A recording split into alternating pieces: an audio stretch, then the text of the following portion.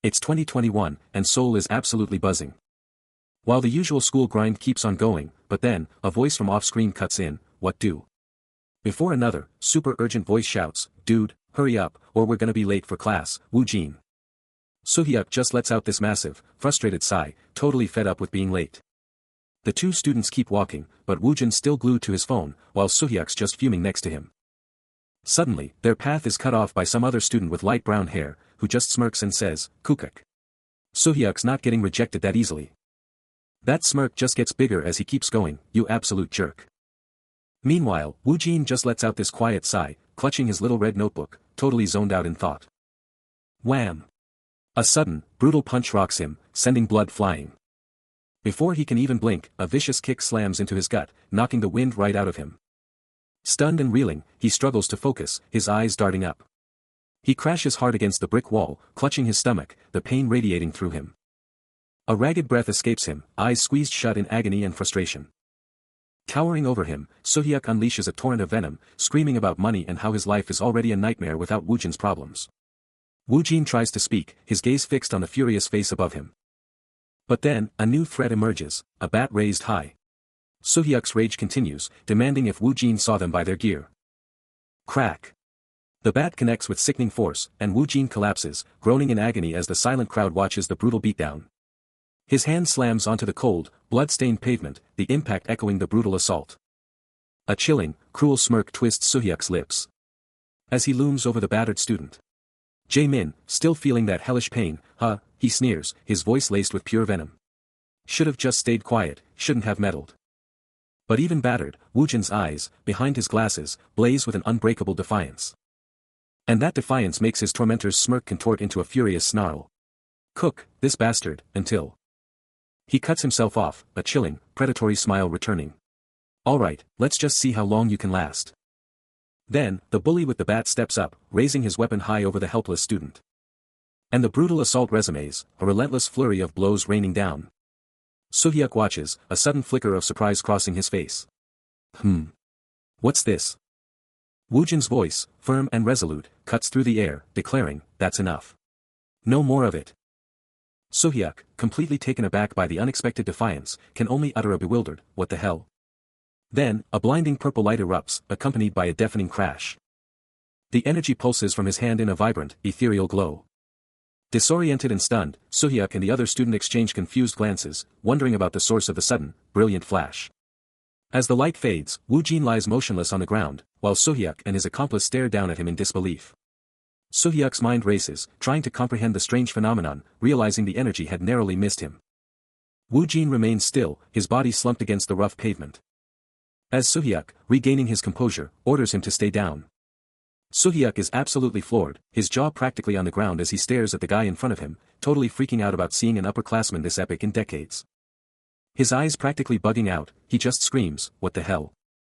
While the other bully is just as confused, Soo-hyuk is blown away, realizing Woo-jin's uniform is exactly the same as theirs. But Woo-jin isn't having any of it, his face turning stone cold as he fires back, "How dare you brats call your heavenly upperclassman a hobby?"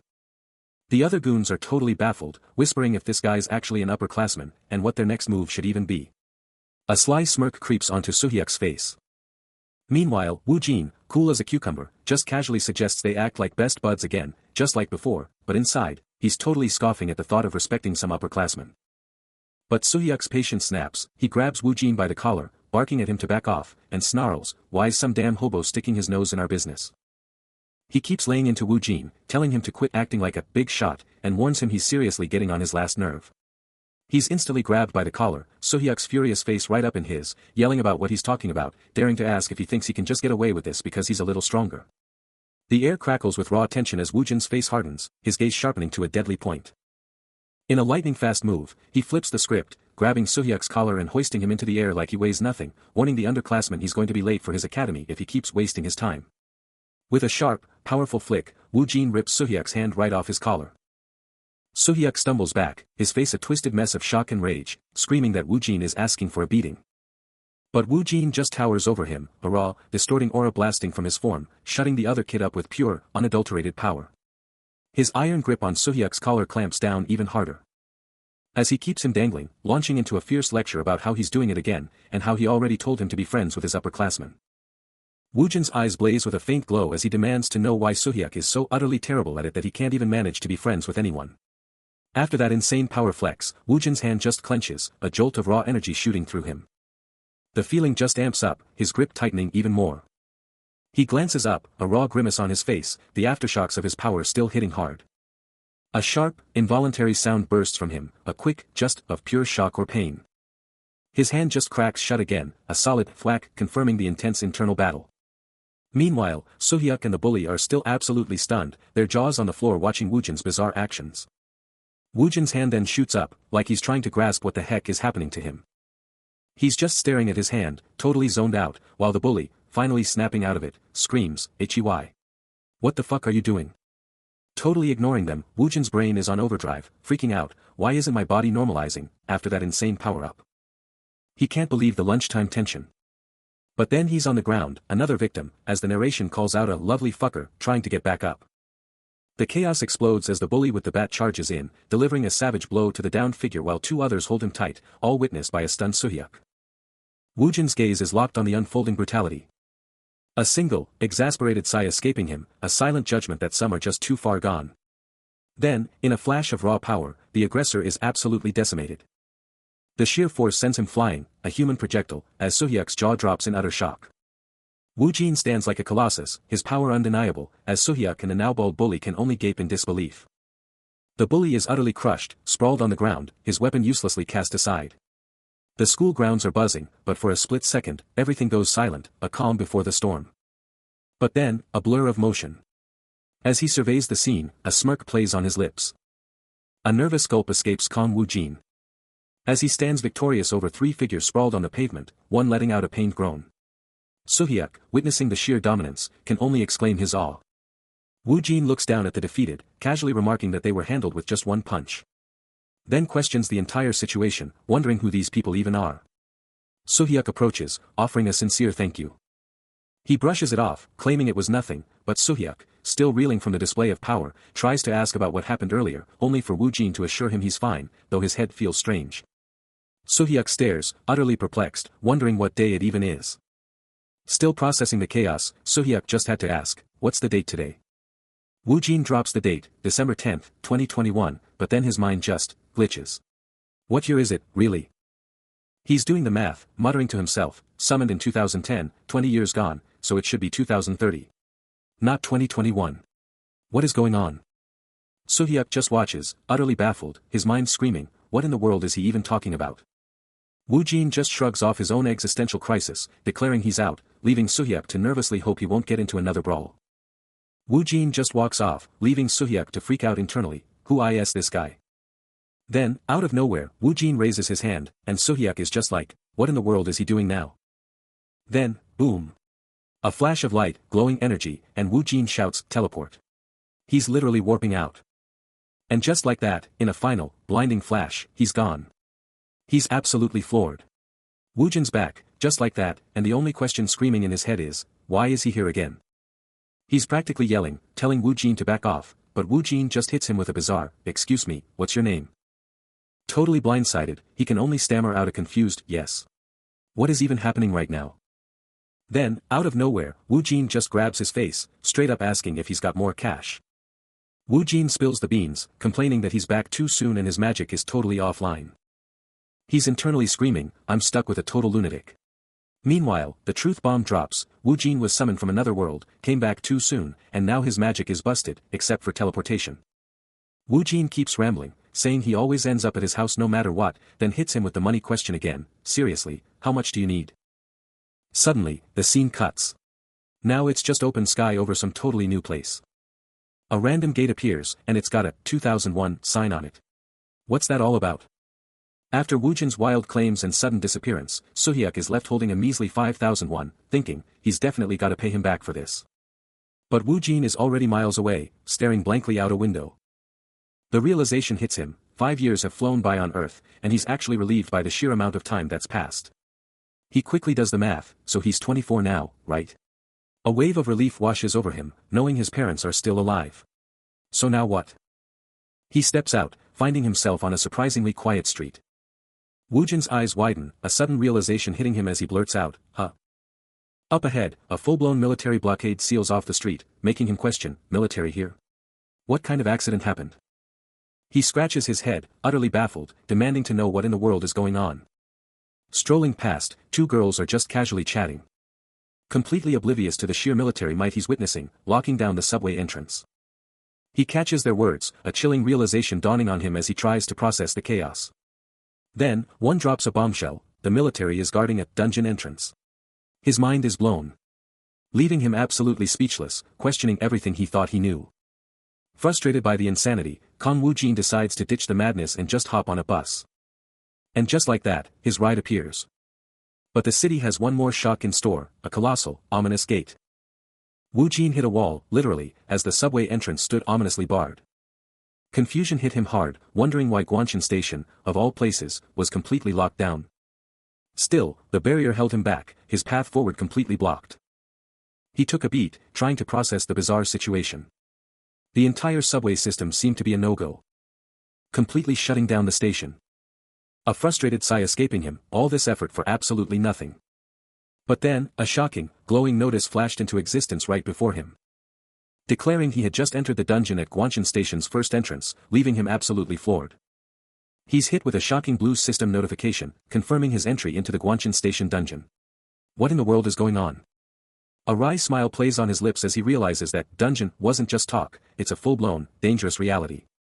But then the system drops another bombshell, revealing this dungeon is already being conquered by someone else. Woojin clutches his head, the sheer absurdity of it all hitting him hard as he tries to process monsters in a subway station, questioning just how much Earth has transformed in the last 5 years. Deciding to cut his losses for now, he reaches out, ready to bail. But then, a brutal system message flashes, informing him he doesn't have a return stone, completely trapping him inside the dungeon. It dawns on him then, his only escape route is to find that stone. Alone in the chilling silence of the station, he scans his surroundings, every nerve on edge. A chilling shiver runs down his spine, a primal warning, as if monsters are literally about to burst out of the shadows. Trapped and alone, a bone-shaking thud ripped through the silence, announcing something truly terrifying. His instincts screamed, Woojin knew he wasn't alone anymore. Too late to prepare, a terrifying red beast exploded from the darkness, jaws snapping. Pure adrenaline fueled him, he twisted away from the beast's first devastating strike. Those glowing red eyes locked on, and the next attack forced him to throw up a desperate guard. He kept dodging, the beast's furious attacks pushing him to the absolute edge. A guttural roar tore through the dungeon, the monster's sheer power was overwhelming. But it was too much, the monster's claw finally connected, slamming into him with brutal force. He hit the dirt, the monstrous red beast standing over its defeated prey. He stares up, a chilling realization hitting him hard. As the monstrous red wolf-like creature looms, its eyes burning with pure, unadulterated predatory intent. A single, desperate thought screams through his mind, "Drab it." Still sprawled on the cold ground, he can't comprehend how a monster from freaking Alphen ended up here. His face twists in a desperate mix of fear and utter confusion. But he snaps back to reality, narrowly dodging a lightning-fast attack from the beast. He scrambles backward, desperately trying to put distance between himself and the lunging creature. A fierce, determined glint in his eyes as he vows to find a way to take this thing down. The monster snarls, its massive fangs bared, absolutely ready to continue its relentless, brutal assault. He explodes into action, landing a devastating blow on the red monster, sending a shower of crimson flying. But even after that hit, Woojin just grins, thinking, my magic's busted, but a deer ain't still nothing to me. A monstrous roar rips through the air as a colossal beast hits the dirt, its form dissolving into nothingness. But the fight's not done. A whole pack of smaller, crimson-furred beasts snarls and shrieks, their glowing eyes locked onto the lone warrior in the chaos. The warrior, in his dark combat gear, eyes them down, a grim resolve hardening his expression as he mutters, yeah, they're coming out one by one. He takes down another red beast, and bam. A level up notification explodes across his vision. But even with the power up, he's thinking, how many of them are left? I'm running out of stamina. Then, a wild thought hits him, a faint voice whispering about absorbing more power, and he's totally caught off guard. Huh? Really? Then, a full-blown skill tree window pops up, showing off his absorb soul skill, and he's hit with a wave of relief, my power didn't disappear. The system flashes, confirming his current status, level 1 and a grade, undetermined, but not for long. After crushing his foes, he sees it, level up. The grind is real, and he's just getting started. With Soul Station overrun by these terrifying beasts, he can't help but think this whole apocalypse thing might actually be a good deal for him. He checks his status, a smirk playing on his lips as he confirms, my class is still Necromancer. Perfect. The ultimate power is still his. The system spills the beans, absorbs soul, is still online, the achievement shop is open for business, and there's even a combination box for crafting. Too bad his inventory is bursting at the seams. He dives into the achievement shop, a feature he's never seen before, thinking, this didn't exist in my time. Is it like online shopping? Soon fun. The possibilities are endless. He drops to a knee, strategizing his next move, declaring, what I need are skills. Specifically, search for a return gate, and detect and summon to dominate the monster hordes. He's short on achievement points for those sweet skills, so he makes a snap decision, I'll just adjust my stats. Time to power up the old-fashioned way. With a decisive tap, the system explodes with confirmations, strength, dexterity, vitality, intelligence, wisdom, recovery, domination, and luck all skyrocket by 10 points, and his magic power surges. He's officially a force to be reckoned with. Stats maxed, Wu Jin eyes his unallocated points, a low hum of satisfaction rumbling in his chest. He flexes his newfound power, a lightning-fast arm swing tearing through the very air itself. And just like that, a testament to his growing power, a spectral bone-like weapon materializes with an eerie shimmer. A chilling, confident smirk plays on his lips, his gaze burning with absolute determination. His objective is crystal clear, escape this dungeon and find that return gate. But first, he notes his 5 achievement points, ready to unleash his power. Suddenly, a system alert flashes, kill 5 more monsters for search skill. And right on cue, a monstrous, red wolf beast with blazing eyes lunges from the darkness. The beast lets out a blood-curdling snarl, its fangs gleaming, ready to tear. It charges, a crimson streak of fury and glowing eyes, the desperate need to find that return gate and escape this hellhole burning in his thoughts. Deep within the dungeon, Wu Jin stands his ground against the monster, which lets out a chilling cackle, kikiki. You're coming to die on your own. A crushing blow reverberates through the dungeon. The echoes of a brutal fight still ringing as a monstrous claw streaks by. Then, the sweet, sweet sound of victory. A system notification explodes before Wu Jin, announcing his triumphant ascent to level 3. But the grind never stops. Looking at the piles of defeated red monsters, he can only sigh, knowing there's no end to this relentless onslaught. No time to waste. His eyes lock onto a holographic system window, desperately searching for that elusive return stone. But the dungeon plays dirty. After a frantic search, the system delivers a crushing blow, no return stone in sight. With no other choice, his gaze falls upon an exit sign, the only way out of this nightmare. But the exit isn't easy. He stares down a dark, ominous staircase, a chilling question echoing in his mind, does he really have to go down there? And the answer is a terrifying yes. At the bottom, a pack of glowing-eyed red wolf monsters snarls, a clear warning that taking them all on at once would be a death wish. Wielding a massive blade, Wu Jin sizes up the situation, but quickly realizes this isn't the weapon for him. But forget the sword. He's diving into the achievement shop, and a skeleton soldier summon skill book is calling his name. Time to get spooky. He's got a plan. 10 stat points are going straight into mana and domination, powering him up for the ultimate summon. His hand extends towards the fallen red wolves, the perfect sacrifice for what's coming next. Purple energy explodes from the corpses, and with a powerful command, Wu Jin summons his first skeleton soldier. With his new skeletal warrior by his side, sword ready, he's off to the hunting grounds he's been eyeing. But the dungeon isn't empty. A massive horde of red wolves, eyes blazing, charges with a terrifying roar. Wu Jin and his skeleton don't flinch, meeting the charge head-on, their weapons a blur as they tear through the monster horde. A red wolf snarls, its glowing eyes locked on its target, launching itself into a furious attack. The red wolf-like monsters charged, but a skeleton soldier was already there, arm raised, ready to take the hit. A drab bit lunged, claws out, slamming into the skeleton, but these initial summons were just not enough against the horde. Watching his mana drain from the block, Wu Jin barked, block with your body, but knew this wasn't sustainable. No time to waste, he launched himself into the fray, a devastating kick stopping a drab bit cold. Then, with a shout of summon, he extended his hand, turning the fallen drab bits into more skeletal warriors. Purple energy exploded, and a whole new squad of skeletal warriors popped into existence, swords drawn. The drab bits kept coming, but now they slammed into an unyielding wall of bone and steel. As his plan came together, Wu Jin couldn't help but let out a chilling, satisfied grin. Then, with a chilling die, he unleashed his beefed-up army, and the drab bits didn't stand a chance. He's still barking orders, pushing his summoned skeletons to unleash hell and hold the line. The sheer brutality of the fight is undeniable, a blood-soaked weapon abandoned in the chaos. Standing triumphant over the fallen red drabbits, Wu Jin takes it all in, finally ready to bounce. Then, he commands his skeletal army to hunt down that returned stone, the only way out of this nightmare. Mission accomplished, the young hero strides away from the pulsating red portal, leaving the dungeon in his dust. Stepping out, the brilliant blue sky is a shocking change from the dark, monster-infested depths he just conquered. Bursting from the exit, Wu Jin lets out a massive sigh, confessing he was on the verge of losing it. But elsewhere, a sharp-dressed man is absolutely floored, staring at a massive, chained-up gate. His jaw drops, utterly bewildered, wondering what in the world is hidden inside. He's absolutely screwed. Clutching his phone, the realization hits him like a truck, no time, no rescue, just pure, unadulterated panic. But then, disaster strikes. His phone is toast.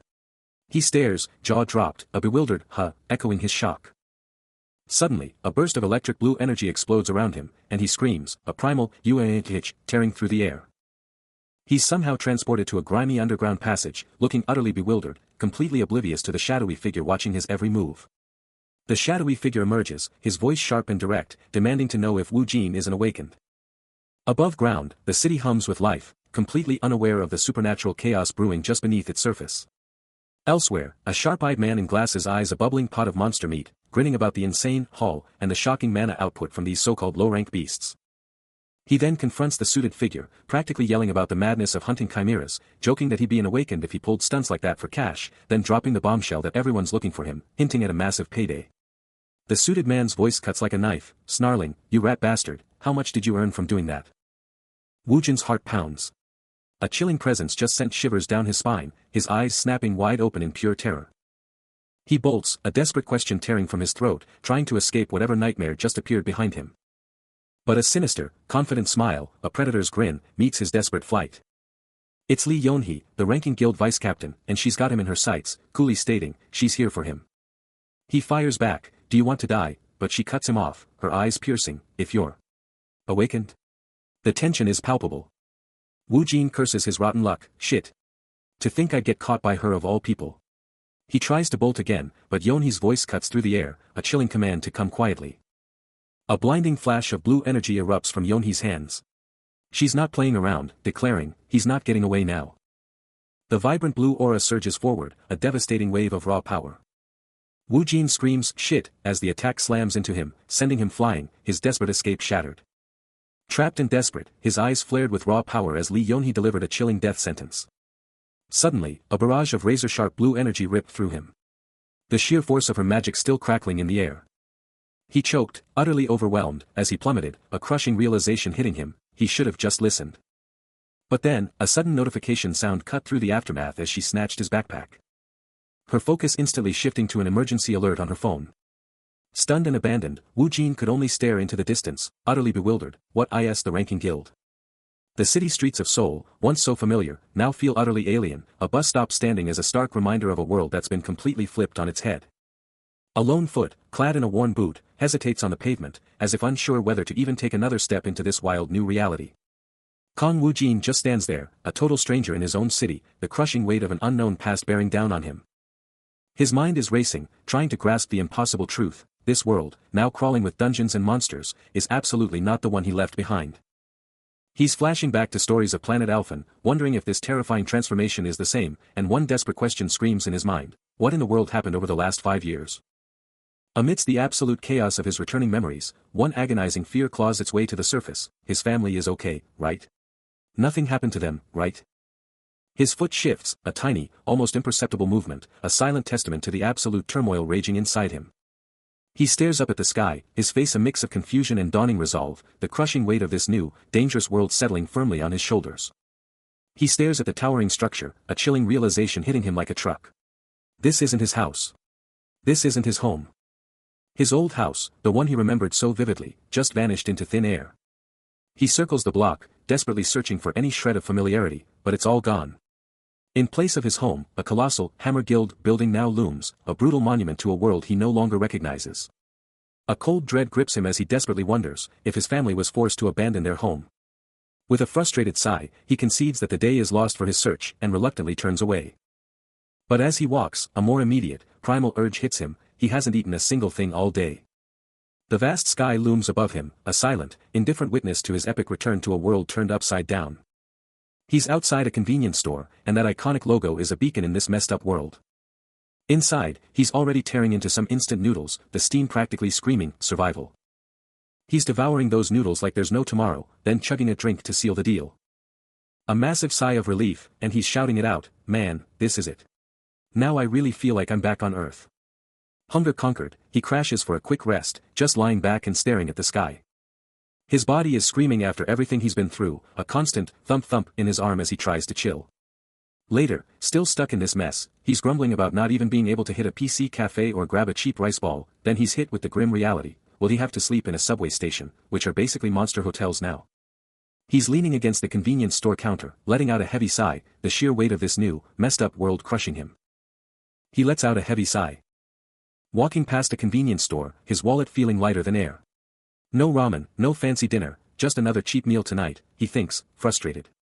But his thoughts are cut short by a sudden voice, making him whip around, utterly confused and annoyed by the interruption. A gentle chime rings out. Just as he answers his phone, a look of pure shock plastered across his face, the other guy just staring. Next thing you know, he's practically leaping out of his seat in a cafe, demanding answers from the other guy, utterly furious. He violently grabs the guy by the collar, yelling about trying to call him and how his luck is just the worst, completely missing the other's desperate attempts to clarify. Still fuming, he abruptly switches gears, asking about the guy's parents, leaving the poor kid totally bewildered and questioning the sudden, intrusive inquiry. The young man drops the bombshell, his parents are gone. Woojin's face falls, stumbling through a clumsy apology, the weight of his blunder crashing down on him.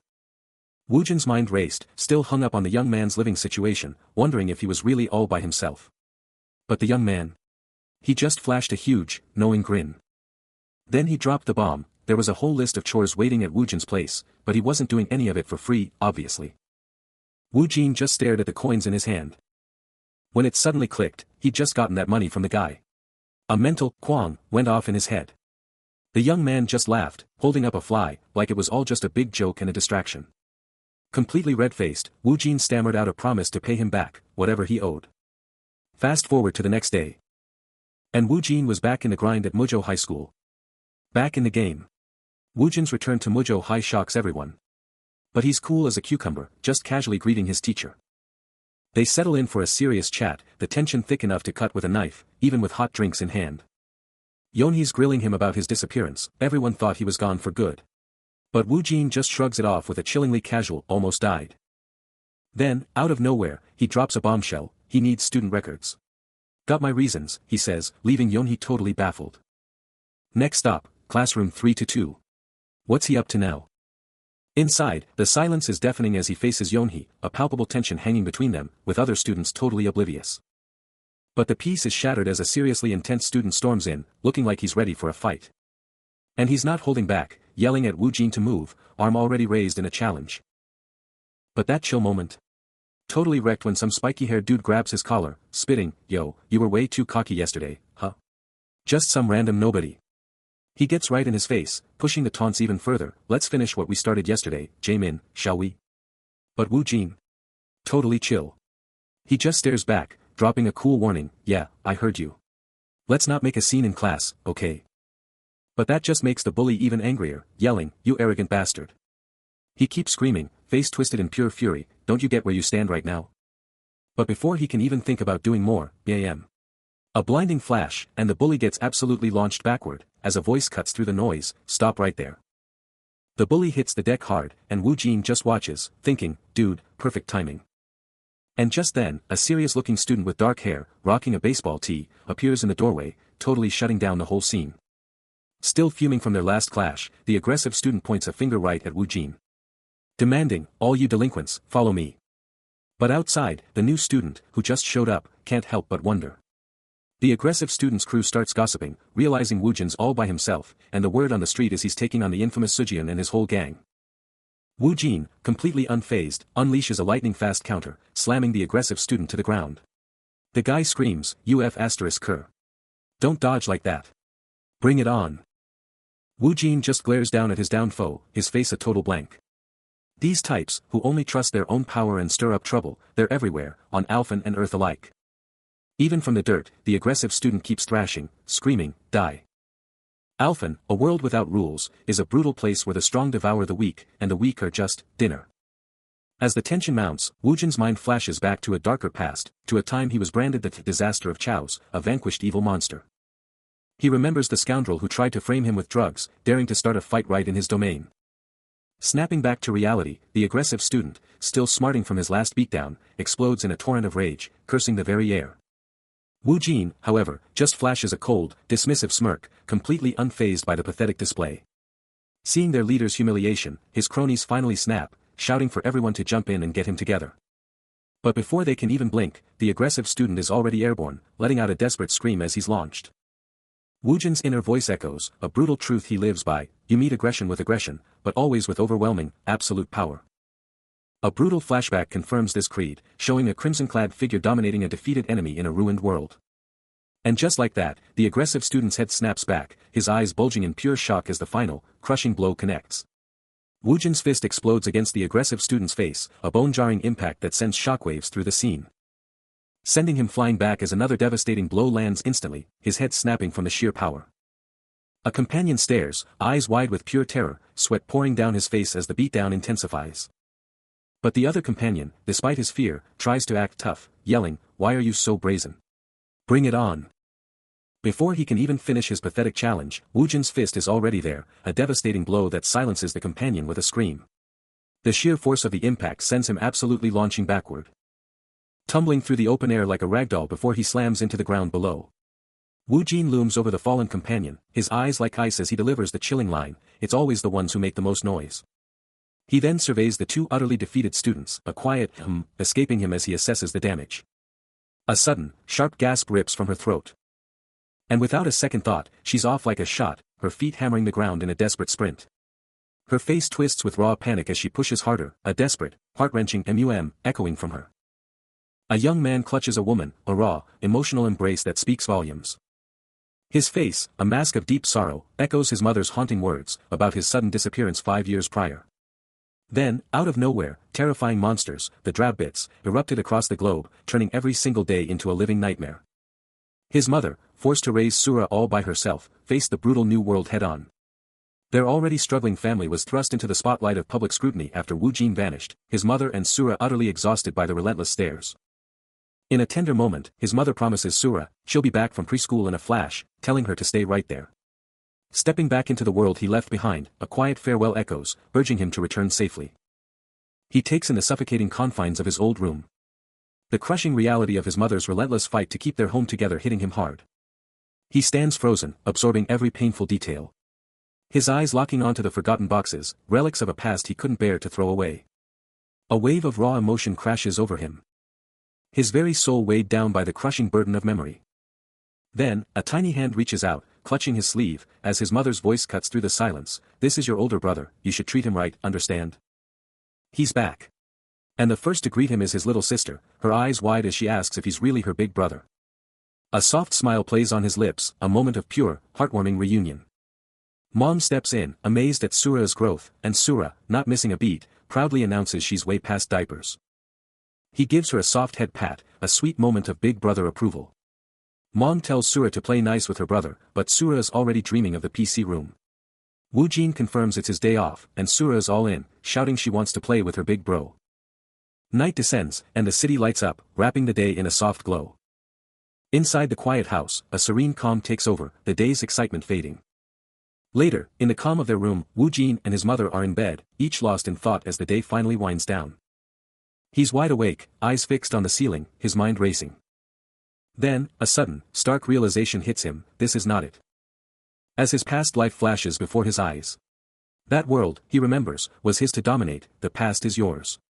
For a reason no one else in the world was summoned. A brutal game where he battled against monstrous creatures, desperately fighting for survival on the relentless battlefield. He poured years into mastering ancient myths, fighting with an unparalleled ferocity. I spent all sorts of MYTHS. I fought so desperately that I couldn't even compare to anyone else. And as a result, I became a max-level necromancer. Ultimately rising to become a max-level necromancer. After that grueling, endless journey, he faced the dimensional god without a single regret. After the endless journey, I met with the dimensional god without any regrets. All driven by the singular goal of returning to Earth and reuniting with his family. He thought he'd find happiness, the kind he remembered, but the earth he returned to? It was totally different, a complete game changer. And because of that brutal shift, his father was gone, and their family was staring down the barrel of bankruptcy. No way could this keep going. He had to make money, fast. After surviving Alphen, a whole new life was waiting, and it was all for his family. He was already plotting something even crazier than anything Alphen threw at him. The very next day, he scored a new piece of tech, a brand new phone. He gazed at the device, ready to tackle whatever came next. The clock's ticking, and the daily grind of school life is in full swing, with students scrambling to make it on time. But away from the textbooks, the real questions hit hard as an official's voice booms. Are you an awakened? A beat of silence, then, A smirk plays on his lips, a hint of disbelief in his voice. Ha. I figured you'd make the cut, saw you at the guild in Jeju. Then, the real question, so, why Jeju? Finally, with a sigh of defeat, he slides a form over. Alright, just fill this out. The tension in the room is palpable. Later, Woojin's mind is a whirlwind as he sits alone on a park bench. His fist clenching, the brutal truth hitting him, he's gotta get that cash. But a fierce determination ignites within him, realizing there's only one path forward right now. His resolve solidifies, a silent, powerful oath echoing in his mind, he will become an awakened. Striding through the urban jungle, phone in hand, he's already plotting his next power play, strategizing. Okay, I know someone nearby. I'll hit them up for help, then focus on that school exam. Keep mom calm while I'm out there. The debts? I'll crush M later. He's on the phone, listening to some formal spiel from Donghoon Realty. But confusion quickly hits him, his face twisting as he tries to figure out what's going on.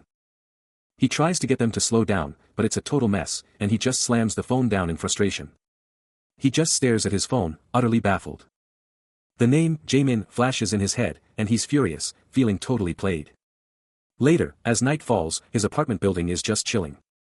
He's walking down the hall, still fuming about the day, feeling like he can't even go home without this mess hanging over him. He hits the doorbell, and that familiar chime rings out. He walks in, and his mom's like, "Hey Jaemin, welcome back." Still reeling from the day, he rushes, worried he'll be late for his academy.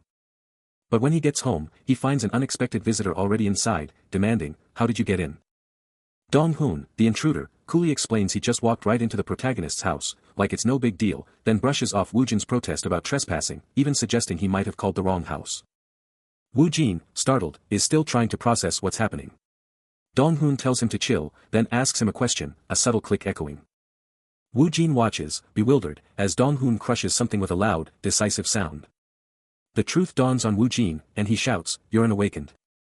Donghoon, watching Woojin's shock, thinks to himself that he knew it, this guy was unbelievably strong. He keeps wondering why he hadn't thought of Woojin's power sooner, even speculating it might be linked to his money. Woojin confirms, acknowledging that dungeon difficulty is a wild card, shifting by region. He then drops the bombshell, every awakened must register with the bureau, and while guilds are an option, they're not the only path.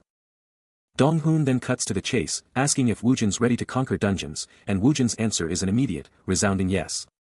But Woojin, ever the cautious one, hesitates, thinking a guild is the smart move, even as he knows the danger is real.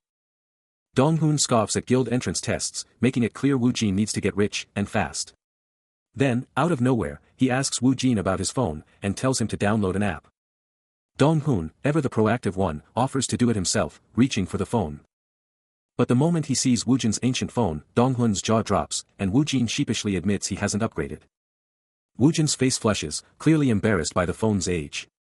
Snatching the ancient device, he mentally curses its slowness, determined to get the crucial app installed for Woojin. Woojin, meanwhile, is already diving deep into the dungeon forum on his painfully slow phone, a whole new world opening up. He's scrolling, he's learning.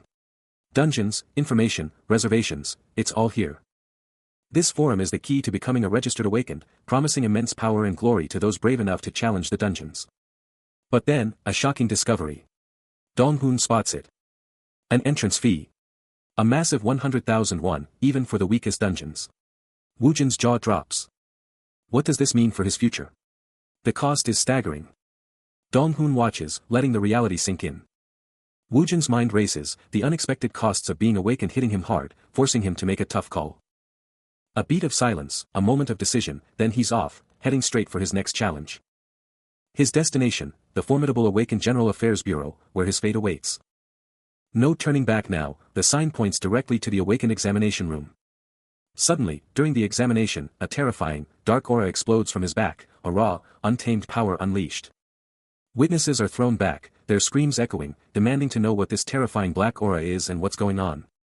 The aura consumes him entirely, an unstoppable force that shatters the earth beneath his feet, a raw, terrifying display of his true, unleashed power. And nearby, a small, innocent creature lies utterly still, knocked out cold by the sheer, devastating power unleashed. With an intense stare, Wu Jin unleashes his power, dark energy erupting from his hand as he commands, "Arise." And from the depths below, a terrifying skeletal warrior bursts forth, shrouded in crackling purple power. The sheer force of the summoning shatters the earth, sending glowing purple crack spiderwebbing across the ground. With the ritual reaching its peak, a powerful, glowing symbol ignites on the cracked ground, sealing the deal. The summoned skeleton lets out a terrifying, silent scream, its jaw dropping wide open in a chilling display of power. Watching his new minion come to life, Wu Jin can't help but flash a wicked smirk. This is control, baby. Now, fully formed and ready for action, the skeleton soldier stands loyal beside its master, a chilling symbol of Wu Jin's absolute power. Out of the darkness, a skeletal warrior bursts forth, its eyes blazing with an eerie purple light, a chilling display of necromantic might. Wu Jin stands tall next to his newly summoned minion in the massive arena, confirming his status as a true necromancer. An astonished observer, pushing up his glasses, can barely believe his eyes. He's seen it all, but a necromancer. This is a first. He ponders the insane mana drain that summoning usually entails. This guy's already pulling off something huge. Wu Jin's eyes dart upwards, a flicker of curiosity in his gaze. Is that even real, or just some crazy hologram? With his bone buddy ready for action, he's gearing up for the next level. Looking at his summoned warrior, Wu Jin gives the order, "Show them what you've got." And just like that, the skeleton morphs, twisting into a terrifying, demonic beast, its eyes burning crimson as dark power explodes around it. The tension is palpable in the awakened waiting room as a screen dramatically reveals a new recruit's rank. The screen screams, "You're F grade," and Wu Jin, holding his card, can only utter a bewildered pardon. He turns to the official, asking if F grade is some kind of secret high rank, only to be hit with the brutal truth, it's the absolute bottom. But there's a silver lining. The official, sliding over his Awakener's identity card, reveals that even with his surprisingly strong summoning power, the guildmaster is letting him in as an F-ranker for the easy dungeons. But the world keeps turning. Outside, a massive digital billboard blares news from the dungeon forum, announcing an E-grade dungeon at Donghoon Station, Exit 7, and a chilling warning about dragons showing up. Wu Jin and the official step outside, and the official casually remarks, "Yeah, this should be good enough for you." Then, with a sly grin, the official turns to Wu Jin and asks, "So, you gonna join my party, or what?" Suddenly, a group of hunters closes in on him. The leader, a sharp-eyed man with electric green hair, declares they've got 7 already, with just 1 spot left. But Wu Jin isn't having it. He coolly shuts them down, announcing he's going in solo.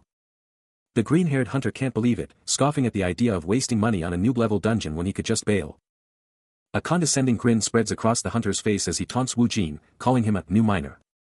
Then comes the big question, what's your grade? Wu Jin's answer is a bombshell, F grade. Yet, the hunter doesn't back down, instead offering a guaranteed safety package to the good F grade hunter.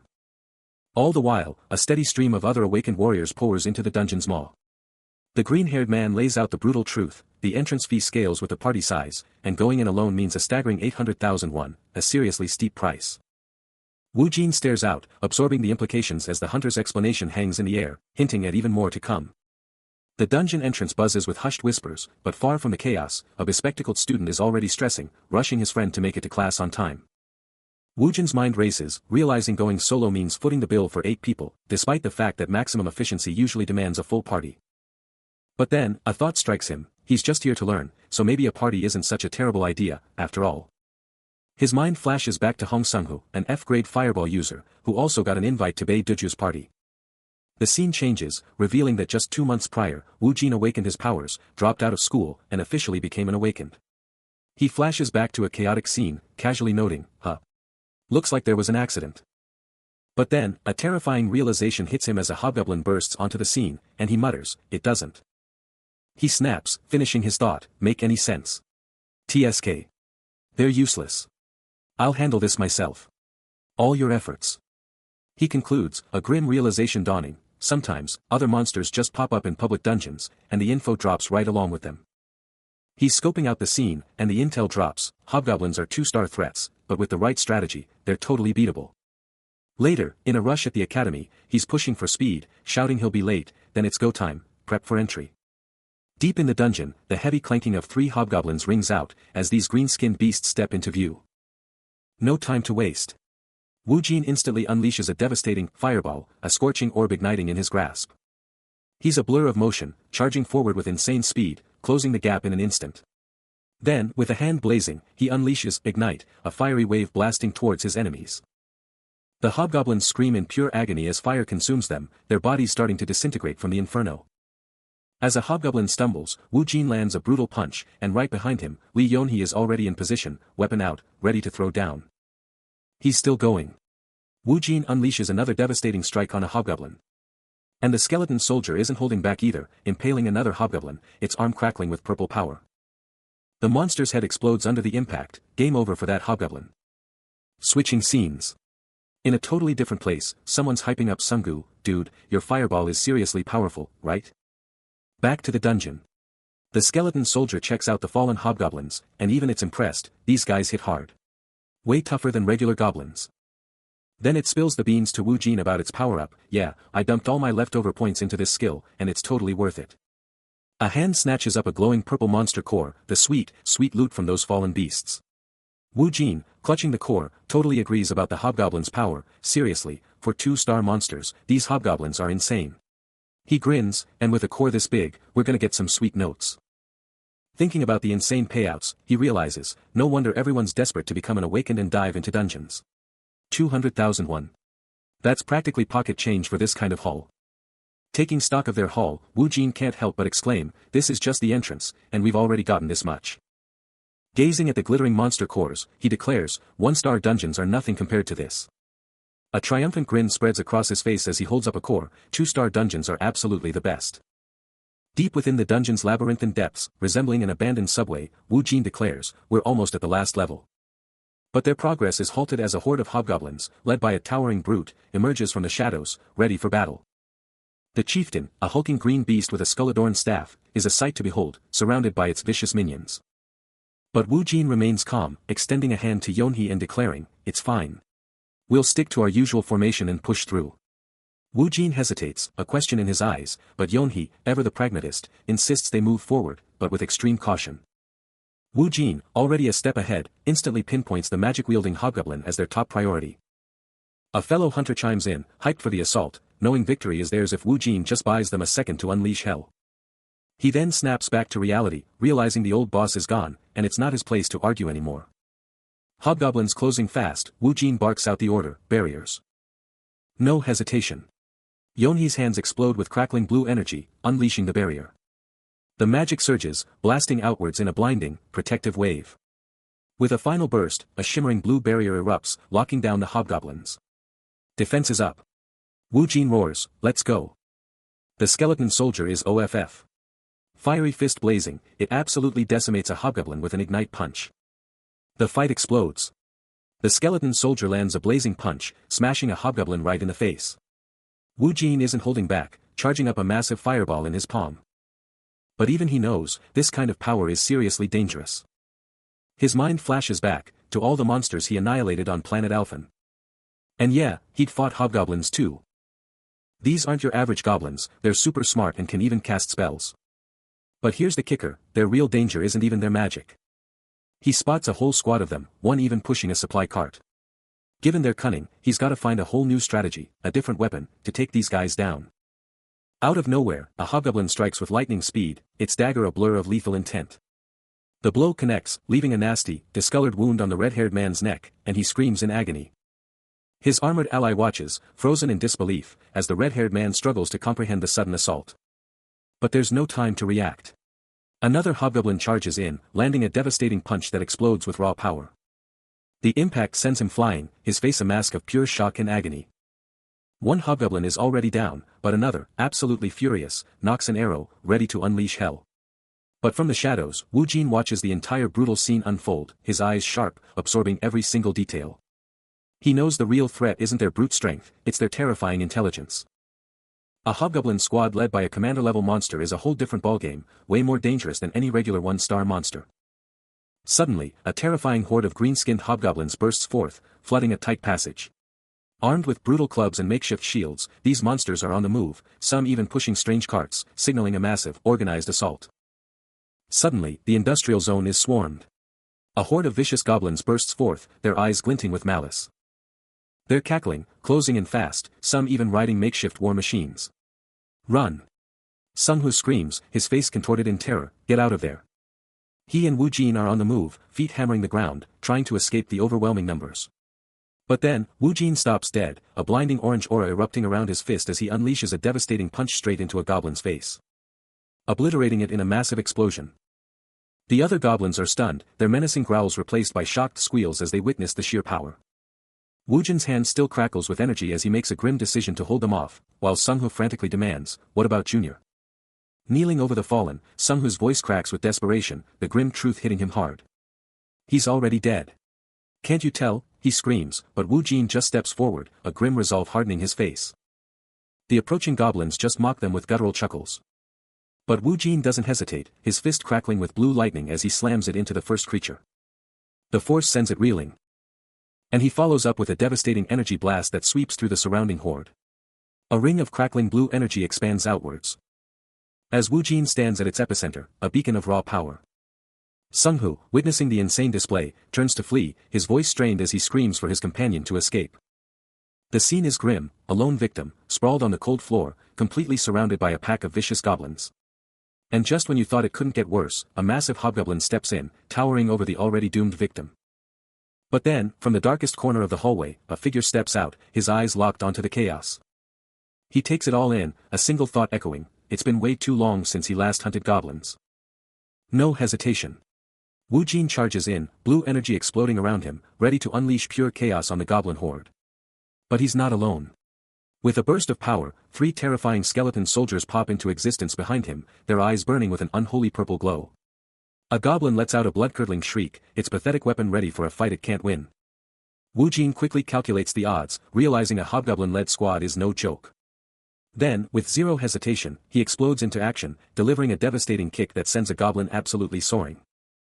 The goblin horde explodes forward, crude weapons flashing as they descend upon a summoned skeleton. Tearing into the skeletal warrior, overwhelming its defenses in a brutal assault. But a sudden, devastating impact from the flank sends one of the creatures flying, as Wu Jin explodes into the fray with a brutal, decisive kick. His hand ignites with an ominous, crackling blue energy. And he roars, I'll kill the leader.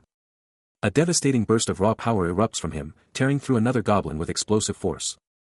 As he scoffs with disdain, you think I'd wait for your skills' cooldown time? Then, in the sudden, tense silence, a system notification blazes to life, confirming his incredible ascent to level 6. Wu Jin stood victorious over the fallen beast, a wave of pure power surging through him. His hand practically vibrated with raw energy, as his experience points exploded, skyrocketing him to new heights. But then, a subtle tremor on the ground, a hand, barely visible, twitched in the aftermath.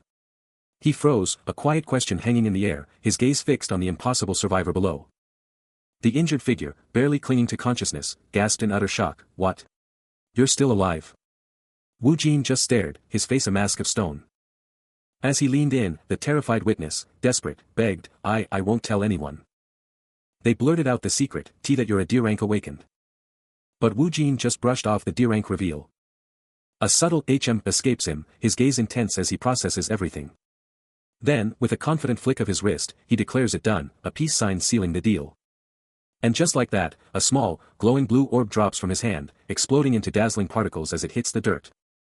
Meanwhile, Hong Sung-hoo is absolutely stunned, his jaw practically on the floor as he wonders if the show is actually finished. Wu Jin casually confirms that all the monsters are gone, and Sung-hoo can only manage a shocked, yes, in return. Sung-hoo is absolutely speechless, his mind blown, trying to figure out how someone with that much power could possibly be in F rank. Wu Jin just walks away, leaving Sung-hoo's mind in a total meltdown, as he tries to wrap his head around a D-rank summoner who just soloed a monster horde, somehow still stuck at F rank. Still processing the mind-blowing power he just witnessed, he snaps back to reality, rushing his companion to move it, worried about missing his academy. He just can't wrap his head around it, it's been only 3 hours since Wu Jin became an awakened, and he's already this powerful. His mind quickly shifts to the loot, calculating the worth of all those bloodstones, and he figures they're sitting on a cool 8 million won. But Wu Jin, ever the pragmatist, clutches the bag and declares that pulling in that much cash from a mere 100,000 won investment is an insane profit. Then, with a chilling finality, he lays down the law, every single bit of it is his, got it? Wu Jin's sheer greed is just too much for him to handle, and he thinks, bitterly, that he should just plaster a smile on his face, because his own life is a total train wreck compared to this. Meanwhile, Woojin's already on to the next thing, scanning for the exit, finding it in a flash, and announcing, "It's time to bounce." And just like that, the duo starts moving, their footsteps a soft shuffle as they head out. Just as Woojin was about to make his exit, an ominous chill shot through him, making him halt and grab Sungwoo's shoulder, who could only stare back, utterly confused. A chilling realization hit him hard, this was an ambush. Moving deeper into the passage, Sungwoo couldn't help but question, pointing out that every monster had already been wiped out. Brushing off the comment, Woojin's voice boomed through the empty hall, daring the unseen rats to show their faces. Then, out of nowhere, 3 menacing figures materialized, ready to spring their trap. Before Sungwoo could even react, the 3 attackers were already down, utterly annihilated, leaving him speechless, gaping at the carnage and asking if Woojin and his minion had just soloed them all. Woojin coolly stated they were just waiting for them to get closer before striking, leaving Sungwoo to nervously ask for their next orders. Gazing at the defeated thugs, Woojin let out a derisive laugh, taunting them for finally showing up, implying they were too scared to fight head-on. Sungwoo, still reeling from the lightning-fast fight, grumbled that Woojin should have stayed put at the entrance, demanding to know why he'd wandered so deep into danger. Sungwoo can't help but grin, throwing out a loaded question, "Dude, how are you so good at taking out other humans?" Woojin just shrugs, looking at the downed figures. "They retreated last time, right? Looks like they thought they could try again. But the dungeon's totally cleared, all monsters wiped out." Sungwoo's jaw drops, shouting, "How did you even do that?" Woojin just smirks, calling Sungwoo gullible, and asks if they were just after the leftover loot. The ambushers are completely out cold, blood splattered around them, and Woojin just strolls right by. He points at the defeated, a challenge in his voice, "If you want your stuff, come get it." Woojin's face holds a sly, confident grin, his eyes practically sparkling with mischief. But then, one of the green monsters twitches, its eyes flaring, huffing, "Humph. You've got it all wrong." Sungwoo, with a knowing look, sets the record straight, "We're not dumb enough to try and PK you, Mr. Woojin. We couldn't do anything about the goblins and orcs getting wiped out either." Despite the chaos, a pang of regret hit him hard, wishing he hadn't ditched his crew. But seriously, what choice did he have when his life was on the line? They were just after the bloodstones, that's it. Meanwhile, Sungwoo's talking to the humanoids, thanking them because now they can finally get Jongcheol's body back. The green monster, still trying to clear things up, wonders if he's just overreacting about the ambush being only for the bloodstones. But Woojin, his eyes starting to burn with a sinister red, is just thinking about how 20 years in Alphen made him sharp, too sharp. A fiery aura explodes around him as he snaps, "This isn't Earth." Then, a sudden, explosive burst of speed, and he's on them, slamming into the green monster and another guy with insane power. Another monster screams, reeling from his brutal attack. The green monster stumbles back, totally shocked by the sudden beatdown, begging, "Don't resent us." His hand clenched around the blade, a burning question fueling his resolve, "Aren't all awakened just the same?" No hesitation, just pure, unadulterated force as he brought the blade down, slamming it into the green monster leader with a devastating blow. The squad of hunters has locked down the zone around a massive white truck, mission accomplished. But elsewhere, Kim Min-ah, a fierce red-haired operative, is already on the phone, confirming the mission's success. The call goes on, as she drops the Hunter Guild name, demanding answers about some idiot causing chaos. Min-ah had been tearing her hair out trying to track down this ghost of a registered hunter, thinking he was off the grid, but now, something's up, and she demands to know, what's the problem? The green monster leader, those piercing red eyes blazing, snaps to attention, clearly rattled by the mention of a missing person. Then, a brutal impact. Blood explodes, as Woojin's hand strikes with devastating power. His eyes are now blazing with an unholy purple glow, as he confronts the green monster leader head-on. The green monster leader stumbles back, absolutely stunned by the raw power, as Woojin's glowing eyes lock onto his target. Woojin's dagger strikes with lightning speed, a brutal hit that sends blood flying. The green monster leader is absolutely rocked, letting out a pained grunt as he stumbles back. He's screaming, blood pouring from his mouth, that hit was devastating. But Woojin just smirks, his eyes blazing purple, thinking the attack wasn't even what he'd hoped for. What power! Suddenly, they're surrounded by a swarm of tiny green monsters, just goblins. Sungwoo can't believe it, calling them pathetic goblins, while Min-ah is just confused. Then, with an insane burst of purple energy, Woojin unleashes an entire army of glowing skeleton soldiers. His friends are absolutely terrified, screaming as the undead horde materializes around them. But Woojin is unfazed, his dagger ready, totally in control of the chaos he just unleashed. The green-haired attacker screams, lunging with a pipe, but Woojin is already moving, ready to counter. But wait, the guy's face is twisted in a desperate plea, begging to just talk it out. Too late. Wu Jin's got that chilling smile, a bloody knife already out, taunting his foe about waiting for cooldowns. A gut-wrenching scream echoes, as Wu Jin's attack connects. The green-haired guy drops, his body hitting the floor like a sack of bricks. He's down, a crimson pool quickly forming around him. Later, Wu Jin's chillingly calm, facing Sunghu, who's absolutely losing it, muttering about how insane this is. The horror washes over Sunghu's face, as he finally gets it, Wu Jin just killed someone. Then Wu Jin turns, his voice ice-cold, stating there's no hope for backstabbers, and asks Sunghu if he agrees. He surveys the scene, a cold, calculating gaze sweeping over the bodies. 5 people at that. His eyes narrow, a silent command for an answer. Why aren't you responding? Sunghu, utterly broken by the violence, can only manage a terrified, why you're right. Wu Jin doubles down, reminding Sunghu of his debt. You died because of me then. Sunghu instantly refutes, not at all, but the protagonist's next words are a chilling command, send me your invite skills once then. A mock innocent tilt of his head. Pardon, he questions, then twists the knife, reminding Sunghu of his debt, I saved you twice. You should be grateful for that, right? Overwhelmed, Sunghu can only let out a defeated, ah. Then, in a bizarre twist, Wu Jin turns his focus to the dead attacker. Show me your shoulder, he orders, with an unsettling declaration, I have to heal you. Meanwhile, from a hidden perch above, 3 shadowy figures watch the entire exchange, one intently analyzing data on a sleek tablet. As the dust settles, the 2 students depart the grim scene, Sunghu unable to shake a wary glance back at Wu Jin. He stares at his buddy, demanding to know why only 2 of them made it out, and the other guy just casually drops that monsters ate the rest. A beat of awkward silence hangs in the air, and the brown-haired student just lets out an exasperated sigh. But then, the black-haired student cuts in, demanding to know how they even got all those bloodstones. He spins around, a sly smirk on his face, casually dropping the bomb that even if they die, they still gotta get paid. Elsewhere, the brown-haired student, clutching a notebook, is practically yelling at someone to speed it up, because he's gonna be late for his academy. And a stern reminder flashes, sign out, or the bureau will be coming for you. Later, someone's heading into the Bookstein store, which is secretly a Hunter Guild front. A massive, satisfied grin stretches across his face, as he can't believe he just pulled in over 7 million won from one dungeon. Strolling next to his buddy, he checks his phone, and shouts that he's hit the top of the rankings with a whopping 7 million won. A chilling, confident smirk spreads across his face, and his eyes blaze with an eerie purple glow. 40 million won. Sunghu's mind races, his entire life savings barely a fraction of that, leaving him to ponder if he should just beg Wu Jin for release. A heavy sigh escapes his lips. As Wu Jin, ever the enigma, warns him about backstabbers, a chilling thought Sunghu locks away.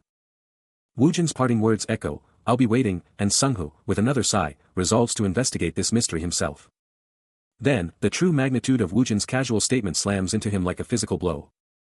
Forcing him to gasp, he didn't mean 400 million won, right? Unaware of the chaos he's unleashed, Wu Jin casually yawns, strolling off, seemingly bored by the lack of monsters today.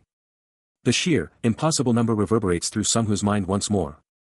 Leaving him utterly stunned, demanding answers, who are you? Suddenly, Kong Wu Jin strikes. His hand lashes out, grabbing the blonde man's collar with insane force, sending him flying to the floor in a choked gasp. The blonde man can barely breathe, utterly shocked by the raw strength, wondering, what's so strong? His face twists into a mask of pure agony and disbelief. As he stares up at Wu Jin, terror lacing his desperate plea. What are you doing? But Wu Jin doesn't even flinch, effortlessly hoisting him up by the collar again. His eyes burning with a chilling resolve as he lays down the law. If I want reward, I'll take it myself. Then, with a casual turn, he walks away, dropping a chilling rhetorical bomb. Is this what I call an intervention? No, this is violence.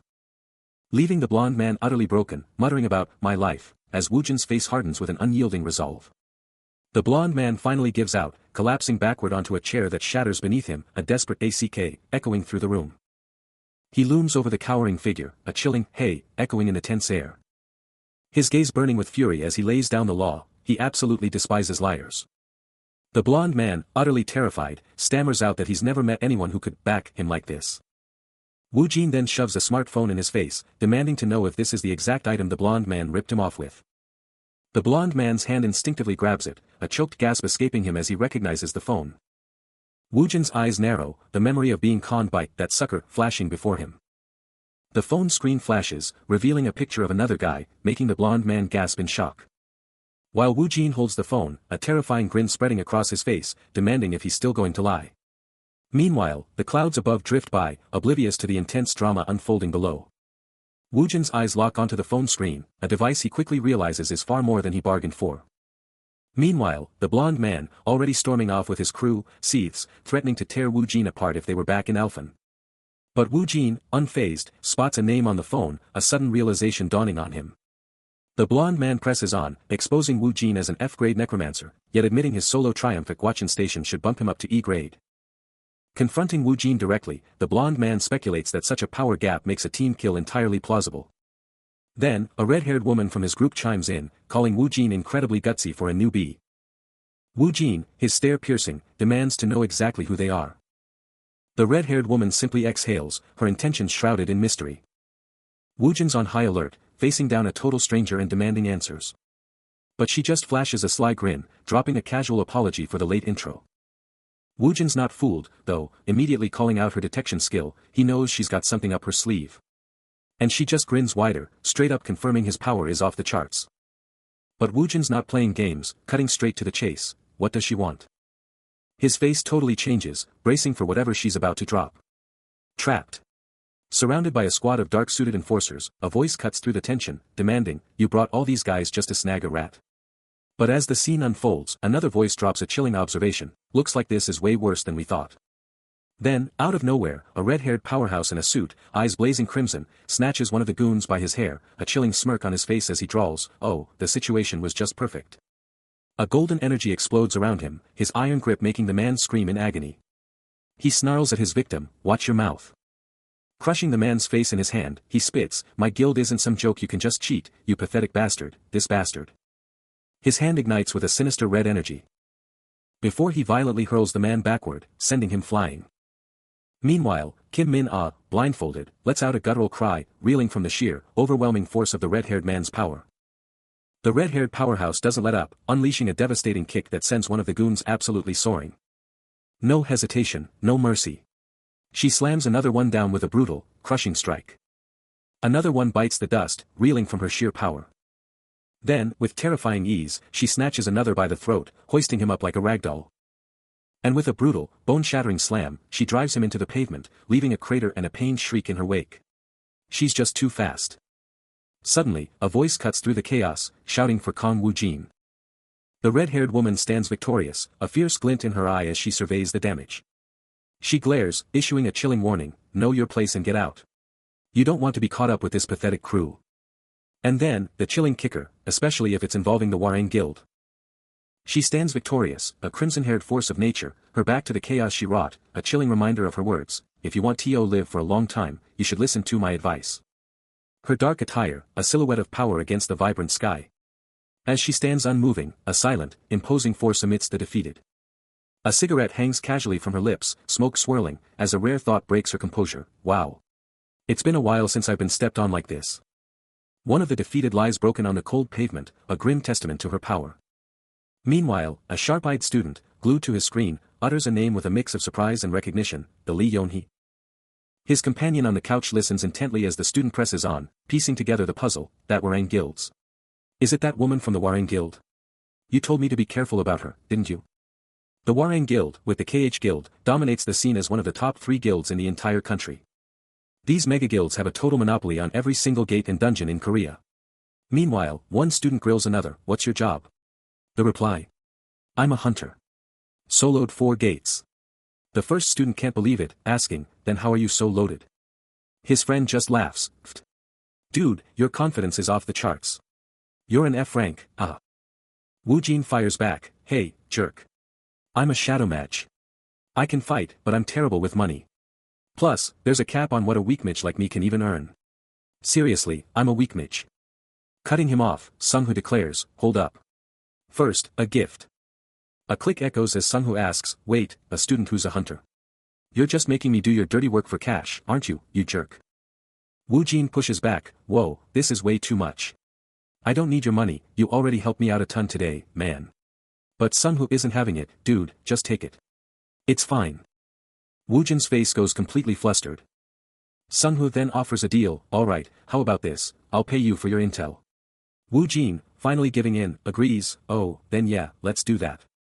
Deep in thought about his money woes, Wu Jin fixates on the cash, a silent struggle playing out. The weight of his thoughts settles as he voices his concern, questioning if he's on the brink of financial ruin, worried about even basic necessities like food. Catching up with Sungho, his friend probes about his mother, and Wu Jin quickly deflects, citing his cramped living situation, half joking about moving in with Sungho until adulthood, but his own place is just. Misinterpreting the situation, Sungho offers more cash, but Wu Jin quickly corrects him, insisting the issue isn't about the funds. His eyes landing on Wu Jin's device, Sungho gasps, demanding to know if he's finally upgraded to a smartphone. Fascinated by the new tech, Sungho practically begs for a quick feel, eager to know if it's a top-tier phone. His gaze fixed on the display, Sungho marvels at the insane red hue. Wu Jin shrugs off the comment, mentioning it was a gift from a friend, but Sungho isn't convinced, pointing out his continued lack of funds, only for Wu Jin to cut him off, anyway. Elsewhere, the scene shifts dramatically, as a distinguished man in a sharp suit anxiously declares he's running late for his academy. This was it. A once-in-a-lifetime hunt, where everything was on the line. But for Kong Wu Jin, that was just crazy talk now, because he was officially, unbelievably, filthy rich. He stared at his phone, jaw practically on the floor, yelling, "What? How many zeros are we talking about here?" His phone screen flashed, a whopping 40 million won deposited, bringing his balance to over 5 million, all from Hong Sungho. But that shock quickly turned to pure annoyance. He grumbled, "That punk. I specifically told him to only send me 4 big ones." His mind was just, blank. Utterly speechless at the sheer overkill. Cut to, the Angel coffee shop, where the next scene is about to unfold. Wu Jin finally caught up with Sungho, who immediately hit him with a respectful, but slightly awkward, "Young Nim, have you eaten well?" Wu Jin, clearly still annoyed, shot back, "It's only been a couple of days." "What do you mean, have you eaten well?" Then, with a dismissive gesture, he handed something over, "Here, just, flush this." The frustration was boiling over. Wu Jin snapped, "Do you think I'm a hobo? I told him to only send me 4 big ones." Suddenly, it all clicks. Those 4 big ones were no joke, and now a menacing figure is shaking down a terrified victim, demanding what's owed. The enforcer's chilling voice echoes, declaring no quarter for backstabbers and asking Sungho for confirmation. Meanwhile, the victim, utterly broken, feels exactly like the desperate souls he's just described. Meanwhile, Wu Jin gulps, his face a mask of intense worry as he watches everything go down. Then, out of nowhere, with a dramatic thud, Kim Jae-min hits his knees in front of Wu Jin, begging his Hyungnim to be his savior. Wu Jin stares, totally confused, asking what's up, while Jae-min, in a panic, swears he'll pay back every single cent. Still on his knees, Jae-min is practically screaming for more time. Flashback time. Wu Jin, Sungho, and another student are chilling in a cafe, when Sungho asks what's going on. The other student spills the tea, Jae-min got a private loan, and they're all wondering if he's tangled up with gangsters. Back to the present.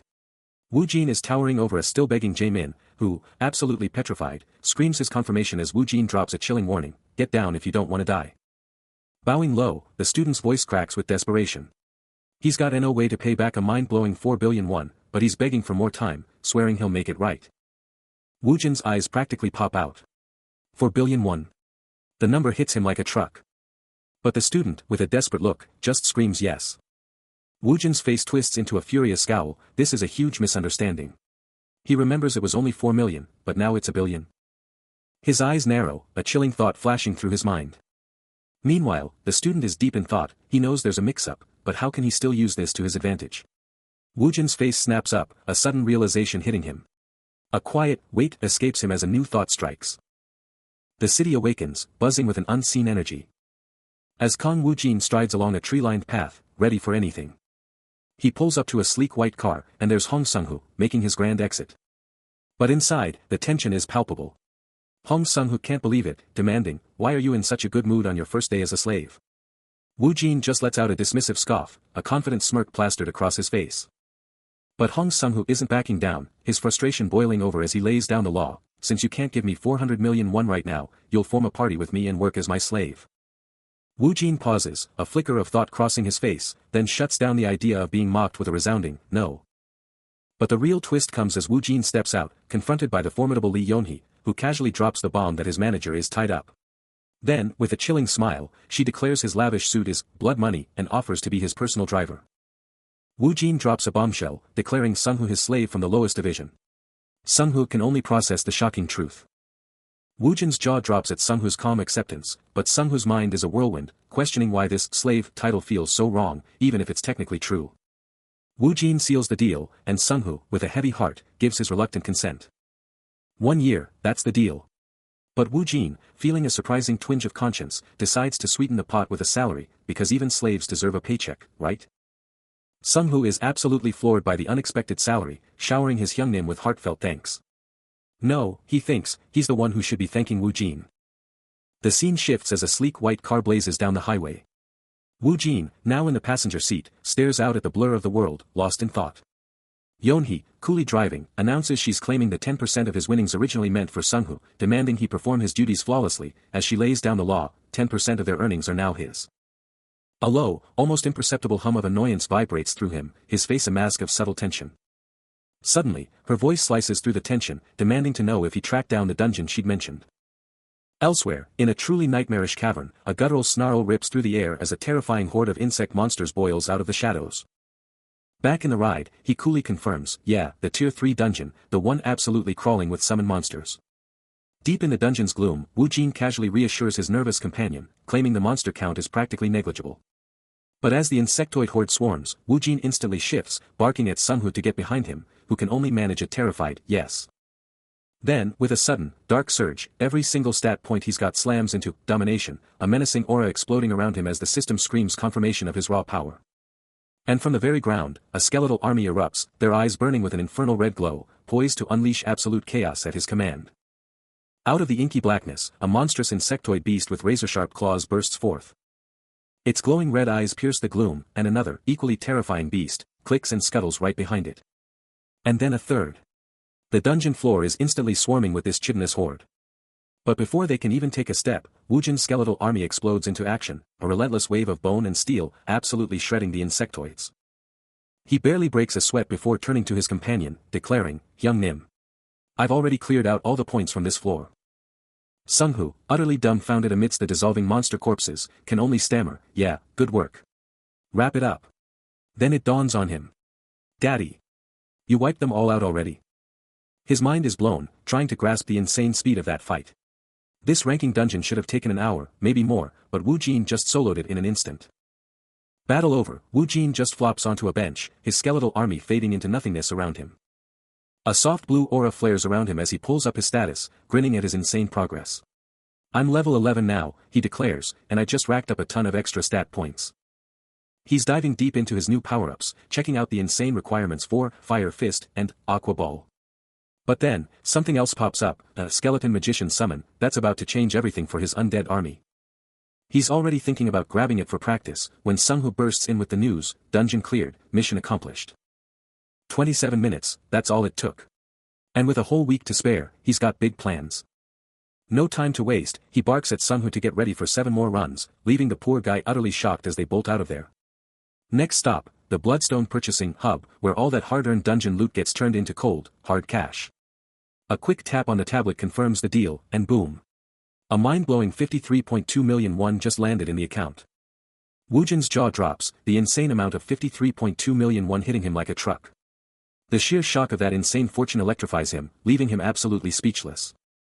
50 million won in just 30 minutes. Hong Sunghu is absolutely floored by the insane speed of the earnings. His heart absolutely pounding as he realizes he could rake in 400 million at this insane pace. Eyes glued to the screen, he can only gasp, "This is absolutely insane, Young Nim." The sheer scale of this fortune absolutely blows his mind, leaving him in a state of pure, ecstatic disbelief. But his senior, cool as ever, just smirks, casually reminding him they still have 7 more runs to complete. As they walk away, the junior is still reeling from the immense wealth, a quiet thought confirming that becoming his escort was an absolutely brilliant decision. Meanwhile, over at the imposing Hammer Guild headquarters, an office worker is chilling at his desk, casually overseeing the massive flow of transactions. A satisfied smile plays on his lips, clearly loving the recent influx of funds. The phone blares, cutting through the silence. Snatching up the receiver, Young Min Chan, the 4th team leader, is on the line. From the other side, Heyman's voice cuts through, and Min Chan demands to know what's up. Heyman drops a bombshell. 2 hunters died in a dungeon after 4 hours, but this isn't just any death, it's way more serious. Min Chan, totally chill, shrugs it off, reminding Heyman that dungeon deaths are practically a daily occurrence. Heyman cuts him off, revealing the shocking truth, it's not just a death, it's a new record. They went from an hour-long clear to a mind-blowing 12 seconds. Min-chan, totally sidetracked, shouts, "I win. Pay up," before snapping back to ask Heyman what he's even doing. Jungwook, his subordinate, chimes in, asking Min-chan if they should seriously look into this crazy dungeon clear. Min-chan's eyes widen in shock. D-rank hunters pulled this off. Their power is clearly off the charts, making him question everything about their supposed rank. Min-chan, absolutely floored by the intel, tells Jungwook to hold tight, promising to dive deep into this mystery, with team leader Hong observing. A decisive click of his mouse cuts through the silence, and what he finds next is mind-blowing.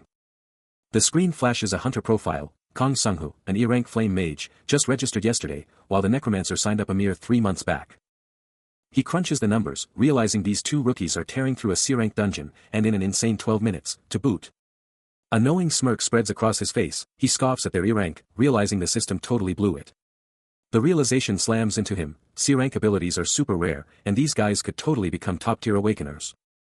He spins from his desk, walking away, absolutely buzzing with excitement. A new, promising awakener has finally arrived. Out on the street, 2 students are buzzing about the latest. That new guy just got into the ranking guild and transferred to the academy. Back at the office, Jungwook confirms it's the same Kong Sung-hoo that Heyman mentioned, the one who aced the exam, leaving Min-chan to wonder what his exam score has to do with his E-rank flame mage status. Kong Woo-jin, an E-rank necromancer, is absolutely dominating as the leader of his crew, rocking an insane attack speed that totally blows his official rank out of the water. Meanwhile, at the ranking guild, Min-chan hits up his colleague, demanding to know her take on this rising star. But team leader Yeonhee is totally baffled, like, how is this guy in E-rank when she was sure he was C-rank material? Given this wild mismatch, she figures there are only 2 ways this E-rank thing makes any sense.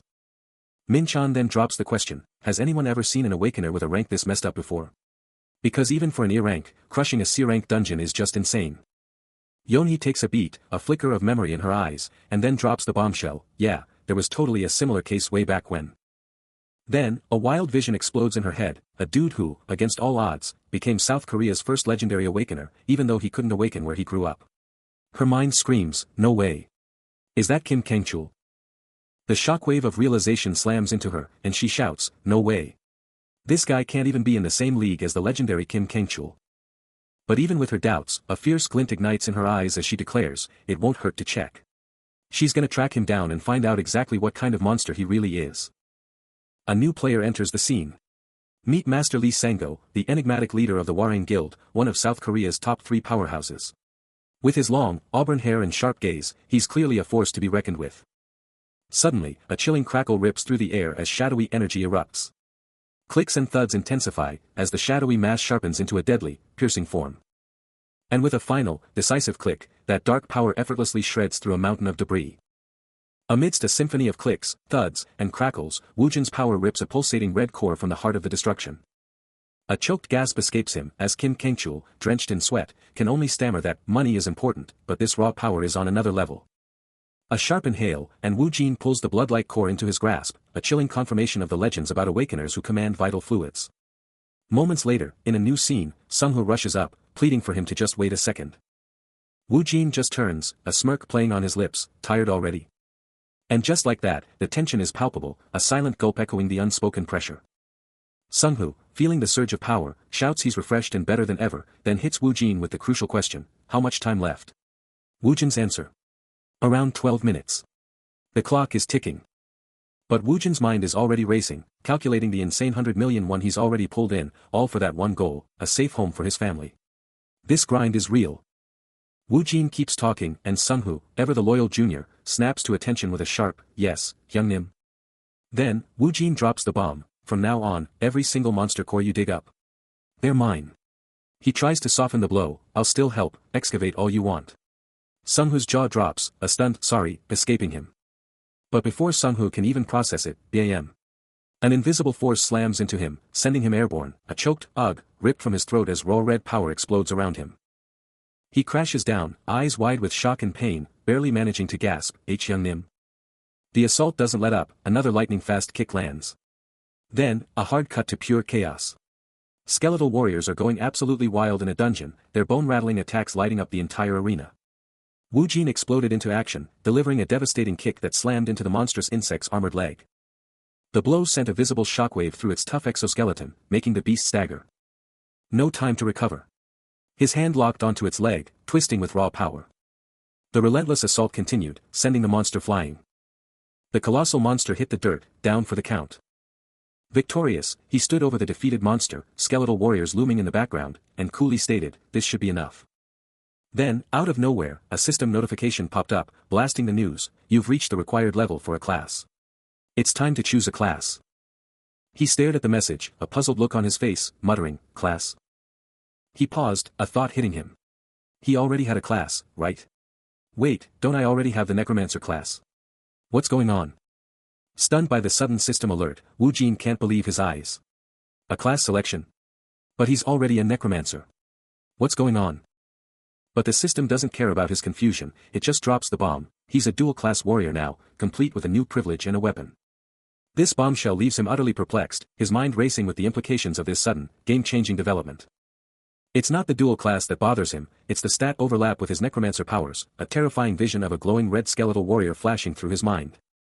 Processing the new info, he can't help but wonder if this warrior's weapon is the big reward for his new class. A subtle glow flickers around his hand, hinting at the weapon's power, but he quickly brushes it off as just a wild guess. Then, bam! A staff-like weapon instantly appears in his hand, pulsating with an otherworldly glow. The system confirms it: steel staff, a living weapon that levels up with him, boosting his strength, healing its own durability, and even summoning or dispelling skills. Gripping the glowing staff, he can't help but smile, already hyped to see how powerful this growing-type weapon will become. A crimson orb, absolutely bursting with raw power, just hangs there, a silent promise of something epic about to drop. Then, boom! The system drops a bombshell, revealing a new power-up, the Necromancer's Privilege, Sealed Demon Stone. This thing is seriously next level. These aren't just any stones, you get them by leveling up, and get this, there are 7 of them, each one packing more punch than the freaking Demon King himself, letting you summon the most insane creatures. Just imagine the sheer terror of these shadowy figures, a whole army of monstrous summons, ready to unleash chaos. He flashes back to Alphen, where he absolutely crushed his enemies with these things, owning the entire territory by himself. Wu Jin can't help but smirk, already calculating the possibilities, totally hyped to see what kind of insane summon he's getting next. Then, bam! A blinding light explodes, and he's locked onto this crazy shimmering portal. He just stands there, arms crossed, totally ready for whatever wildness is about to burst out. And then, from that glowing rift, a massive, leathery wing starts to unfurl, teasing the arrival of something absolutely monstrous. Fiery red eyes snapped open. As Wu Jin's expression shifted to pure shock. The tiny blonde figure, now fully manifested, screamed, "What? That's why are you?" Then launched herself at him in a tearful embrace, shouting, "I missed you, Master." Stunned, he could only manage, "You remained at Alphen? What happened?" The girl, still sobbing into his chest, revealed, after Master disappeared, all of the summons were trapped inside the Room of Seal. Wu Jin's mind raced. Room of Seal? Did they cross dimensions with me? No, that's not it. Seals. Her grip tightened, her voice trembled, barely audible, "Huh. You're not going to leave me again, are you?" As her tears flowed freely. Clinging tight, she confirms it, evil mana, pouring off those monstrous bugs. A dark fury flashes across Wu Jin's face as her words sink in. A demon from an unknown dimension, a being who once shattered the very soul of Korea. And Wu Jin was absolutely fed up with fighting his endless horde of underlings crossing over. But is someone pulling the strings? He wonders if this is the real reason for the dimensional gap. A grim realization hits him, he thought he was in hell, but it's just a different hell. Suddenly, a familiar voice cuts through his thoughts, calling out his name. After a grueling stretch of waiting, young Min Chan holds his ground outside the dungeon entrance, anticipation building. He's getting antsy, wondering where his squad is, 6 minutes already gone since they plunged in, and they should be popping out any second now. But then, a flash of realization hits him, these absolute legends are no joke, they've already raked in a staggering 400 million won on their own. Right as he's hyping them up, his team bursts out. Min Chan gives a shout out to his crew for crushing the dungeon, as some random student tries to hit them up for something. Wu Jin, the student, pleads for just a few moments, but Min Chan's squad, Jungwook and Heyman, are just staring, totally confused. Wu Jin tries to blow him off, saying he's busy, but Min Chan isn't backing down, demanding he wait up. Wu Jin, absolutely fuming, snaps back, demanding to know why he's even asking if he's just gonna snatch his cut. Min Chan watches the crazy bastard storm off, then groans, realizing he totally blew it by stating the obvious. Locking onto his target, Min Chan cuts to the chase, laying out his bold proposition, join the Hammer Guild, one of the best. But the student just brushes him off, a blunt "not interested," hitting Min Chan like a brick wall. Shaking off the shock, Min Chan can't believe it, who doesn't know the legendary Hammer Guild? The student finally stops, admitting he knows the guild's name, but his vibe is still totally nope. Min-chan isn't giving up. He shoves his card forward, hyping up the cash, promising a fortune for joining. But the student just gives a tired glance over his shoulder, his voice flat, begging to be left alone because he's feeling pretty low. Suddenly, a familiar face pops up, and someone can't believe their eyes, gasping out his name. His mom, a woman with a sharp bob, is totally bug-eyed, freaking out about what's going on. She's rushing him, worried he'll be late for school, but also stressing about how they'll get cash and complaining about their huge front yard. But Wu Jin just brushes her off, flexing his new cash and showing off a screen with some seriously big numbers. Then, he drops the bomb, confessing he's an awakener, and his mom immediately asks if he got rich from dungeons. Her face totally freaks out, shouting about how dangerous that is and demanding to know when he even started. Meanwhile, a little kid, her son, is just chilling, announcing that something's over and his big bro's no pushover, calling him a total prodigy. Even with her still freaking out, the kid just tugs on her shirt, totally innocent, asking if he can finally get a dog and reminding her she promised. His mother, visibly shaken by the awakener reveal, wishes for a hidden basement, a sanctuary from the terrifying new world her son now inhabits. Meeting her gaze, a determined calm settles over him as he tells his mother not to worry, a promise in his voice. Then, a tender gesture as he turns to his younger brother, patting his head and vowing to repay his mother for every struggle she's endured. But the younger boy, completely missing the heavy atmosphere, has only one thing on his mind, a dog. A poignant scene unfolds as the family stands united outside their home, a fleeting calm before Wu Jin steps back into the fray. The city lights begin to glow as Wu Jin stands alone, the true burden of his awakener status settling in.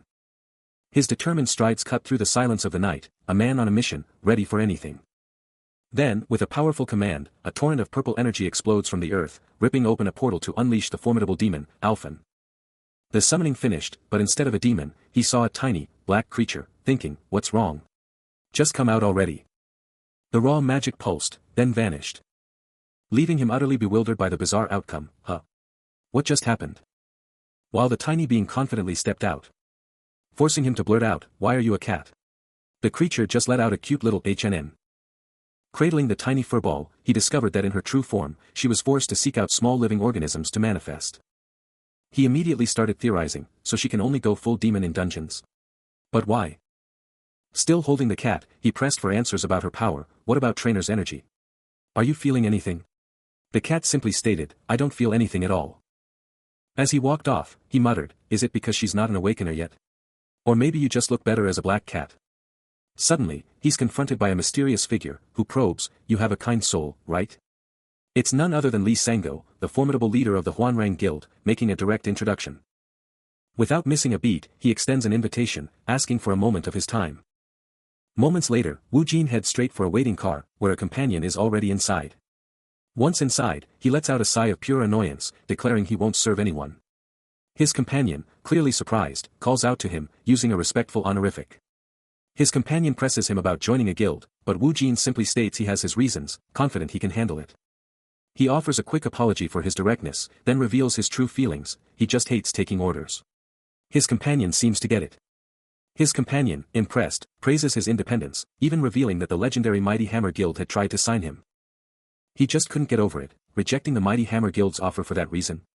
Unbelievable. His face was a mask, but his mind was racing. But hey, that wasn't the main event right now, he chuckled, already looking forward to what was next.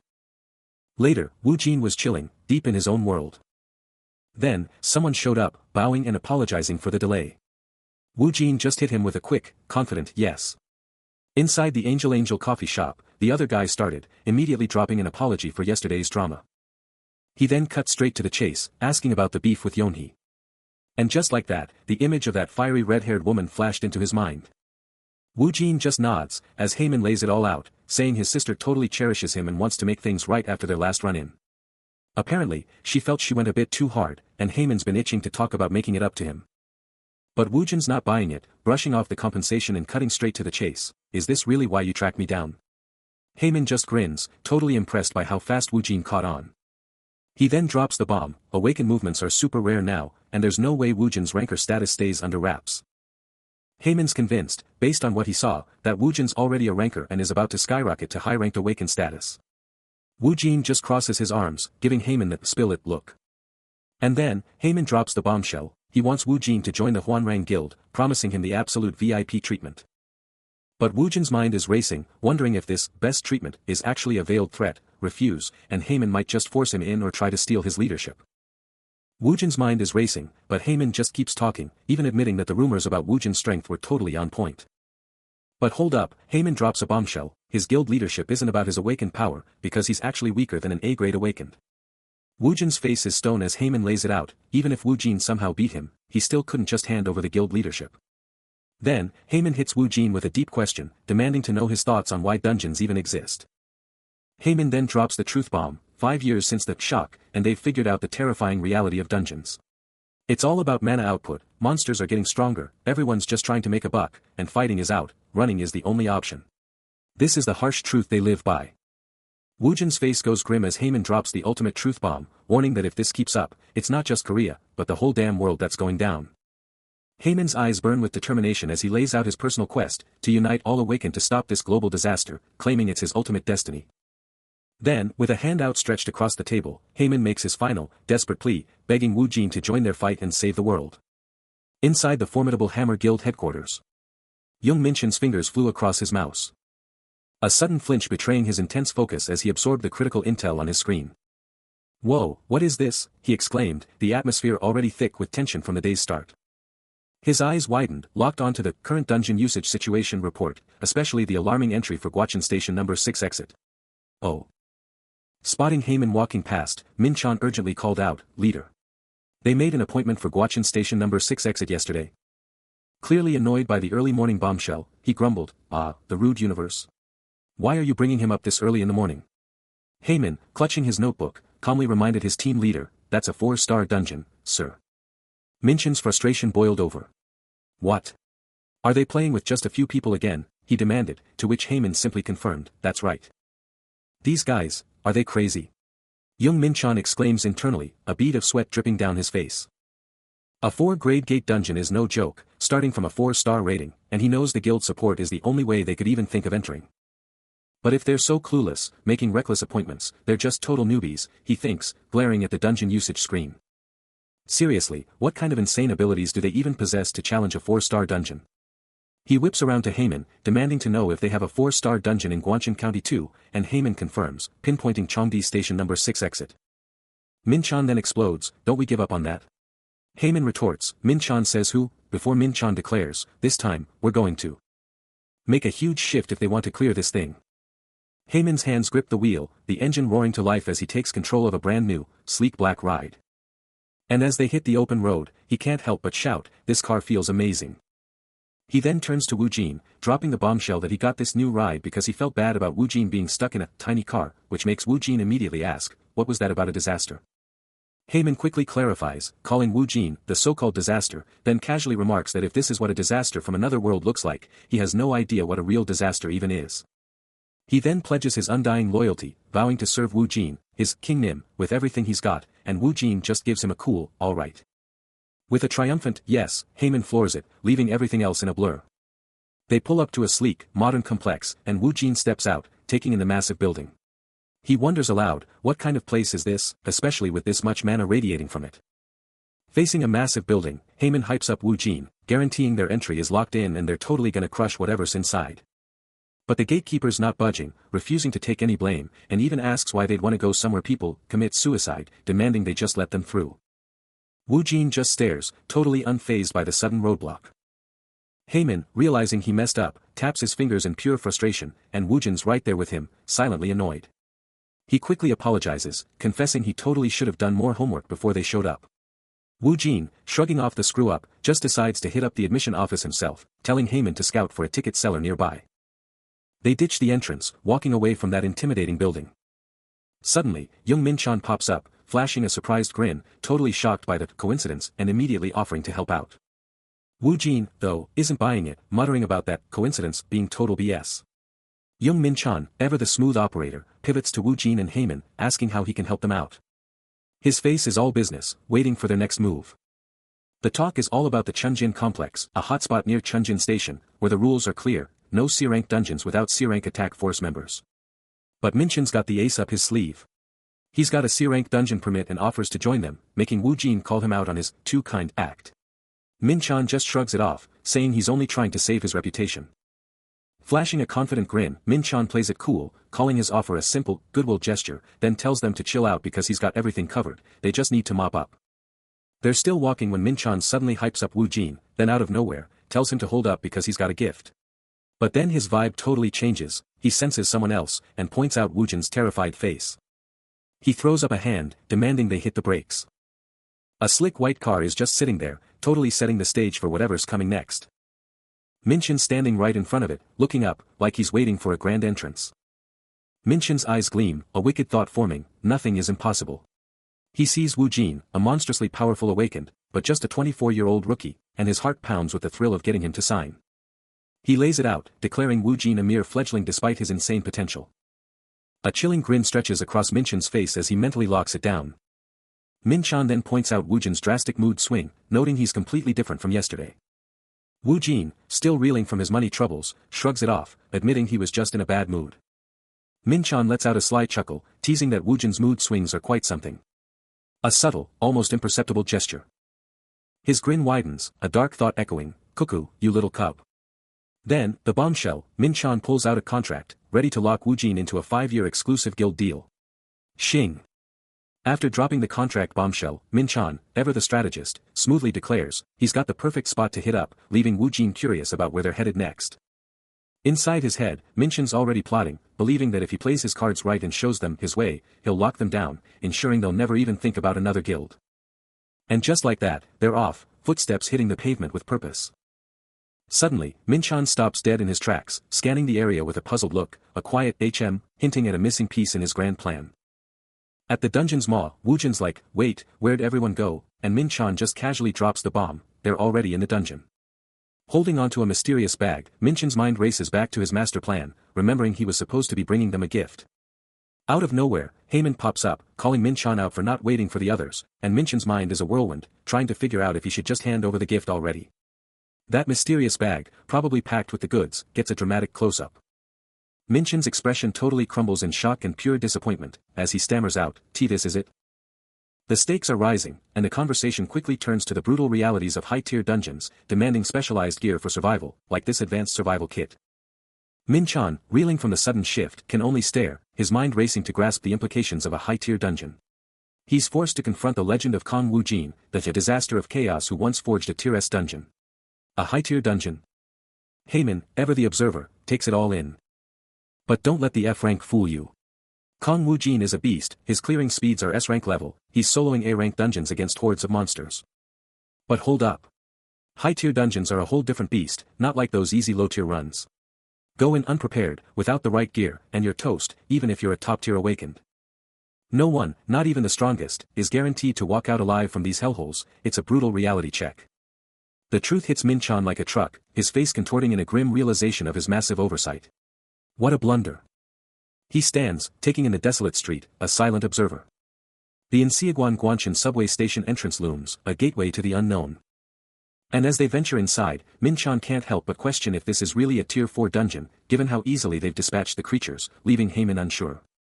Heyman then wonders aloud if the dungeon's difficulty is just lower than average. They push deeper into the station, past more defeated creatures. The eerie silence amplifying every step. Suddenly, Min-chan's voice cuts through the quiet, a jolt of surprise as he realizes, there's no return stone. He wonders, could his search skill just be too low to pick it up? Deciding to backtrack, he suggests they go back and search the area again, a "way out" sign ironically visible in the distance. Stepping lightly. He presses on, only to find no return stone. What in the world is going on? Min-chan and Heyman find themselves in a massive, empty chamber, and he points out the entrance, way up there. Heyman is totally freaked out, stammering in shock. Min-chan's eyes blaze with an intense, crimson glow. Then, bam. A swirling black void tears open, a portal crackling with red energy. They both just stare, frozen by the ominous gateway. Min-chan connects the dots, this is why there's no return stone. And he declares, they have to go through. A smirk plays on his face, he knew it was too easy. This is just the beginning. The portal roared to life, swallowing them whole. And Min-chan's world spun into chaos. What? A different dimension, he gasped, the reality of their situation hitting him hard. As the strange, new forest floor appeared beneath their feet. Heyman's face burned crimson. As Minchan's eyes widened, seeing his companion completely exposed. "What in the world are you doing? Why are you naked?" Minchan shouted. Only for Heyman to fire back, "You're naked too." Minchan stared down, the shocking truth dawning on him. "Transported," he whispered, utterly bewildered. A primal growl rips through the alien woods, sending a massive flock of birds exploding from the treetops, a clear warning of unseen danger. Bathed in the eerie, violet light of this bizarre new world, Heyman cries out in utter confusion, while Minchan's gaze sharpens, taking in their dire predicament. Minchan extends a hand, feeling the strange, luminous motes rising from the ground, while unsettling whispers and clicks echo from the dark, unknown depths. He turns to Heyman, a grim realization dawning in his eyes, declaring this bizarre, glowing forest to be nothing less than the true start of a Tier 4 dungeon. In a vibrant forest, Wu Jin stares down his incredible new summon. He can barely believe his eyes, blurting out, "Exactly how many skills do you happen to have?" The ethereal summon, glowing with power, reveals, "Oh, okay. You even know how to manipulate dimensional spaces." And it doesn't stop there, adding, "But instead keep going, even doing death magic." Wu Jin lets out a low hum, a secret thought he knows his new ally can't possibly grasp. As he scrolls through the summon's insane stats, he thinks, "I'm currently level 10. Thanks to my past life bonus, I have stats that are abnormally high for level 10, but..." He continues, "It's still dangerous if it's a 1-star summon. Although I got past the level 10 limit using just my necromancy." The screen flashes with the summon's incredible abilities, dimensional manipulation, death magic, necromancy. He can only wonder, if that's the luck. Stepping onto a new path, a challenge is thrown, "Why don't we try these out?" Deep within the untamed wilds. A sudden shout cuts through the air, "Hey, look," as both figures lock onto a mysterious movement below. Without warning, a monstrous lizard knight erupts from the undergrowth, letting out a ferocious roar. But before it can strike, their ally flashes forward, a brilliant blue blade already meeting the charge. Wu Jin then unleashes a devastating kick, slamming into the beast with explosive force, sending the colossal creature flying back with a shriek of agony. Gazing down at the fallen enemy, Wu Jin coolly assesses, "So, this is a lizard knight. Impressive. But that just means I'm a level above it." He stares down, weapon ready, thinking, "Why don't we just go see for ourselves?" A fierce resolve hardens his gaze. And the view cuts to a busy city street. Elsewhere, young Minchan is staring at a glowing barrier, baffled that it's still there. He's thinking, time moves faster in there, so even a weak dungeon should have expired by now. He reaches out, his bare hands pressing against the glowing wall, but it's not budging. The rules are clear, portals don't let earth objects through, unless they're made of stuff that already exists on the other side. Minchan is stressed, thinking, even if we beat a monster, what about food and water? Surviving in the Amazon is tough enough, but a dungeon? He groans, it's just one problem after another. Minchan and Heyman stand before the unyielding barrier, the blue glow a constant reminder of the nightmare they're facing. A roaring campfire, skewers sizzling, the ultimate wilderness feast was underway. With a quick blow to cool it down, a hand snatched a skewer. And Wu Jin's face lit up, declaring it was unbelievably good. His dark-haired buddy chimed in, reminding him how rare crocodile meat was, telling him to chow down, but Wu Jin just pushed his own skewer forward, declaring beer was the ultimate pairing. The dark-haired man took a bite, his eyes widening as he confirmed, this was truly the best. But back at Sejong HQ, the mood was tense. Someone was shocked, this is dragging on way longer than we thought. Heyman grilled Minchan, did you forget about the dungeon's time warp? Minchan, ever the strategist, admitted the monster bait plan was working, but the barrier's stubborn refusal to vanish was seriously bugging him. Meanwhile, back in the jungle, the black-haired man and Wu Jin were in a swamp, a monster graveyard. The man's mind raced, are the real heavy hitters hiding in this murky water now? Wu Jin's face tightened with worry, picturing the nightmare, horned monkeys and swamp anacondas, all while stuck in this muck. What a trap. A frantic shout rips through the air, warning AB to watch out. Hong Sung-gu, the sole ranged attacker, is the only hope against the incoming horde. Elsewhere, Wu Jin and his companion scan the towering forest, a chilling sound cutting through the silence, signaling danger. The odds are stacked against them, Hong Sung-gu's fireballs are no match for a relentless pack of huko monkeys. Wu Jin and his companion exchange a knowing glance, both realizing the immense difficulty they're up against. Then, with a furious surge, Hong Sung-gu unleashes his fiery power. Fiery projectiles rocket from his grasp, tearing through the atmosphere. A devastating barrage of fireballs rains down from the sky, engulfing everything in its path. Hong Sung-gu lets out a chilling cackle, unleashing a fiery inferno to incinerate them all. AB lets out a guttural roar of pure strain, fighting against the sheer power unleashed. Wu Jin stands by the water, gazing at his freshly summoned skeleton magician. This insane new skill demands bodies or bones as sacrifice, a level 10 restriction, and 20 magic power. But the real question is, did he always have this power hidden away? And just like that, 3 skeletal figures, eyes blazing with a faint glow, are wading through the shallow water. Then they're climbing out, their bony forms now dangling from the branches of a nearby tree, a chilling rustle echoing through the air. Fast forward a bit, Woojin's chilling out solo, slurping down some noodles. Then he's linking up with Sungho on some outdoor steps, who's already pointing out that 4 hours have flown by. Are the monsters seriously gonna burst out of the dungeon, he asks. Woojin, ever the calm one, just drops a bomb, higher-ranked dungeon monsters. Nah, they're not the real issue here. He then spills the beans, revealing he's sensing something weird from the plants and monsters, a totally unknown vibe, and he's left wondering just how much herbicide they'd even need. Sungho's eyes go wide, as the terrifying realization hits him, if those monsters eat anything with poison, then it's game over. A bowl of something truly awful sits in a hand, and the verdict is in, that's game over. Woojin's face twists in pure revulsion, a guttural, tearing out as he declares, I absolutely despise unripe persimmons. Beside him, Sungho can only ask, how is it? Still reeling, he warns, eat that raw, and you're dead, then dramatically spits it out. Sungho groans, seriously, why didn't you warn me, as Woojin just lets out a knowing little laugh. Strolling through an expansive field, Sungho can't help but push, but seriously, how do you know literally everything? Woojin's answer is classic, I just know, so don't ask. He then drops a bombshell, of course I would. Everything here looks exactly the same as where I've been living for 2 decades. Meanwhile, under the neon glow of the city at night, a new thought sparks, now that I think about it. Young Min-chan, sitting with Heyman, cut straight to the chase, why are we even bothering with Kong Woojin so much? Heyman looks genuinely shocked, confessing, I had no idea he was the one who took down the Lizard Knight. Min-chan clears his throat, then adds, I've heard tales of gods and demons, but this guy?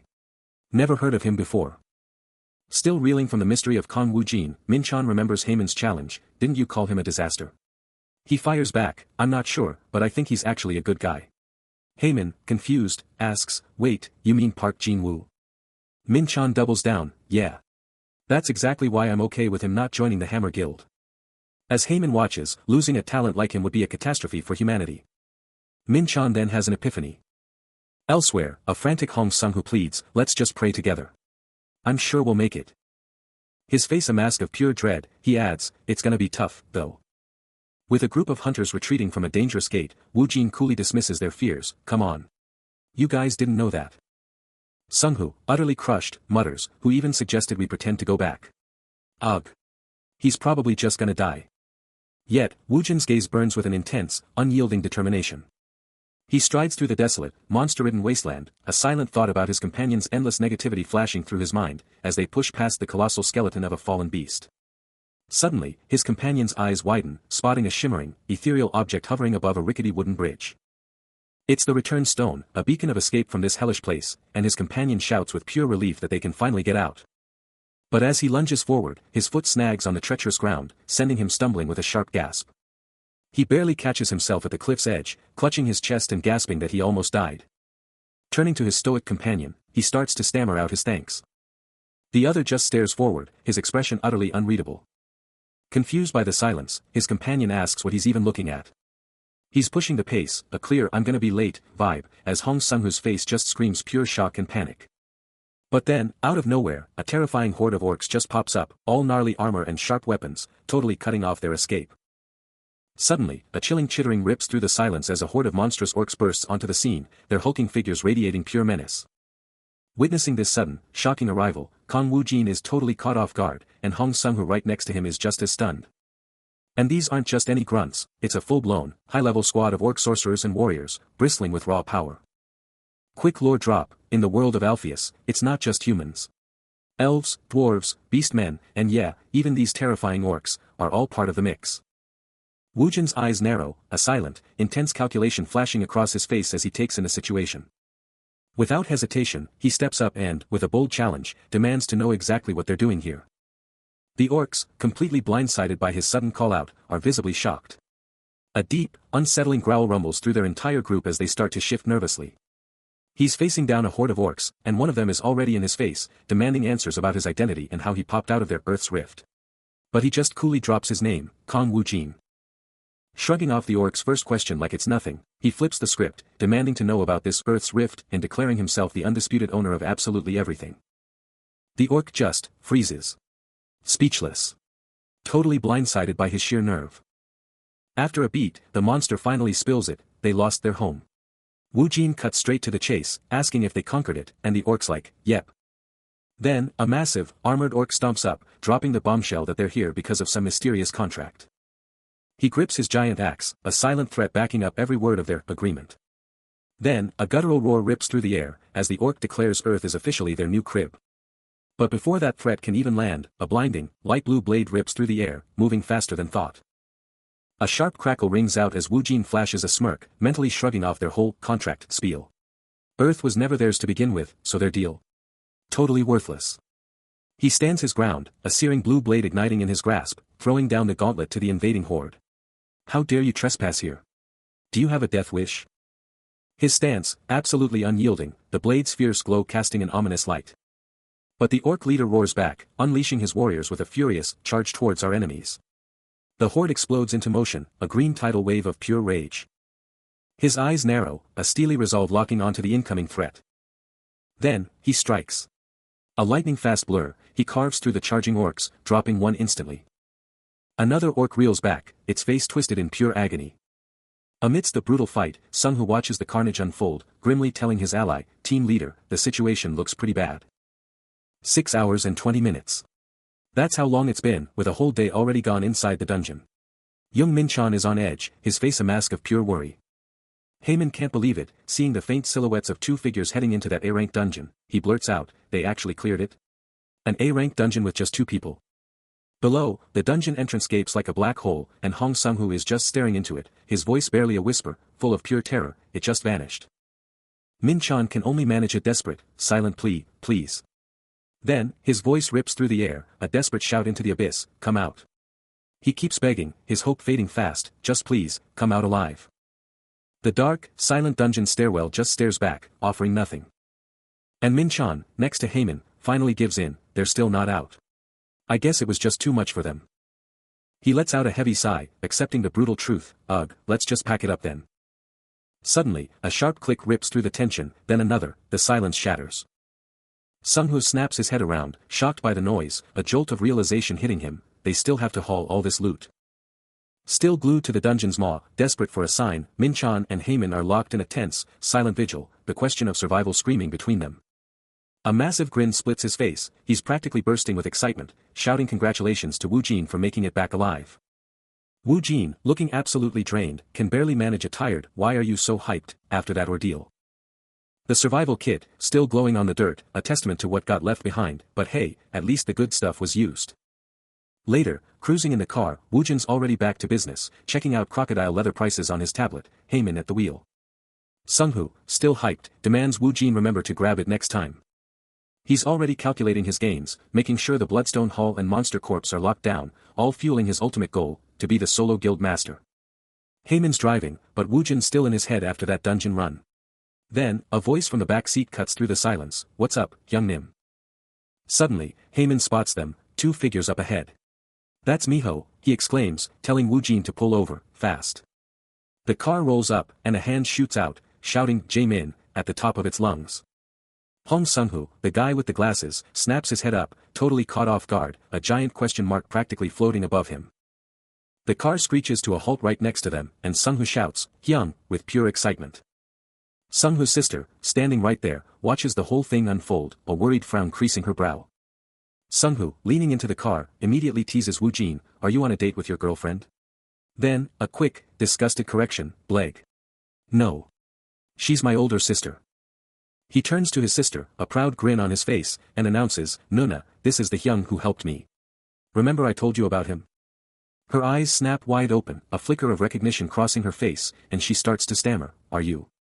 He whips his head around, a voice cutting through the air, demanding his attention. But elsewhere, at the formidable Heyman Guild, the stakes are rising.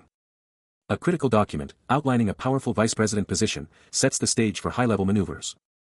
Heyman and Young Min-chan are locked in an intense debate, Heyman pushing back against the sheer scale of their current undertaking. Then, a sharp beep slices through the air, signaling the grand entrance of none other than President Vice President Park Jin-woo. Young Min-chan bursts into the room, clearly taken aback to see Heyman already present. Without missing a beat, he declares his immediate departure, insisting Heyman proceed with their crucial talks. As the team leader exits, Heyman can't help but voice his concern, wondering what could possibly be wrong. Min-chan's mind races, the whispers of a new micro-guild and a VP role echoing in his thoughts. Could the rumors actually be true? He vents his frustration to Heyman, arguing they're already swamped, but Heyman pushes back, emphasizing the crucial need for top talent. But Heyman quickly brushes off Min-chan's past bad luck, telling him to cut himself some slack. Min-chan, still lost in thought, abruptly changes the subject, his mind fixated on how this person even got to America. He drops the bombshell that rumors are already flying about their arrival, as Heyman doubles down on the urgent need for talent. Min-chan can only sigh, realizing the rumors were true all along. Elsewhere, a striking figure with flowing white hair gazes out at a sprawling city, revealed to be a survivor who clawed their way out of a dungeon. A voice cuts through the silence, demanding to know her status. Only to be met with the grim news, nothing's changed. She still can't understand them, only uttering strange, unknown words. Against a stunning city backdrop, a white-haired enigma stands, her mind a shattered mosaic of words, hinting at a past filled with brutal trauma. But elsewhere, the formidable Titan Guild leader, A-grade awakened Din-kun, is already on the case, telling his green-haired aide that this woman is the key to unlocking a massive secret, demanding they make her talk, no matter what. He's been waiting 5 long years, trapped in this prison of uncertainty, and now, Din-kun is absolutely hyped to finally uncover the truth about these enigmatic entities. Meanwhile, the white-haired woman, still lost in her own world, lets out a single, haunting word, a barely audible, Jean. That chills you to the bone. Her eyes ignite with an eerie purple glow, and the name rings out with chilling clarity, a desperate, echoing cry, W.O. Jean. The city lights up as night descends, apartment windows glowing with life. And inside, a single desk lamp cuts through the darkness, its light accompanied by the crisp sound of focused work. A calendar on the desk screams deadline with multiple circle dates in October. As a hand furiously scribbles in a notebook, the pen a blur of focused energy. Suddenly, Heyman, eyes wide behind his glasses, pauses his frantic work, a wave of worry washing over him, desperately hoping nothing goes wrong. But elsewhere, Woojin's eyes blaze with a subtle red energy as he casually drops a bombshell, we're going on a trip. You in? Later, with a cup in hand, he reflects, a hint of nostalgia in his voice, man, it's been ages since I thought you two would actually get together. It's been ages, and Hong Sung-hoo's sister is straight up calling out Woo Jin for his insane popularity back in the day. The flashback hits, and Woo Jin remembers all the guys crushing on her, while his sister hypes him up, saying he was totally awesome back then. She was absolutely amazing back then, and Woo Jin secretly confesses he was totally one of her admirers. She was super bright and clicked with everyone, totally different from his quiet self. That vivid memory of her was all Woojin's, a total blast from his past. He's back in the present, gasping, then quickly tries to play it cool, saying he just likes hats. Sipping his drink, Woojin's thinking he knew she was blunt, but there was always this extra something about her. He tells someone off-screen he's fine, right before they ask if they can hit him with a question. A shocking thought hits him, wait, has Woo Jin, the great Woo Jin, ever even been on a date? His friend, engrossed in a sketch, casually drops a bombshell, dude, he's totally crushing on this super hot sister. A subtle rustle, a hand adjusting a hat. Suddenly, the friend snaps, this vibe is dead. Woo Jin, my man, let's get a game going. Woo Jin's caught off guard, a game, but his friend is already hyped, drinking without games is just lame. Still reeling, Woo Jin can only manage, what kind of game are we even talking about here? The table's loaded with bottles, and the friend's chant begins, chug, chug, chug that booze. He's already busting out wild moves, yelling, pour, pour, pour, pour. Time for the shoulder dance. Check out these shoulders. As his friend goes full send, Woo Jin can only think one thing, yep, that's a dislocation waiting to happen. Dislocation, dislocation, dislocation. The party was still raging, and Woo Jin's friend, somehow still hyped, yelled at Sung-hoo's sister, telling her to chill before she totally wiped out. Then, a sudden, drunken gasp escaped him, his eyes bugging out. Empty bottles everywhere, a monument to their epic night, as Woo Jin and his buddy kept the drinks flowing. Sung-hoo's sister, though, was totally done for, passed out cold on the table. A soft thud as her head moved, but she was out like a light. Another little bump, and she kept sliding. Woo Jin, still barely hanging on, just stared, totally confused, a weak slipping out. His buddy, though, was way past confused, mumbling, thinking he was seeing things as Sung-hoo's sister was just chilling on the floor. Woo Jin's friend then asked if she got burned already, but Woo Jin, holding his throbbing head, just groaned that his own head was totally fried. The world spun, a dizzying blur, as a relentless headache pounded behind his eyes. Barely clinging to consciousness, the night's wild party had completely wiped him out. But the party wasn't over for everyone. His friend, clearly annoyed, grumbled about the overreaction as he tried to deal with the aftermath. Hong Sung-hoo's sister was completely out cold, her face buried, oblivious to the chaos around her. Out on the street, his friend made the call, "Get her a cab, then we're out." Hours flew by, the city's skyline a silent witness to the night's end. Then, a flicker of life. Her eyes cracked open, a tidal wave of confusion hitting her as the hat came off. Sitting bolt upright in bed, totally disoriented, she scanned the room, a single question escaping her lips, "Where am I?" She stumbled into the kitchen, only to find her brother, Hong Sung-hoo, casually asking, "Awake?" Then it hit her. "It's my house," she exclaimed, still reeling, "but how did I even get back?" A student is already stressing about being late for his academy, pushing someone to move faster, as the command to "get cleaned up" echoes around them. But then, a door clicks open, and she's face to face with her reflection, a yellow hat clutched in her hand. Confusion hits her hard as she tries to figure out where she is, a bewildered slipping out. Her mind goes into overdrive, a shocking realization slamming into her, she slept naked with him. An of pure disbelief escapes her. A blurry memory flashes, Woo Jin carrying her, totally out cold, through the night, and in the end, he saw everything. Her eyes land on a faint scar near her temple, sparking another, even older memory, a flashback to 5 years ago. Monsters from a dungeon break had attacked her back then, leaving her with this gnarly scar. She stares at her reflection, a wave of insecurity washing over her, desperate for him not to see her past, wishing he remembered her differently. With a sigh, she pulls that yellow hat over her head, hiding the mark, a quiet thought whispers, "It's not a big deal. She's still pretty." Her heart slams against her ribs, a frantic, echoing beat of pure internal chaos. As a visceral tremor racks her body, leaving her desperately clutching a yellow hat, her eyes wide with a silent, raw plea. Elsewhere, the school day kicks off, students flooding into classrooms, but one young man is clearly miles away. Until the teacher's sharp voice cuts through the haze, demanding, "Yes, Woo Jin." He slowly raises his hand, a choked barely escaping his lips. As the teacher observes him, then offers a surprisingly gentle smile, simply stating, "Okay." Before scribbling a quick note, ordering him to the faculty office after school. Strolling through the school, a classmate checks in, making sure they've got everything. Then she's quick to point out Woo Jin's insane speed, dropping a bombshell that she's got something major to spill. She's thinking he's totally tuning her out these days, classic puberty stuff, but he just gives a casual nod. She's hyped they're finally chatting after the first semester, pushing for them to be tight for the rest of the year, and he's totally on board. Suddenly, she needs his hand for a sec, and he's like, "What's up?" Just as she's about to spill, the scene cuts hard to a tiny black cat, who's all like, "Master, rise and shine." The cat, ever the attentive companion, then asks if its master had a good night's rest. And the sharp-featured man with dark, spiky hair jolts awake, his eyes snapping open. Totally disoriented, he confronts the cat, demanding to know if it pulled some sneaky move on him while he was out cold, and the cat just hits him with a casual, "Naya." The scene opens on a sprawling, luxurious home, hinting at a new chapter. But the calm is broken as a younger man approaches Kong Woo Jin, inquiring about his rest. Woo Jin, ever composed, simply confirms, accepting the deference. Later, phone in hand, Woo Jin's mind races, frustrated by the lack of Tier 4 dungeons, all snatched up by the dominant guilds. A determined glint enters his eyes as he plots his next power play, a subtle message on his shirt hinting at a deeper longing. But then, a brilliant solution strikes him, a name on his contact list holding the key. A knowing smirk spreads across his face, a silent nod to his past self, ready to unleash his full potential. Woo Jin's on the phone, trying to sound chill, promising he'll be there in a flash. Begging them to just hang on a bit, but you can practically hear his own internal clock ticking down as he grumbles, 15 minutes. "I can't take it anymore." Later, chilling at a desk with a buddy, Woo Jin's still on the line, and his friend's like, "Who's he talking to, anyway?" Woo Jin, still glued to his phone, just grins and declares, "It's the legend himself. He's coming back." Then, with a sudden, dramatic crash, a door slams open, making Woo Jin's friend jump and shout, "Whoa!" Woo Jin, still on the call, quickly apologizes, "My bad, sorry for the delay." And just like that, Heyman bursts in, a huge grin on his face, ready to ask, "What's up?" He's in the hot seat.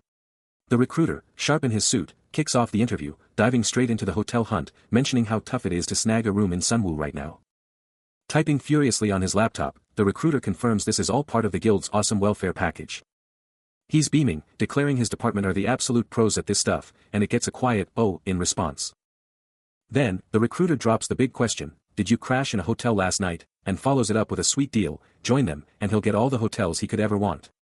And if hotels aren't his thing, no problem, they'll hook him up with a sweet home instead. Heyman, though, just thinks, classic move from this old guy. Meanwhile, Wu Jin, totally tuned in, is thinking, yeah, that actually sounds amazing right now. The recruiter keeps going, flexing the guild's power by showing off their insane dungeon clearing speed, like how they're blasting through 4-star dungeons in just 10 minutes today. Wu Jin's jaw drops. Oh, you got it. He's totally blown away, thinking, this guild is seriously the best. The recruiter, totally stoked, just grins and thanks him for the praise. The sleek, towering structure of Young University stands bathed in sunlight. Inside, an assistant locks down the schedule, and the recruiter gives the green light, confirming the appointment is a go. With a crucial window opening up before their next move, Heyman pitches a quick tea break to Wu Jin, a chance to dive deep into some intel. He's pushing to get Wu Jin prepped before the next big step, and Wu Jin's all in, knowing this intel is a game changer. A chilling, dark aura explodes from Wu Jin, his eyes burning crimson, as he declares the sheer power of the rare intel they're ripping from the guilds. His burning gaze holds steady, this is pure adrenaline for him. Heyman, blindsided by the sudden surge of power, can only manage a stunned gasp. Then, a massive event rips through the city street. A dungeon reset is happening right now. Witnessing the spectacle with a stunned companion, Heyman confesses he's never seen anything like it. The city pulsed with an ominous energy, and a frantic voice cut through the air. Oh no, Heyman, get the guys on the line, now. He snapped back. Okay. A screaming, ear-splitting wail ripped through the city, as a building erupted in an unholy glow, instantly seizing the focus of Heyman and Wu Jin. Eyes locked onto the unfolding chaos, Wu Jin's face became a mask of intense focus, a silent acknowledgement of the gravity of the situation. The buzz of the crowd was deafening, as news crews descended like vultures, broadcasting the bizarre phenomenon live, all while Heyman and the young woman observed the media frenzy. Swiftly, barriers were erected, emblazoned with bold "No entry" warnings, sealing off the anomaly from the gawking masses. The structure pulsed with an otherworldly radiance, its vibrant glow a stark, impossible contrast against the mundane cityscape. Wu Jin's stare was unwavering, a laser focus on the anomaly, his mind undoubtedly racing through every possible consequence of this monumental occurrence. Amidst a huddle of grim-faced officials, Heyman, Wu Jin, and the young woman watched the building, as a chilling declaration rang out, has been completed. The unspoken question in the air was palpable. Wu Jin's gaze remained locked on the fully transformed structure, as the very nature of dungeon statuses was laid bare. First, new. His eyes glued to the screen, Wu Jin witnesses the building's dramatic reset, then the ultimate break. The data streams in, as he connects the dots to how these dangerous minds are actually formed. These aren't just any dungeons, they're the ones already conquered, where monsters endlessly spawn for Awakened to hunt and harvest precious bloodstones. Heyman lays out the grim truth: these mines are temporary, and if left uncleared past their limit, a terrifying new dungeon bursts forth, a fact Wu Jin seems to grasp instantly. And just like that, the dungeon is branded new, the absolute deadliest status for any Awakened, and he can only utter a single word: wait. Heyman's voice cuts through the tension, demanding to know if this means a guaranteed first clear dungeon. Heyman spells it out, plain and simple: first come, first served for the clear, and Wu Jin's gaze sharpens with an almost terrifying resolve. Heyman challenges him, asking if he's actually going to attempt it, but Wu Jin's reply is pure, unadulterated resolve: there's nothing stopping me. Heyman's face contorts in disbelief, shouting that a first clear dungeon is a death trap, far more lethal than simple mines with basic monsters. He listens intently as Heyman lays out the cold, hard truth: the guild might pay, but that means no personal glory, no sweet rewards for clearing the dungeon. Heyman presses on, detailing the convoluted rules: first clear ownership is a thing, but only after a dungeon reset does a real opportunity arise. He breaks down the dungeon ranking system, and how the dungeon reset, a common occurrence, is the key to a fresh start. Heyman gestures to a holographic screen, breaking down the brutal ranking system: 4-star is C rank, 5-star is B rank, and 6-star. Forget about it, only the absolute elite can even dream of those. He leans in, making sure Wu Jin caught the critical detail, emphasizing that they're talking about a 5-star rank here. A dangerous smirk creeps onto Wu Jin's face, his eyes burning with a crimson glow as the gears turn in his mind. Then, a sharp, electronic beep cuts through the air. The holographic screen flashes, a stark message appearing: this is a 5-star dungeon. Wu Jin's eyes blaze with an inferno of determination, his crimson gaze locked on the prize, the 5-star dungeon now a direct challenge he's ready to conquer.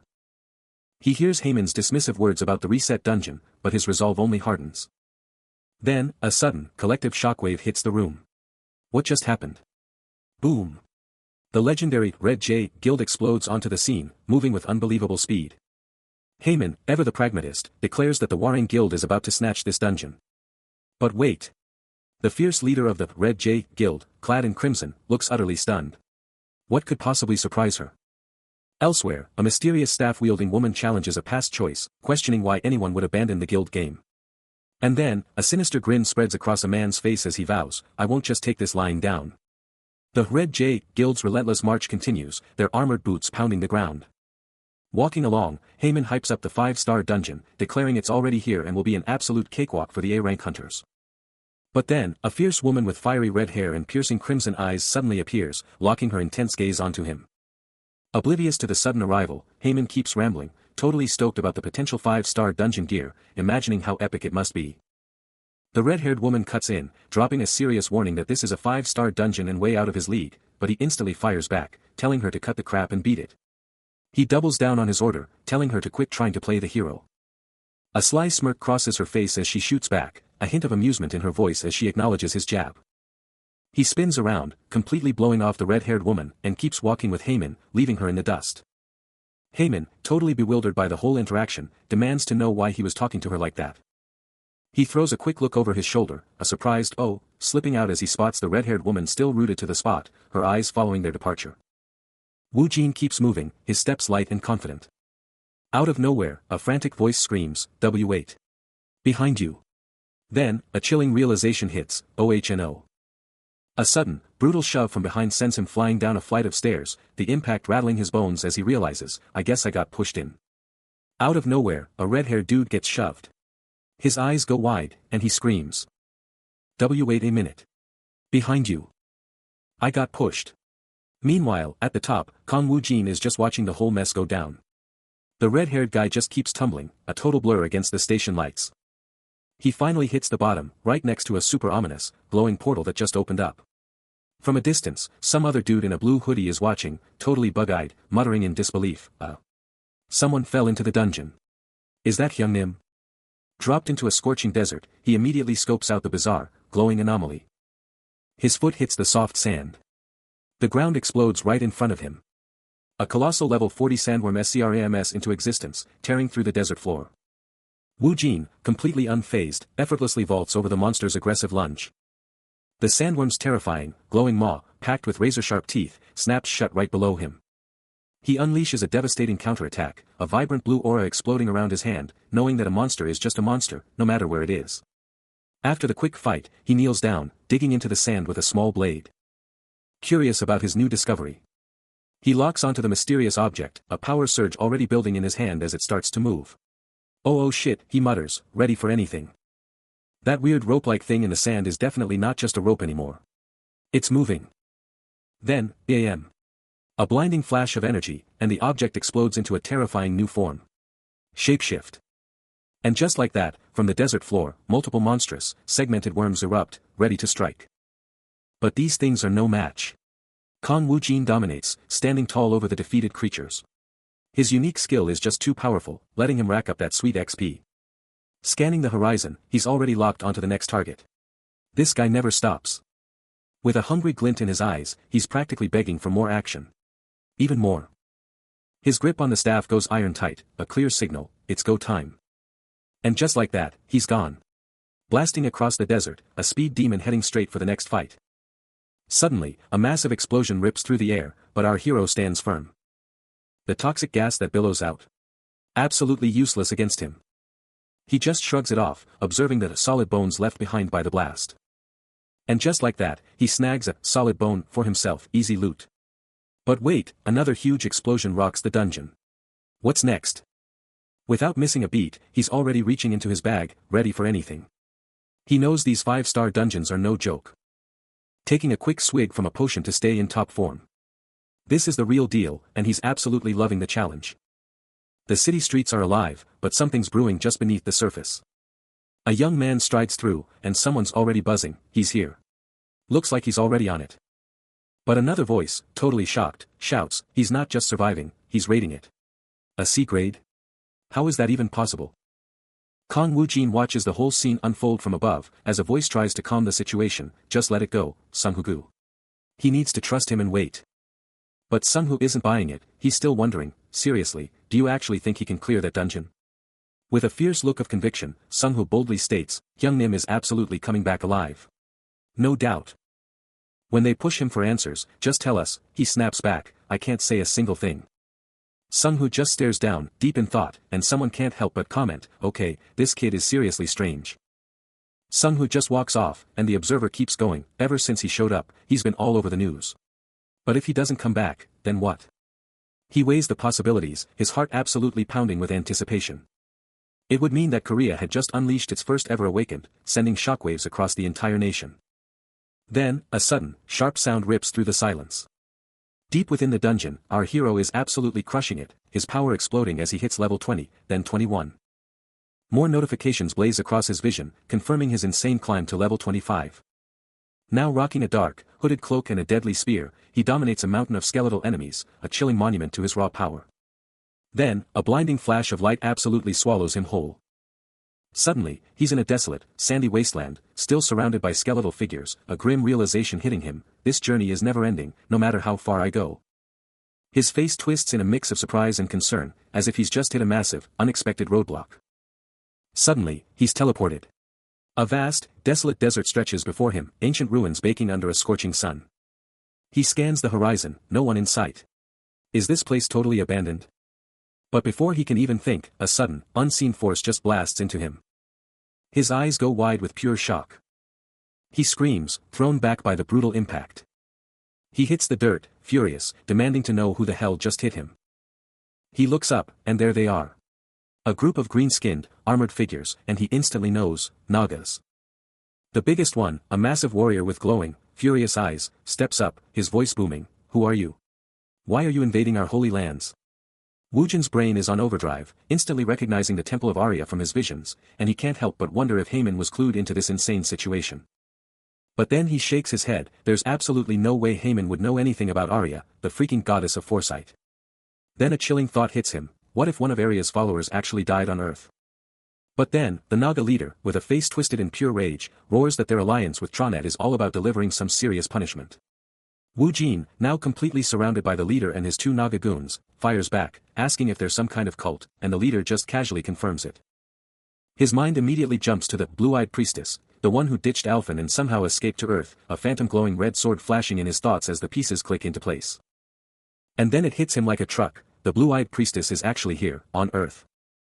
He coolly tells the Naga leader that since they've already got her, it's not his problem anymore, but then his eyes narrow, and a raw surge of power explodes from him, as he flat out declares there's no way he's letting them go back to Earth. Just like they're fiercely protecting their god, he's going to protect Earth with everything he's got. He just declared war, and in an instant, a blade ripped through reality itself. The Naga leader's chilling voice echoing, confirming his twisted desire to crush them all before even touching Earth. Blindsided, Woojin and his crew were instantly sucked into a shimmering portal, a brutal, forced teleportation that left him screaming, stealth. A horde of enemies, a mix of humanoids and monsters, are ready to pounce. Their leader shouts, we're going all out to finish you first, then it's off to Earth. Then, bam. A sudden, unseen blow rocks him, leaving him reeling and wondering, stealth. From his perch on the rooftop, he glares down at the sheer number of foes, a frustrated, damn it, escaping him as he realizes he's completely outnumbered. His eyes narrow, scanning the battlefield, his brain already in overdrive, plotting his next move. He couldn't sense them at all, a chilling thought, and he can't even imagine what would happen to ordinary people if these guys made it to Earth. Crew. Another hit, another grunt of pain, as he realizes their stealth is way beyond his current skill level. His skeleton soldiers are ready, but he knows they're not enough, muttering, this won't be fast with my skeleton soldiers in their current state. With a fierce look, he pulls up his skill point distribution, making the crucial decision to upgrade his skeleton soldiers to elite and change the game. He faces down the monstrous Naga leader and its skeletal horde, who unleash a low, guttural growl. With a swift, decisive motion, he draws his blade. The blade humming with purple energy as around him, his summoned skeleton's bones crack and shift. Their forms rapidly transforming as a system notification flashes, confirming his skeleton soldier summon skill hit level 5. Triggering a massive change. A skull glows with intense, flaring purple light, signifying the power surge. Moments later, two formidable, armored skeleton soldiers stand ready, shields and spears gleaming. He takes a firm, resolute stance, his upgraded summons now behind him, facing the stunned enemy. You miss every shot you don't take, he mutters. His gaze fixed on the opposition, leaving the Naga leader bewildered and surprised. The fight explodes. A horde of Naga grunts, screaming their war cries, surges forward, spears glinting.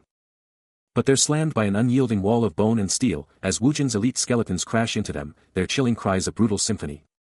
Amidst the chaos, Kong Wujin moves like a blur, unleashing a devastating mid-air kick that sends a Naga grunt flying. His blade ignites with fierce energy, carving through another enemy with lightning speed. Another lightning-fast kick, and a third Naga is launched into the air.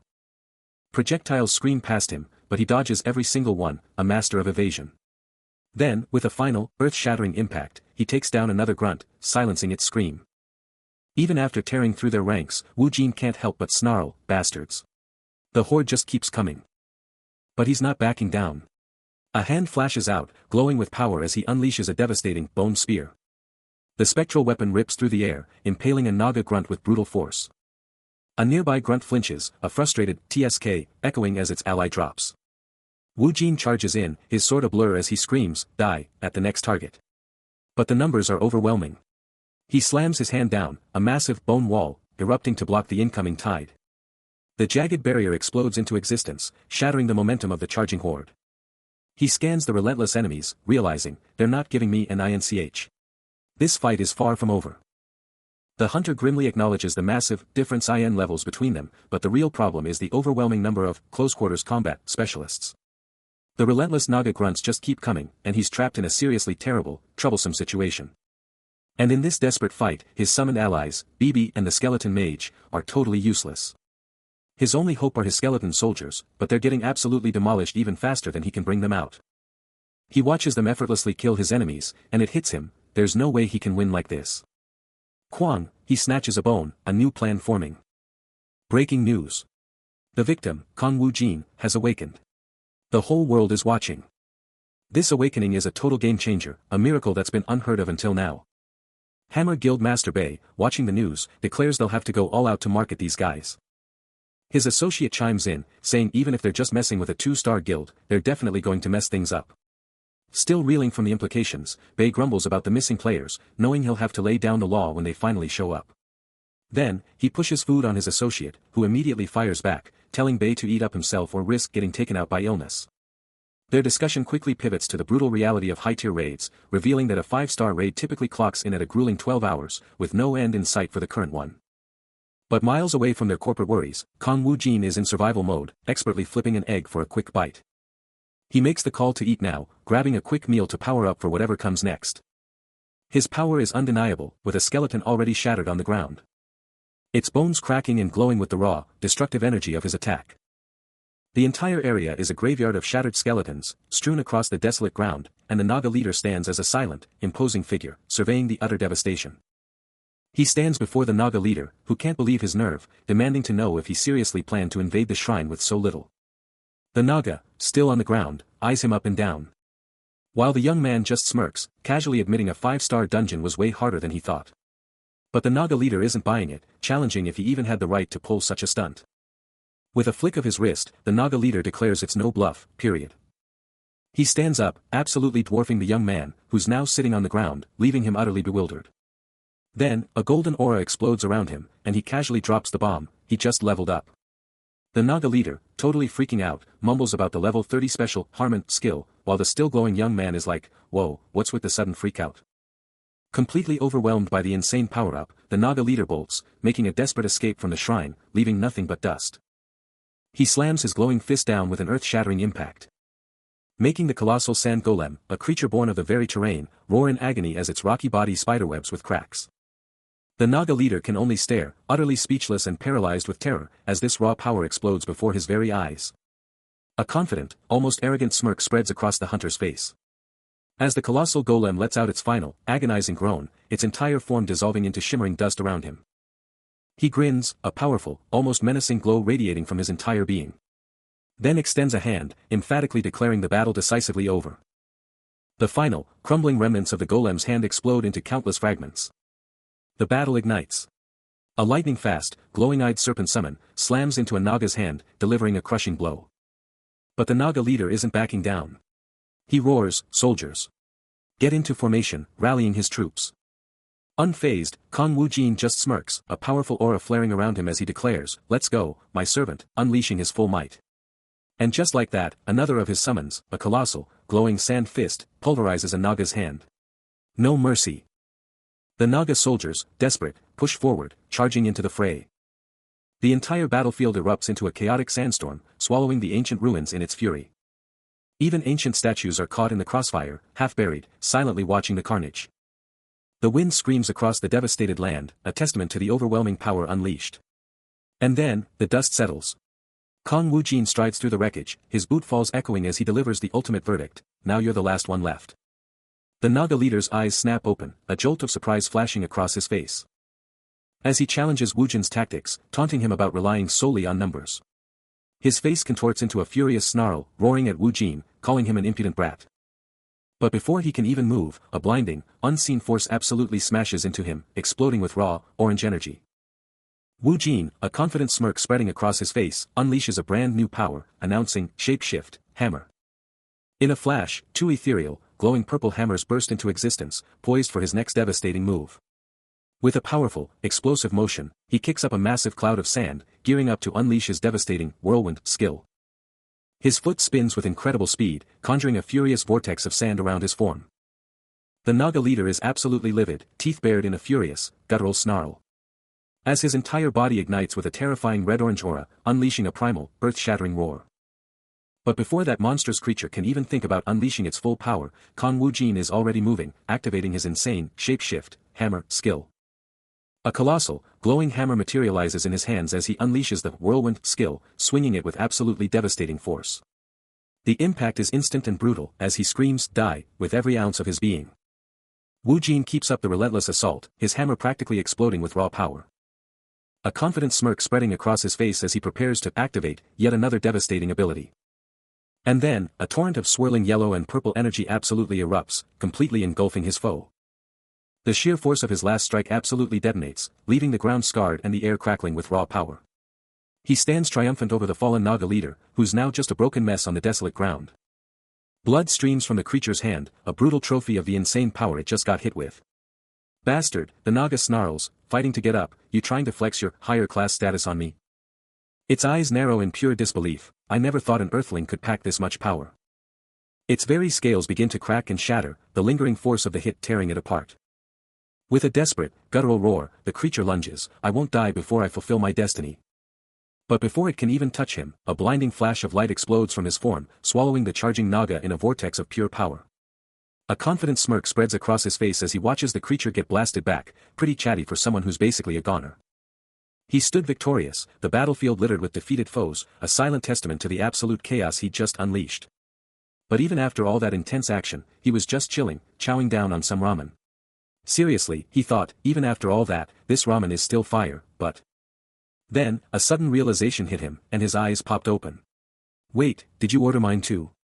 But before he could even process that, a frantic voice cut through the air, young Nim. It was Hong Sung-gu, red hair flying, bursting in like a whirlwind, camera in hand, yelling, camera. He kept shouting, give me the camera. But Wujin, always the responsible one, immediately asked, Sung-gu, are you hurt at all? Sung-gu, completely ignoring the question, just stared at him in disbelief. Wait, you're still here. Then, almost to himself, he mumbled, no way I said stuff like that. The legend of Kong Wujin, the disaster, who was just too much, hung heavy in the atmosphere.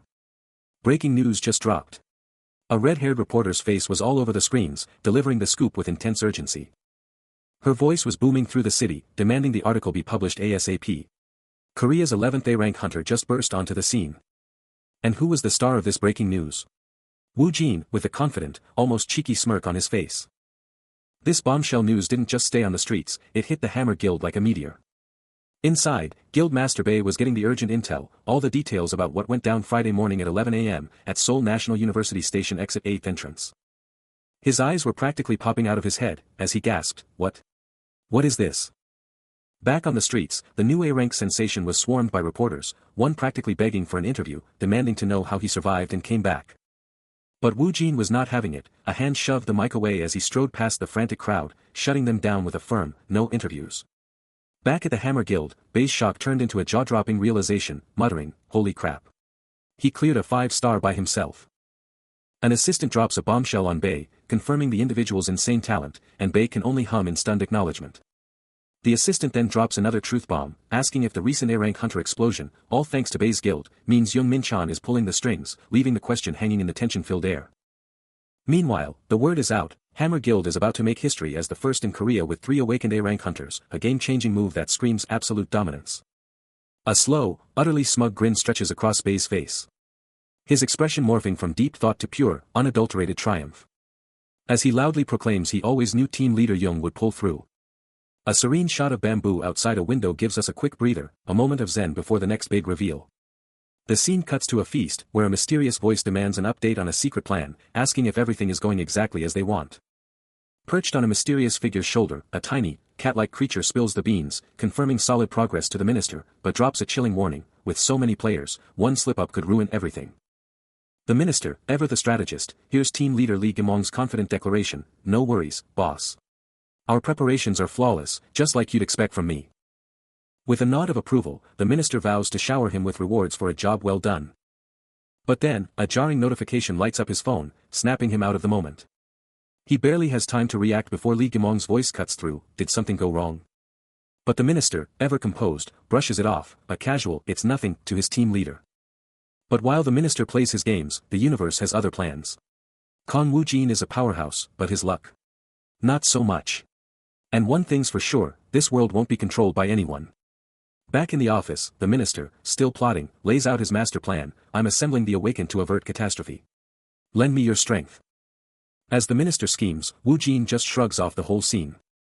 With a dismissive smirk, he labels them all as nothing more than low-rank hunters. The minister, ever the strategist, knows he's still got some trust issues to overcome, but he's already plotting his next move to get back in the game. He's got a hunch that someone's playing games and keeping secrets. But he's not backing down. He's gonna recruit them, no matter the cost, and just then, a new message pops up. He's all in for his master plan, even if it means roping in Lee Gimong, and he's not waiting around for answers, he wants the intel now. A wicked grin plays on his lips as he thanks them, dropping the bombshell that he's got a new player in mind for this whole scheme. But then, a voice cuts through the air, demanding, "How?" The shock turns to outrage, as the voice screams, "How could you do this to me?" Switching gears, we find Kong Woo-jin glued to his screen, mumbling apologies, claiming love isn't a crime. Then he explodes, yelling that if people just owned up to their feelings, maybe he'd cut them some slack. He apologizes once more, but makes it crystal clear that his heart belongs to her above all else, then absolutely loses it, screaming his intense hatred. He's trying to focus, but the noise is too much.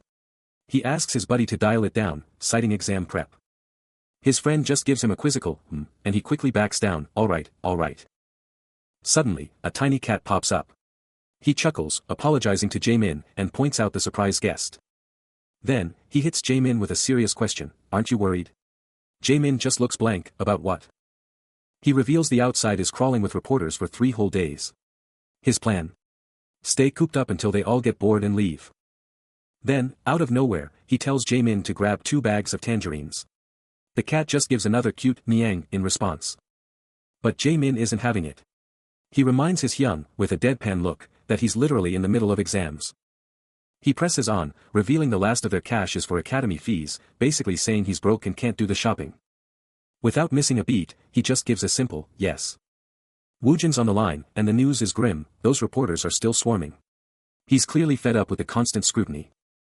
Just as the tension builds, Jae-min casually strolls in, cat in arms, his innocent curiosity adding to the chaos. A quick "understood" and Woo-jin hangs up, shoving off whatever urgent task just landed on his plate. Jae-min, picking up on the heavy vibe, puts a hand on Woojin's shoulder, demanding to know what's going on. His face etched with worry, Jae-min drops a bombshell question, "Is Korea even still unified?" Woo-jin can't even look at him, his frustration exploding as he rages about the dungeons popping up, and how they're tearing everything apart.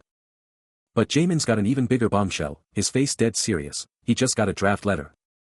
Inside a seemingly ordinary building, our guy is glued to a computer screen, and you can practically feel the tension radiating off him. He lets out a quiet hiss, totally absorbing whatever wild info is flashing on that screen. His dark eyes are practically laser-focused, and his face is a whole mood of shock and pure resolve. The screen drops a bombshell, a top-secret plan to dodge military service by taking out Kim Jong-un. And our man's all like, "Yeah, let's do this. Time to unite Korea." But then, Kong Woo-jin pops up behind him, totally freaking out, pleading, bro. Chill out. You seriously think killing him is gonna unite Korea?" The man spins around, face set in stone, dropping the bomb. Dude, this is my one shot to dodge military service. What else am I gonna do? Then, a door clicks open, and that sound just hangs in the air. He looms over his buddy, practically yelling, "What in the world are you guys doing?" Sung-gu, looking totally bewildered, just asks, "What are you so worried about?" A few pieces of fruit are just chilling on the floor, probably dropped when things got intense. Jaemin, now chilling out a bit, tells him straight up, "Don't even think about enlisting." He breaks down how awakened people usually get drafted into special forces, but hints there's a secret alternative if you're really worried. He lays out the whole system. The Ministry of Defense works with guilds, and those guilds are the ones who actually take down the monsters. Jaemin, with total confidence, states he's got all the intel. His gaze burning with an almost terrifying determination. But Sung-gu just slumps, totally bummed out by how little he knows. The Heian Guild is buzzing with energy, as one of their members practically explodes with joy, shouting to team leader Hong that they've pulled it off. But the team leader, coolly sipping his coffee, isn't nearly as hyped, leaving the guild member scratching his head, wondering what the big deal is and what they even accomplished. The guild member's jaw practically drops, as Hong's voice drops the bombshell, "Doesn't this mean someone wants to join our guild?" Then, out of nowhere, Kang Woo-jin steps into the room, his presence commanding attention as he cuts straight to the chase, demanding to know how he'll be helped. Woo-jin spins around, a fierce glint in his eyes, laying out his terms: join his guild, get top-tier intel. Then, with a knowing smirk, he flips the script, asking what they need from him, like he's been planning this forever. His eyes burn with an unshakable resolve, a silent promise of the power he wields. A triumphant smirk creeps onto his face, as he mentally high-fives himself, knowing his sincerity just sealed the deal. Team leader Young Min-kwan, fresh off a massive win for the Heian Guild, is getting showered with props. But even with all the hype, he's trying to play it cool. But his mind is already racing ahead, gearing up for a huge meeting with the president and chairman. Talk about leveling up. Striding with pure confidence, Young Min-kwan is totally owning his skills, a silent shout-out to his own epic win. Hitting up the president's office, he's calling out his entrance, totally hyped to drop the big news. Inside, the minister is all smiles, super keen to know how the Kang Woo-jin deal went down. Min-kwan drops the bomb, it's a success.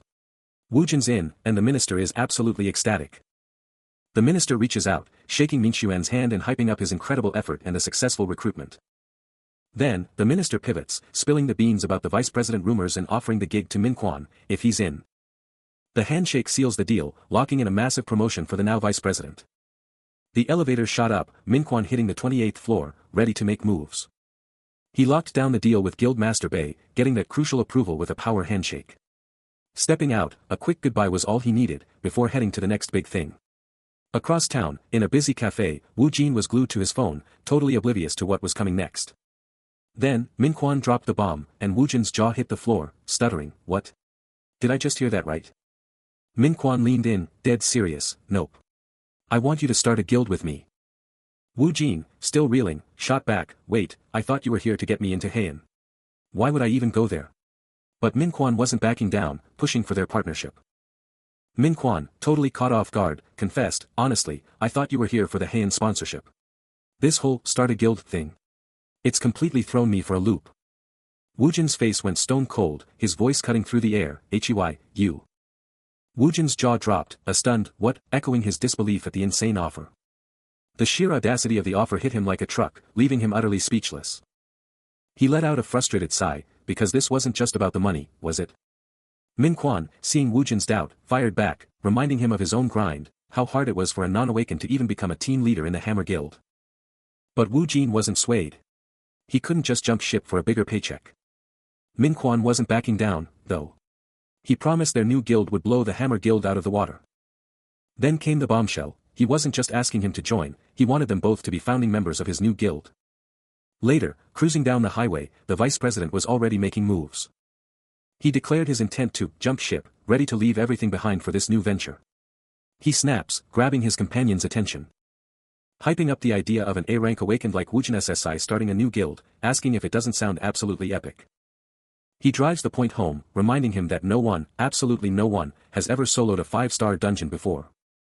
Then, his voice tinged with frustration, he questions his own future, wondering how far he could possibly rise in the Hammer Guild's corporate hierarchy. Woo-jin, his expression thoughtful, silently concedes the undeniable truth in his companion's argument. Min-xuan's mind races, weighing the undeniable potential of Kang Woo-jin's future against the sheer power and stability of the Hammer Guild, a true dilemma. A bitter memory flashes through his mind, the crushing realization that surpassing the founding members for any real promotion was an impossible dream, a game he'd already lost. He scoffs at his past naivety, realizing he was foolish to think anyone had given up on him, and that simply avoiding ridicule was a victory in itself. A fierce resolve hardens his gaze, and in that moment, his decision is made. Seated in the passenger seat, Minkwon makes his move, declaring his departure from the guild. The guild master, his companion, takes it in stride, acknowledging that big risks lead to big rewards, calling it a great decision. Minkwon pushes forward, asking if they should leave, but the guild master's focus is on the resignation letter. A knowing smirk crosses Minchuan's face as he quips, "That's just how all office workers are." Bei, the guild master, is visibly shocked, exclaiming, "Team leader, you too?" Minkwon simply repeats his earlier quip, "That's just how all office workers are." Later, the car speeds away from the guild headquarters, Minkwon reflecting on his grind, and he's ready to celebrate his fresh start with a drink. The elevator dings, hitting the 11th floor. He steps out into a dark, unknown space, Minkwon immediately questioning, "Why are the lights off?" He surveys the room, a silent question on his lips. Then, a booming declaration erupts, "Team leader Young-min Chan." A triumphant grin spreads across his face, the air electric with congratulations for his vice president promotion. Confetti explodes, showering him in a cascade of celebration as the office erupts in cheers. A magnificent cake, candles ablaze, is placed before him. His team surrounds him, showering him with enthusiastic congratulations on his epic promotion. He lets out a hearty laugh, soaking in the moment of pure victory. One colleague hypes him up, calling him the absolute genius behind their latest, mind-blowing negotiation.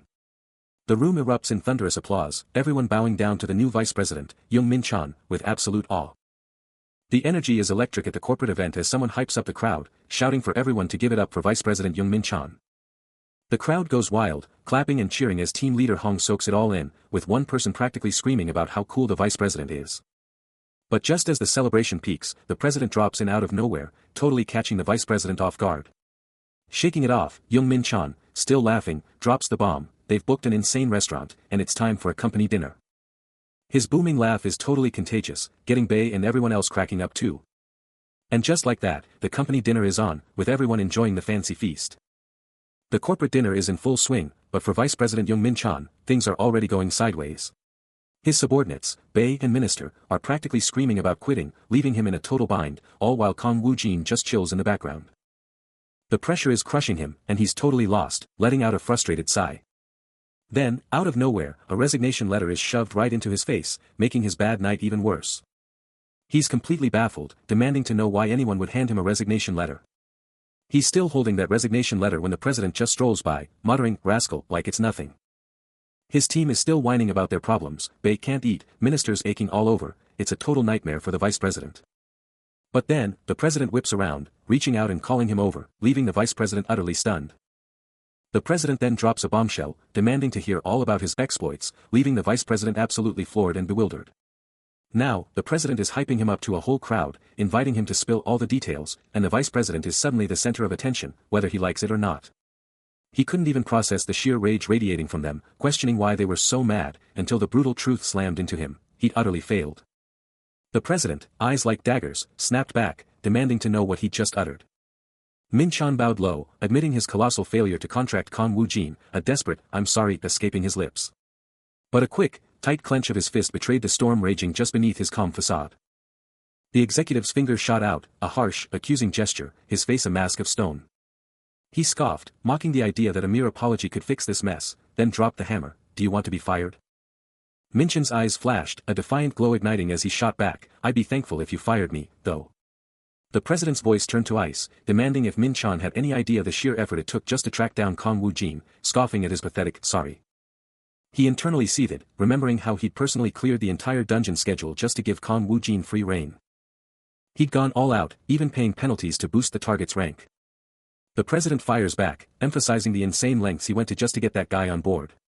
But Min Chan isn't backing down, boldly stating he'll take all the heat. The president, however, isn't buying it, practically yelling, "Responsibility? How exactly do you plan to do that?" Without a moment's pause, he slams a resignation letter onto the table, ready to ditch the Hammer Guild entirely.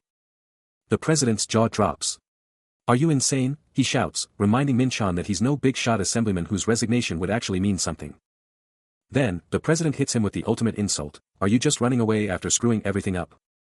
But Min Chan just stares back, defiant, asking, "What more do you even want from me?"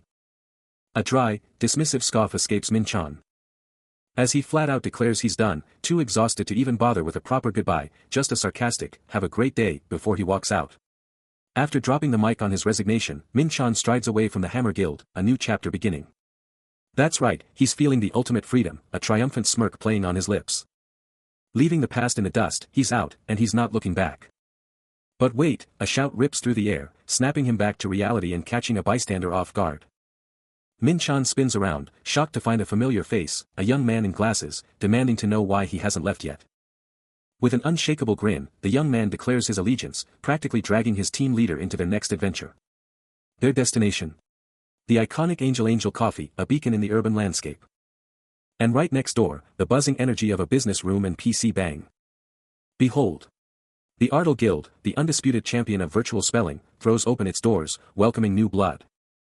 Watching it all unfold, team leader Hong and his young associate share a moment of intense contemplation. But Wu Jin? He's already hyped for this new beginning, ready to dive headfirst into the action. A handshake seals the deal. Team leader Hong vows total loyalty to his new boss, who accepts the pledge as a suited observer gives his silent blessing. The boss gives the green light for any help needed, and team leader Hong doubles down on his promise to make Ardell a legend. Wu Jin, with a playful smirk, can't resist a jab, asking if he can still use the old nickname Min-chan for his loyal right-hand man. But then, a quick double take, realizing maybe that's a bit too casual for their new dynamic. A flustered team leader Hong quickly corrects him, demanding to be called by his proper new title, Team Leader Young. Wu Jin, acknowledging the new title, claps Team Leader Young on the shoulder, handing over the reins for the guild's setup. He knows he's got this. Team Leader Young, now officially on the clock, wastes no time getting down to business with Kong Wu Jin, asking about their meeting schedule and the urgent matter Bei wanted to discuss. But Wu Jin's response is pure chill, telling Min-chan he's in charge of everything and should just handle it, because Wu Jin's just here to play. Min-chan's mind races, trying to grasp this massive responsibility, a wave of unease washing over him as he wonders if he's really supposed to call all the shots. Still reeling from the sudden power shift, he desperately asks Wu Jin if he made the right call. An awkward silence hangs heavy, then Min-chan clears his throat, trying to get his boss's attention again. He proposes delaying the guild setup, insisting Wu Jin has one critical decision to make before anything else. Wu Jin's face hardens, listening with intense focus to Min-chan's urgent plea. With Bei now in earshot, Min-chan lays out the cold hard truth: they need new members from other guilds, but first, they must decide on a guild name. It's absolutely critical. Wu Jin considers this, then drops a bombshell: do we really need to let others use the dungeon? He can just raid it himself. Still deep in thought about the guild's future, Wu Jin can't help but agree with team leader Hong's assessment.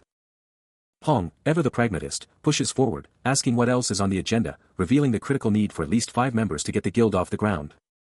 Wu Jin takes it all in, a quiet escaping him as the weight of finding that final member settles in. Hong throws out a name, Jaemin, but Wu Jin immediately shoots it down, pointing out that Jaemin's still too young to be legally employed. A heavy escapes Wu Jin, his mind clearly racing for solutions. He pulls out his phone, a quick scroll through his contacts confirming his worst fears: he barely knows anyone. Not even his own mom would cut it, he thinks, utterly stumped on his next move. Then, a sudden realization hits him, his eyes snapping open with an idea. He sizes up the 2 men, a confident smirk already forming. With a sly grin, Wu Jin casually asks if they brought his ID and seal. Bei, holding up the papers, confirms he's got everything. But a chilling realization hits Bei, his eyes going wide as he lets out a panicked "Heek." Before he can even finish, Wu Jin's hand shoots out, grabbing his. And with a triumphant grin, Wu Jin drops the bomb: "You're our 5th member." The bombshell leaves both Bei and Minister absolutely floored, their expressions a mix of shock and utter confusion as Wu Jin's words sink in. "Phone scammer," Bei mumbles, while Minister can only stammer, "What?" Just 2 days later, everything changed. A brand new Ardell Guild office was already coming together, big and bold. Inside, Kong Wu Jin and Sung-hoon were absolutely crushing it, hauling massive boxes and transforming the entire place. They kept pushing, no breaks, meticulously getting that huge table into perfect position. With the grind finally paying off, their blonde-haired teammate looked around and declared, "Hugh. This place is actually looking pretty good now." Wu Jin, hyped by the transformation, gave a shout-out to his hard-working partner: "Amazing job, everyone. And Sung-hoon, you absolutely crushed it too." Their blonde-haired buddy, still reeling from how fast things moved, admitted, "Seriously, I thought this whole thing was a total scam just yesterday." Catching a news report on the big screen, the blonde-haired guy couldn't believe it, ranting, "Can you believe that psycho who nearly killed me actually stole my phone?" But across town, a figure with intense jet black hair and glowing blue eyes was glued to a screen, a chilling question echoing in his thoughts. Wait, is the guy everyone's talking about Wu Jin? Inside the brand new office, a blonde-haired colleague can't help but comment on the insane workload they've been crushing.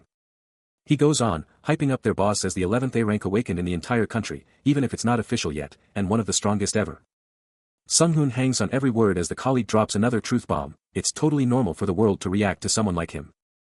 The blonde dude then drops a bombshell. Their boss personally scouted 2 heavy hitters from the legendary Hammer Guild, showing just how much power they're accumulating. A quiet hiss-sook escapes the blonde colleague as he mentally calculates, the employee benefits here must be absolutely stacked. He flashes back to a tiny, struggling shop, thinking business was totally dead back then, and honestly, working for a guild now is a massive upgrade. Sung-hoon, totally hooked, leans in and asks the blonde colleague, wait, how are you connected to the boss? The blonde guy stumbles, then throws out a super vague answer, a friend? Or maybe a relative? Suddenly, the scene violently cuts to a flashback. A blonde assailant brutally yanks a younger Wu Jin up by his collar, hoisting him off the ground while snarling, I came here because I was terrified of getting trashed if I was late. The past still haunts, a chilling question hanging in the air, why was he dragged into that brutal beatdown? Even the one who delivered the blows felt a pang of regret. Flash forward. A new blonde colleague struts into the Ardell Guild's HQ, totally blown away by the super slick office. Then, the Ardell Guild master makes his grand entrance, and everyone immediately bows down. He walks right up to Wu Jin, thanking him for crushing it and asking about that dungeon report, but Wu Jin's response is a weak, sort of. The guild master's face totally changes, a shocked gasp bursting out. The blonde colleague jumps in, pointing out that even a 5-star dungeon clear needs a full report. With a dramatic sigh, the blonde colleague hints that Wu Jin seriously needs some life experience to get his act together. Next up, a meeting room. The Ardell Guild master barks orders for everyone to grab a seat. The Ardell Guild master, having just summoned his team, surveys the room with an intense stare, the weight of their next mission palpable as everyone waits for his command. He cuts straight to the chase, calling out, Team Leader Jung. The sharp-suited man snaps to attention, yes, boss. Leaning in, the guild master gets right to it, demanding, so, what position do you want? Jung's eyes practically pop out, a stunned, wait, what, barely audible. The guild master lays it out, even with a small crew, he's letting them pick their spots. Then, he throws it open to the whole room, everyone, tell me what you want. Jung's eyes practically bug out, a single, incredulous word escaping him, position. Wu Jin and his blonde buddy lock eyes, the colleague blurting out their collective shock, we're just, picking positions right now. The guild master, seeing their shocked faces, pushes them, why aren't you guys saying anything, while team leader Jung is clearly still processing. Jung finally breaks the silence, asking the guild master for the lowdown on guild hierarchy, wanting to know the standard positions, which he then clarifies are split between awakened and regular staff. The guild master laid it all out, detailing how the awakened usually snagged those top-tier executive roles, director, vice president, but then casually dropped that the titles themselves were practically meaningless. Then, with a piercing gaze, the guild master hits Sung-gu with the direct question, alright, Sung-gu, what's your play? What do you want? Sung-gu, totally blindsided, could only stammer out a quick, sorry. Sung-gu, trying to recover, started to lay out his credentials, pointing out his year-long stint as a manager. But the guild master just brushed it off, bluntly stating, forget it. Sung-gu, you're the director. Sung-gu's jaw dropped, a bewildered, AA director, escaping him. His brain short-circuiting, he stammered, I'm only 21. The realization slammed into him, wait, I'm already a director. The guild master, unfazed, dropped the bomb, yep, the loot collection director. Sung-gu's mind was officially blown. His internal monologue went wild, scoffing at the ridiculousness, a director for that? Might as well just call him a manager. And what about a reception director? What even is that job, seriously? He's locked in, absorbing every word as the Ardell Guild master lays out the entire departmental structure, accounting, admin, sales, marketing, management, then drops a bombshell question on the trio. He snaps to attention, team leader Jung, ready for anything, confirming his commitment to the guild master. The guild master drops the bomb, he's the new general manager. And he's all in, promising to give it his absolute all. Then, the guild master pivots to Wu Jin, asking what he wants. Wu Jin doesn't even flinch, demanding the support department head role, and just like that, it's his. A sly grin spreads across the guild master's face, as he pledges his full backing to Wu Jin. But the other guild members are losing their minds, totally confused about Wu Jin's presence, while team leader Hong tries to smooth things over with an apology. A colleague is totally bewildered, asking if Wu Jin's a founding member, remembering he was supposedly the 5th. But the guild master, in a private thought, reveals his true motive, He just wanted to borrow his name, confirming Wu Jin is the fifth member, leaving everyone stunned. The other guild members are completely floored by the bombshell, left scrambling, wondering what their next move should be. A subtle smirk plays across his face. As Wu Jin processes the guild master's declaration, a thought flashing through his mind, alright, since he's here, we'll just have to make this work for him. Back at Ardle Guild HQ, the guild master gestures towards a calendar, his team hanging on his every word, when suddenly, a subordinate cuts in, clearly confused. So, how are we gonna tackle recruiting new employees, he asks, then, almost to himself, wait, why do we even need new employees? Sunghoon, completely blindsided, can only stammer out a bewildered, excuse me? But the guild master just keeps going, laying out his logic, look, as the guild expands, more awakened will emerge, so naturally, we'll need more staff. He then slams a document onto the desk, and Sunghoon instinctively reaches for it, a question hanging in the air, this is, what? Wu Jin's mind races, his dungeon raid just a stepping stone to dodge military service. But back at Ardle Guild, the master's got doubts, wondering if all these new hires are even worth it. Sunghoon's fuming, convinced the guild master's just dodging the draft, thinking he should have just joined the Hammer Guild. Wu Jin's got bigger plans, dreaming of a good life and hard work, then snaps back to reality, wondering why no one's answering him. The guild master sighs, doubling down on needing more staff, then catches Sunghoon mumbling to himself, asking if he's okay. He drops a bombshell, the general manager's taking over the entire support department, leaving his colleagues speechless. Sunghoon, utterly defeated, can only manage a meek yes. Above the urban sprawl, the city skyscrapers loom, watching everything unfold. Breaking news. A newspaper screams about Kong Wu Jin, Korea's 11th A rank awakened, leaving everyone wondering, where did this guy even come from? The internet exploded with the news of his A rank awakening, and a voice couldn't help but quip, Wu Jin's seriously famous now. Headlines screamed, declaring Kong Wu Jin as Korea's 11th A rank awakened, his true identity finally out. The articles were a deep dive into his legendary past, from the man with no regrets to the disaster of Chao's, even dropping an interview with his old teacher. Meanwhile, a young woman was glued to her phone, her eyes wide with shock as she processed the bombshell news, whispering, wait, this is the guy I used to drink with? Still processing, she kept scrolling through the articles from her bed. Meanwhile, the guy next to her, equally absorbed in his own phone, flashed a knowing smirk. Before turning to her with a smooth line, relax, that's nothing. You're still gorgeous, as always. Her hand instinctively went for her phone. Then, with a sudden jolt, she shot upright in bed, a wave of realization washing over her. A playful smile then bloomed on her face as she chuckled internally, seriously, what am I even thinking, huh? But behind that smile, her eyes held a far more thoughtful, almost nostalgic, glint. Suddenly, the reddish-brown-haired woman is startled, her roommate popping up out of nowhere, demanding to know if she's finally arrived. The roommate, clearly fed up, snaps back that she was the one who got startled. She keeps going, ranting about the broom room and dramatically declaring she'll just wear a cap and go alone.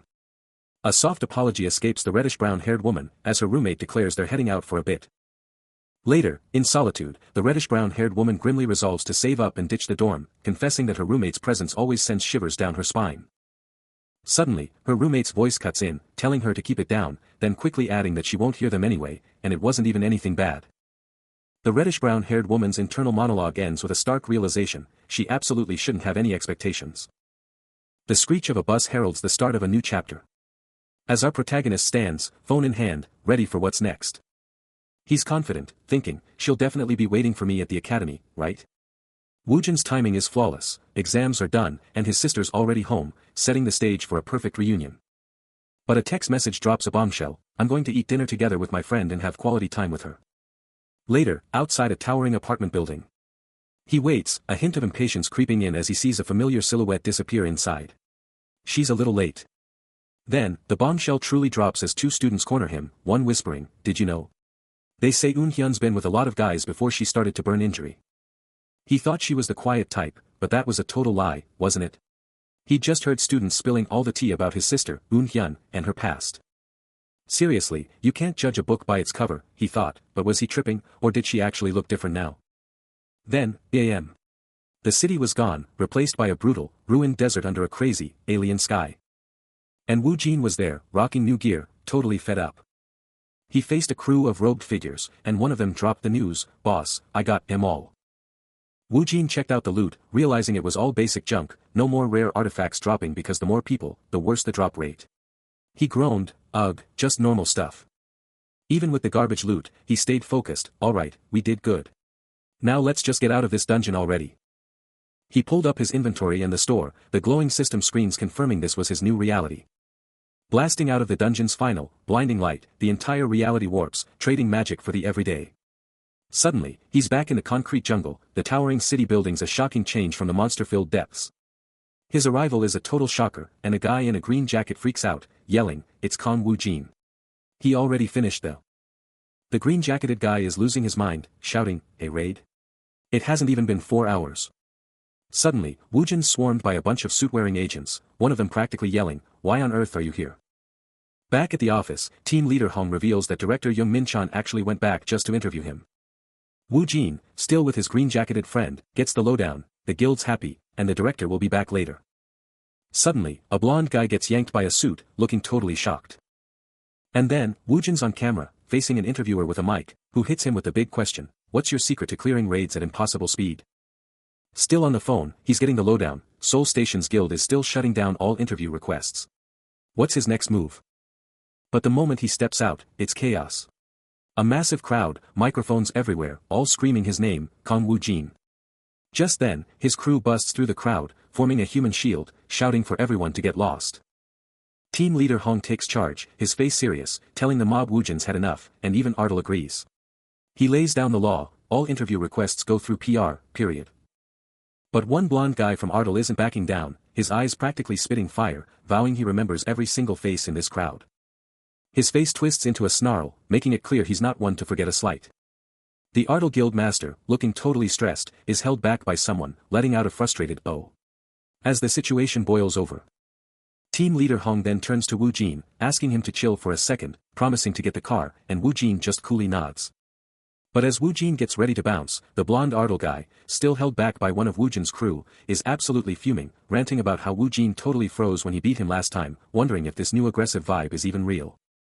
He's with Sunghoon, who's totally baffled, asking how they even know each other, and he just pauses. Then, bam. A look of pure shock hits him, like he just saw a ghost or something wild just happened. But across town, the blonde Ardal guy is absolutely fuming, grinding his teeth and letting out a furious "damn it." Back to Wu-jin, and it all clicks for him, he's welcoming a new fifth member and suddenly gets why he got that cash. Fast forward to a tense meeting with team leader Hong and the Ardal Guild Master, where the blonde Ardal guy can't believe Wu-jin's even there, but Wu-jin just shrugs it off, realizing the dude just wanted to know his name, huh? He's sprinting through the city, but a voice is ringing in his head, saying sorry for not being able to do it all, and that as a hunter, there's no helping him, no matter what. The message is loud and clear, and no matter what. 3 days later, just like that, the Ardal Guild sign is still there, looming large. Wu-jin's just chilling, casually holding a jar of candy, taking a breather after all that drama. He's just chilling, scrolling through his phone, but in his hand. A glowing, mysterious object. He's taking it all in. Breaking news, the General Affairs Bureau just confirmed he's a Rank A hunter, and they're already fast-tracking his registration. This is huge. And get this, his very own Ardal Guild just got the green light, plus, the Bureau is freaking out over his insane dungeon raiding speed, especially that first one at Seoul Station's 6th exit. While he's still processing all this insane info, someone nearby pipes up, asking if he knows this super strong person they're talking about. He finally looks up from his phone, and there's Sunghoon, chilling across from him, asking what the heck he's munching on, pointing right at that mysterious object. Turns out, it's a super rare strengthening stone that boosts your stats, and Wu-jin's jaw drops as he finally gets what he's got in his hand. He just stares at the stone, totally baffled, like, how in the world is he supposed to eat this? Sunghoon, on the other hand, is super thankful, but Wu-jin just brushes it off like it's no big deal. The message is clear, get stronger to use items faster, and Sunghoon is practically gushing, saying meeting Wu-jin is the best thing that ever happened to him. His stamina. It's gotta be off the charts to keep up with this grind. Team leader Hong is on the hunt, peeking into the office, asking if the other Wu-jin is around, but then, boom, he spots our main man already chilling. Sunghoon's jaw drops, totally blindsided by Jaemin just showing up out of nowhere. Then, Jaemin drops a bombshell on the Ardal Guild Master, telling him he's found something that's gonna blow his mind. The Guild Master, chilling on the couch, just needs a quick minute to hear him out. They get comfy, and then, bam. A system alert confirms a super rare strengthening stone just dropped, ready to permanently juice up a hunter's stats, leaving them with one burning question, use it or lose it. A bit later, Jaemin clocks that team leader Hong is gone, like, did he just bail already? The Guild Master confirms he dipped, and Jaemin, picking up on some weird vibes, wants to know if anything went down. He drops a bombshell, revealing he's got a long story, but the bottom line is he's meeting Jiwon and will be late for his academy. Sunghoon's jaw drops, demanding, what? Seriously, Hyungnim, where are you even headed? Woo Jin doubles down on the Jiwon meeting, telling Sunghoon to bail early, but then a sudden hints at a realization hitting him like a truck. The truth smacks him in the face, his eyes practically popping out as he gasps, Jiwon no-nim? Is this a date? Across the room, the blonde colleague's eyes gleam with sudden ambition, a thought exploding in his mind, this is it, my moment to shine. He's meticulously watering a plant, a duty he takes seriously, then suddenly shouts, boss. Woo Jin just stares, utterly bewildered, as the blonde colleague keeps going. He clarifies that this was his shot to get hired as a full-fledged employee, leaving Sunghoon utterly confused, demanding, what? Why are you even asking that? With a triumphant grin, the blonde colleague proudly announces, I'm a total specialist in. Entering a super exclusive zone, they're greeted by a door screaming, personal shopping room. And inside? A mind-blowing collection of high-end fashion, making someone gasp, whoa. Woojin's jaw practically drops as he takes it all in, muttering, is this really the place I know of? Still in awe, he can't help but voice his surprise, exclaiming, to think that there are such places in a department store. While Eun-hyun and the blonde colleague check out the threads. The luxurious vibe is undeniable, with every detail screaming, personal shopping room, even the sign on the floor confirms it. The blonde colleague excitedly presents an outfit to Woo Jin, declaring, boss, what do you think of this? I feel like this will be perfect for you. Woo Jin, ever cool, just says, yes. Looks good, as team leader Hong watches the scene unfold. Woo Jin's intense stare locks in, his mind clearly processing the fashion proposal. He surveys the endless racks from behind, a hint of annoyance in his voice as he asks, what's with all this fuss? Rewind 1 hour. The blonde colleague is laying out the game plan, declaring there's a whole list of things to tackle, then decides it's time to get this show on the road. Flashing a confident grin, he doubles down, insisting that looking sharp is the absolute foundation for charming any girl. He's all in, promising to guide Woo Jin every step of the way, just demanding he pay attention to his wisdom. Woo Jin's totally lost, asking where are we even headed, as the guildmaster just observes the chaos. He hammers the point home, declaring that your wardrobe is the ultimate opening move to impress any girl. Woo Jin's mind races, a hesitant, how I dress, escaping him as he contemplates the fashion challenge. Then, with a dramatic slide and a soft creak, Woo Jin finds himself in a changing room, jaw dropped, as the blonde colleague casually drops the bomb, time to buy and wear some new threads. Decked out in a sleek black suit, Woo Jin makes his grand appearance, and the blonde colleague can't help but shout. Oh, young and I am. You look really handsome, he gushes, hyping up his boss's perfect physique that rocks any outfit, but Eun-hyun, already on edge, cuts in, hurry up. I'll be late for my academy. But Woo Jin, visibly annoyed, his eyes flashing red, just snaps at them to cut it out. But the blonde guy isn't giving up, presenting yet another item and demanding his boss to put this on too. It's a watch, the final touch. Woo Jin, defeated, slaps it on, grumbling that he's out of here. But wait, there's more. The blonde guy is still going, practically begging his boss to take this too. Woo Jin's patience is wearing thin, and he snaps, demanding what's next. Then, the blonde guy pulls out a full-blown guide. He's done his homework on how to snag a girl, telling Woo Jin to just follow the instructions, which makes Woo Jin internally fume, thinking this punk is totally messing with him. Woo Jin's had enough. His patience is gone, and he sarcastically asks if he should just take a nap since he's already committed. With a final, exasperated sigh, he dismisses his colleagues, sending them off early for the weekend. The blonde colleague gives a quick nod, and he's out the door. Later, chilling at home, he finally kicks back for some well-deserved rest. But his chill time is cut short when his phone blows up, and he answers, hinting at some major plans. He then drops his matchmaking manifesto, declaring that every time he plays Cupid, couples form, leaving Woo Jin totally baffled. With a fierce glint in his eye, he vows to back his boss all the way in this mission. Woo Jin's jaw drops in pure shock, as the bombshell idea of him asking someone out is dropped. The blonde colleague flashes a sly grin, confirming his master plan, leaving Woo Jin no room for doubt. Suddenly, he checks his watch, and bam. He realizes they're running out of time. As the clock ticks down on the work week, Woo Jin is already out the door, declaring, I've got a ton to do, so I'm out. Director Hong, catch you Monday. But wait, the blonde colleague catches another colleague making a break for it, shouting, whoa. Sunghoon SSI, hold on. But it's no use. As he laments, he's gone in a flash. Out on the street, the blonde colleague spots Woo Jin bailing in a cab, thinking, no way Hyungnim's gonna listen to me, though. He flashes back to Woo Jin's earlier comments, muttering, something about medicine, right? Finally, the blonde colleague makes it back to the Tone Electronics Company dormitories. Clearly drained from the day, muttering, somehow, I actually survived today, huh.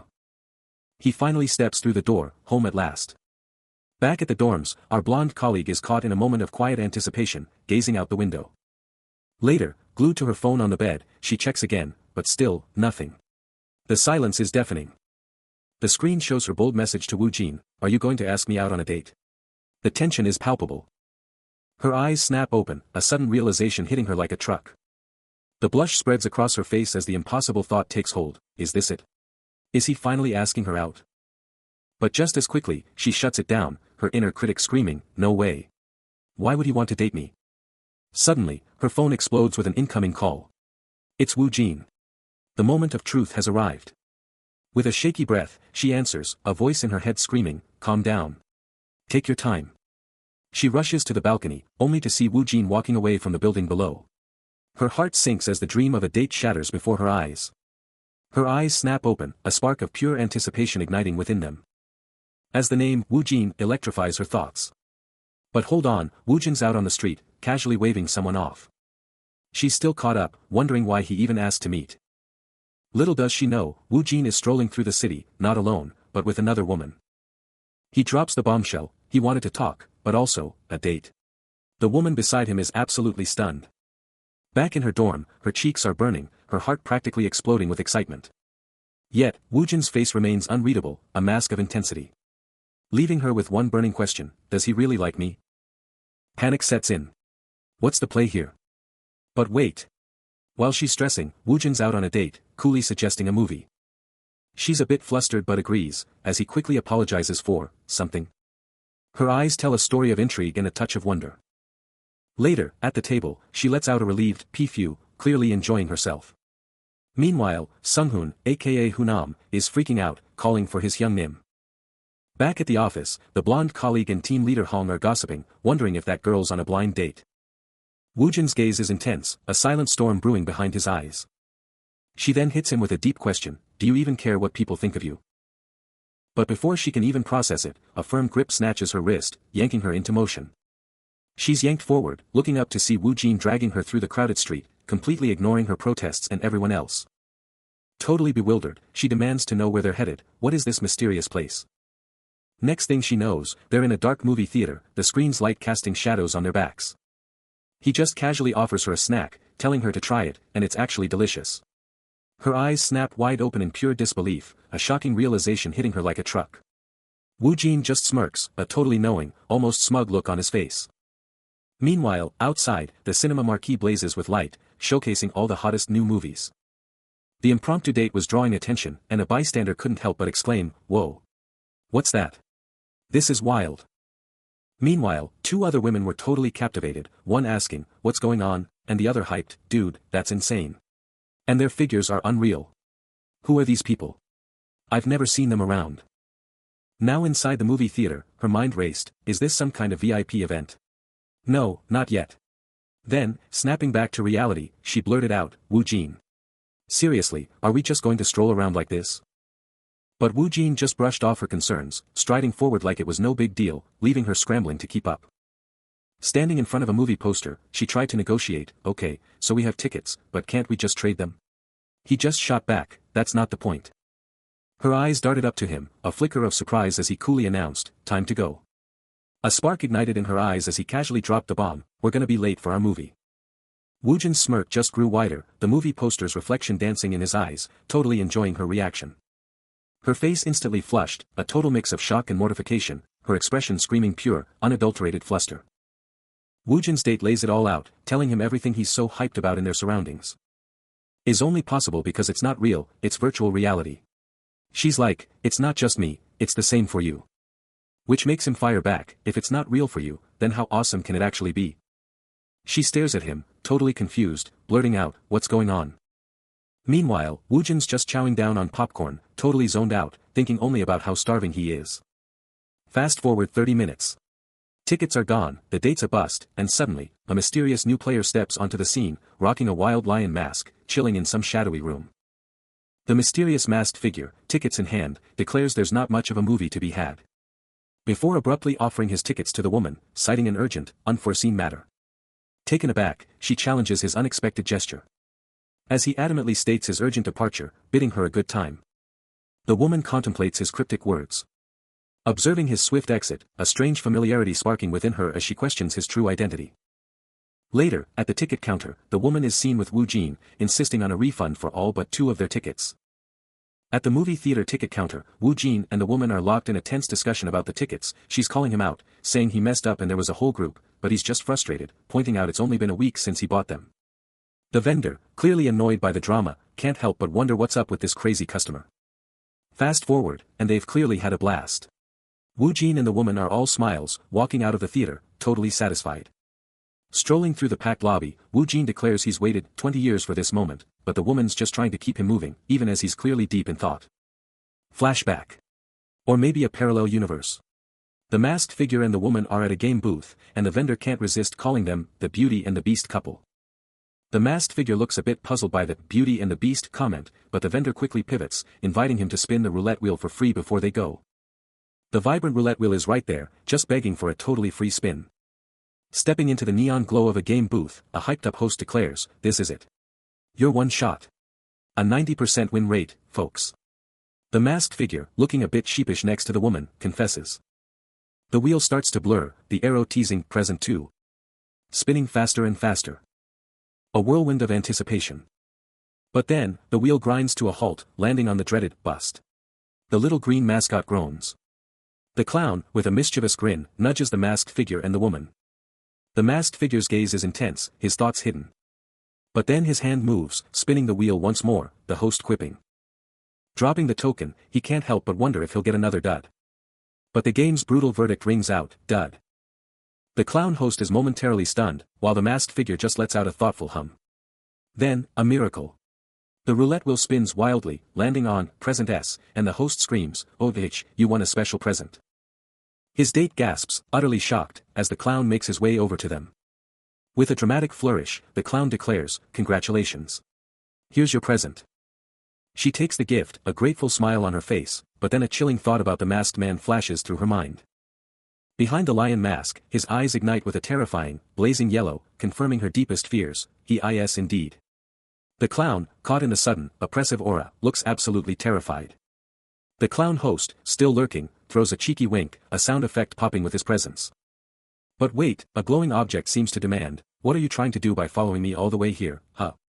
As the masked figure and the woman make their escape, the clown, still hot on their heels, groans, "Ugh, let's go," and the woman's mind races, "I shouldn't have told him." Later, the duo hits the shops, checking out plush toys, then keeps their city adventure going. Their day keeps rolling with a meal, grabbing some grub and chilling out. Strolling through the park, a deep thought hits the woman, "I wonder how long it's been."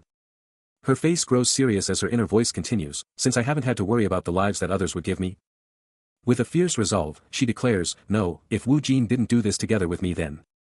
She looks up at him, a genuine smile breaking through, realizing this pure happiness wouldn't even be possible without him by her side. They keep moving through the city lights.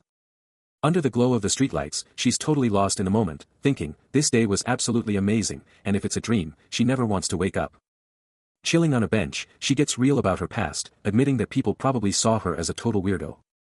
Wu Jin, still rocking the lion mask, is just there, a solid, silent force right next to her. And a truly happy smile lights up her face. Because with him, she's totally leveling up her courage, finally able to hang out with tons of people.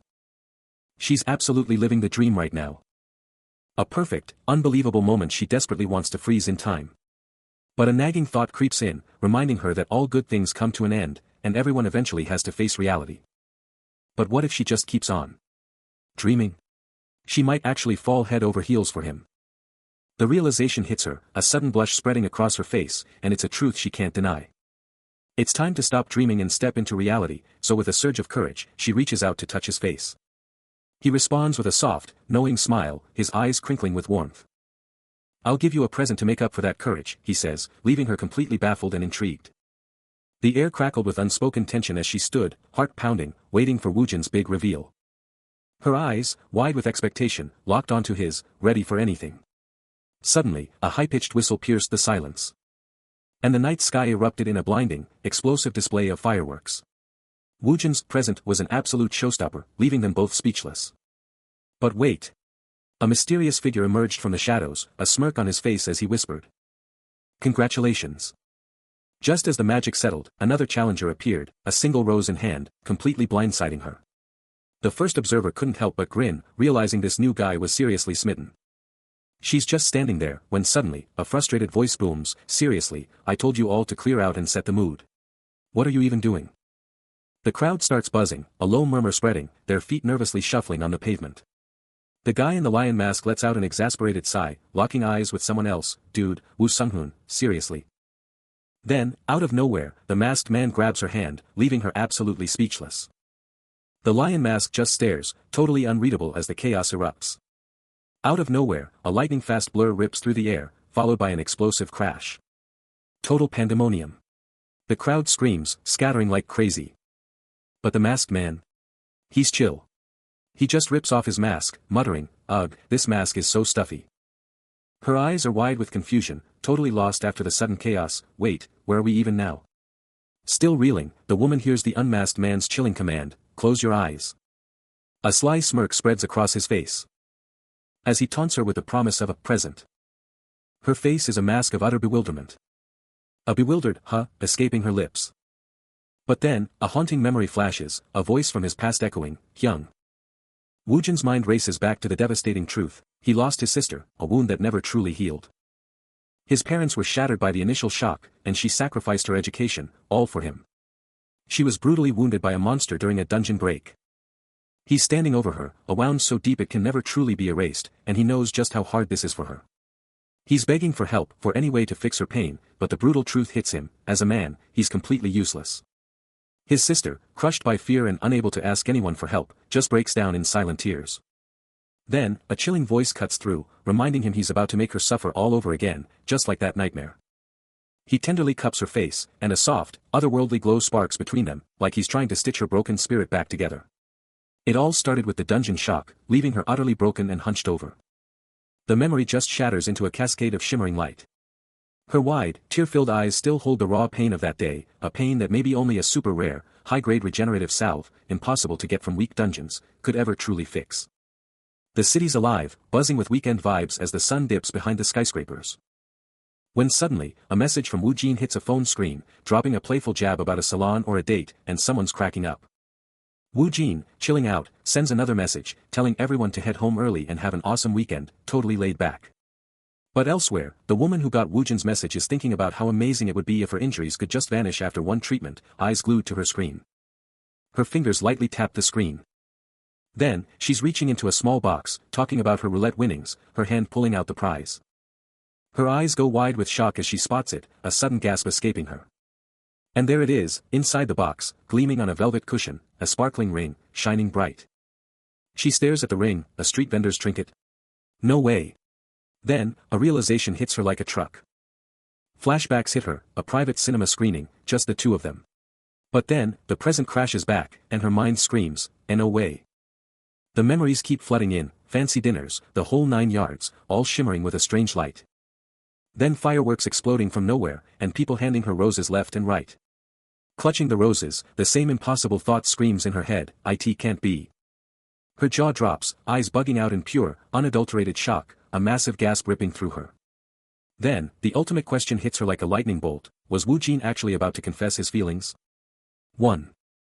A determined thought surfaces: time to make moves. Sung-hoon is absolutely reeling, his face contorted in a grimace as he grapples with the accusation of being a busybody. The sheer pressure of the moment is crushing him, he's barely holding it together. But Woojin? His stare is absolutely ice-cold, not a flicker of emotion. Sung-hoon is still stuck in his head, agonizing over his mistake, when Woojin's voice cuts through the air, sharp and commanding. Sung-hoon practically jumps out of his skin, snapping to attention before Woojin like a bolt of lightning. Woojin lays down the law, no room for argument, telling Sung-hoon to stick to the script and only do what he's told. With a voice that could cut glass, he grills Sung-hoon, demanding answers for his unauthorized actions. Sung-hoon practically folds in half, his face a mask of pure regret, desperately trying to explain that he was just trying to prove his loyalty, feeling like he wasn't doing enough. Woojin's gaze barely softens as he drives his point home, making it crystal clear: Sung-hoon needs to keep things moderate and know his place. Sung-hoon, sharp and in control, lays down the law to his team, juggling talk of intense physical labor with the promise of a government rebate. But elsewhere, Woojin is deep in thought, fixated on a single objective, knowing he has to make moves. Then, a shocking cut reveals Wu Jin, completely out cold, sprawled on the ground. A tense creak echoes as he's seen slumped on a couch, a heavy burden clearly weighing on him. Meanwhile, Sung-hoon takes a call, his face contorting in shock as he realizes his boss is right there. His eyes dart down, and there's Wu Jin, out cold on the floor. "What are you doing?" he exclaims in disbelief. Still on the line, Sung-hoon quickly updates, confirming he's already handled everything with the Ministry of Defense. Moments later, Sung-hoon stands before a weary Wu Jin, waiting for the next command, but all he gets is a cryptic, "But?" Wu Jin, clearly still reeling, struggles to explain the insane, unprecedented situation, then shuts down any questions with a sharp, "Don't speak." He cuts off the caller, demanding answers, only for the voice to confirm, immediate mobilization is required. A tense question hangs in the air, "Right now? Where to?" The grim answer, "A dungeon break has erupted." The city is a ghost town, utterly abandoned in the face of the unknown. He walks alone, a solitary figure amidst the urban desolation. The silence screaming, "Ghost town." Later, the full horror is revealed. Dungeon break means a dungeon has been reset. The chilling truth, fail to clear it in 30 days, and the barrier shatters, unleashing monsters onto the streets. Jungson's hunters failed, forcing a desperate call for all awakened to step up. His mind racing with the gravity of the situation, Wu Jin can only ponder, what force could possibly halt this impending doom? The army's full might is a long shot, but the mere possibility of their deployment hints at the sheer scale of the threat. Failure is not an option, as visions of a city consumed by fire and ruin ignite his resolve. Without immediate action, Taegu faces total annihilation. Strolling through the eerie silence of abandoned streets, he grasps the chilling reality, this ghost town is a direct consequence of the dungeon break. Jungson's evacuation wrapped up 2 days ago, and the dungeon break itself is set to erupt tomorrow at 2 p.m. At the military checkpoint, a sharp-looking officer steps forward, declaring himself First Lieutenant Choi Hae-sol, leader of the Special Defense Spec Brigade. With a confident hand extended, Choi Hae-sol's presence commands respect. Wu Jin reciprocates the handshake, revealing he's heard the legends and is honored to finally meet the man. Wu Jin, ever the pragmatist, takes in a grim reality, initially thinking there's no need to panic. But the dungeon break is tomorrow. He can't help but wonder, is there really still time, or was that just wishful thinking? The brutal truth hits, the return portal has already been used its maximum 3 times, making escape impossible. 3 uses, that's it. Without a raid or a special item, escaping this dungeon is now a death sentence. Choi Hae-sol, shocked by Wu Jin's ignorance, demands to know if he didn't know this, as Wu Jin struggles to remember the details. He then lays out the brutal truth, the Hwarang Guild's elite team was the first to try the raid, and they failed. Then, a second attempt. Hwarang and Hammer Guilds teamed up, and they failed again. And for the third and final attempt, Awakened from across the globe formed a super team, but even they failed. The dungeon has hit its raid limit. He grimly states that since it'd be a suicide mission to enter, no one is stepping up. He's listening, but Hae-sol's already stressing about a potential dungeon break at this intensity. Hae-sol's dropping knowledge bombs, reminding him that the dungeon's brutal terrain is a massive factor in its difficulty. Good news, though, the monsters in Jungson aren't even that strong. It's all about that brutal terrain, making the raid a nightmare. But Hae-sol's got a plan. Modern weapons and home turf advantage mean they're gonna crush it. Wu Jin's not buying it, just a skeptical, making Hae-sol wonder why he even bothered calling him if it's so simple. Then Hae-sol fumbles, finally admitting that even with all their firepower, an Awakened is still absolutely crucial. He's laying it out, if those monsters break through the front lines, Wu Jin's help isn't just wanted, it's absolutely essential. And get this, they know nothing about the boss monster. Wu Jin's unique skills are their only hope for that fight. Hae-sol drops the intel, other Awakened are already here. Time to hit the waiting room, he suggests. Flashing a confident grin, he takes point, another soldier right there with him. Before long, they're at a sleek building, the sign screaming, Temporary Awakened Waiting Room. Footsteps hit the floor, they're in. Inside, it's a full-on cafe scene, packed with people chilling and chatting, a real hive of activity. Suddenly, a whisper cuts through the noise. Wu Jin's just standing there with Hae-sol when someone spots him, totally shocked he's here for the operation too. Then, another voice, totally hyped, drops the bomb, he's the 11th A rank. Wu Jin's face gives nothing away, but you can tell he's a little taken aback. Talk about a surprise reunion. Yeonhee can't believe they're crossing paths again. Wu Jin, ever the charmer with a smirk, teases that destiny itself might be bringing them together. But Yeonhee just stares back, her face giving absolutely nothing away. This isn't just any meeting, it's a game changer for both Kang Wu Jin and Yeonhee, their destinies now undeniably linked. Meanwhile, Sung-hoon's got that sly grin, leaning in, and dropping the bomb, a new mission is on the table. He's chilling at his desk, while Yonhee stands there, totally locked in, absorbing every word. Her face is still super serious, showing just how intense this mission is. Sunghoon locks eyes with her, hands clasped, throwing down the gauntlet. You got this, right? Her hands clench just a bit, a silent sign she feels the heat. Fresh off her new mission briefing, Yonhee's eyes ignite with an intense focus, her expression a clear declaration, she's ready to take on anything. A voice booms, summoning Yonhee for a critical new mission. Woo Jin, the mastermind, looks deep in thought, pulling the strings behind the scenes. Seated at his office desk, a subordinate hanging on his every word. Yonhee's face hardens with fierce resolve, a silent, ironclad vow to conquer any challenge. Meanwhile, Sunghoon, ever the cool head, flashes a confident smile. Her sharp gaze cuts through the tension. Her resolve absolutely undeniable. Later, on a casual date, Woo Jin coolly apologizes for the interruption, casually brushing off a five-star conqueror as if it's nothing. He stands, a silent storm brewing behind his eyes. He turns to his companion, dropping a casual bomb, getting the extra isn't hard. You'll need principal team members, right? His words spark a knowing, challenging glint in her eyes. And she fires back, just yesterday, I stomped all over you. Guess you've powered up a ton since then, huh? They face off, a silent, powerful current flowing between them. Spotting a distant skirmish, he muses, that guy fighting Haesol, not bad. She cuts in, still, he's nothing compared to the monster. Suddenly, a dark, raw aura explodes from him, his eyes burning with unleashed power. As a chilling smirk twists his lips, his resolve forged in fire. Her eyes ignite with a fierce, crimson inferno, a raw, powerful energy swirling around her, matching his terrifying intensity. A subtle smirk plays on Yonhee's lips, her gaze sharp, hinting at the intense exchange about to unfold. As a nervous bystander tries to defuse the situation, Woo Jin and Yonhee are locked in a heated exchange, the tension palpable even before tomorrow's big event.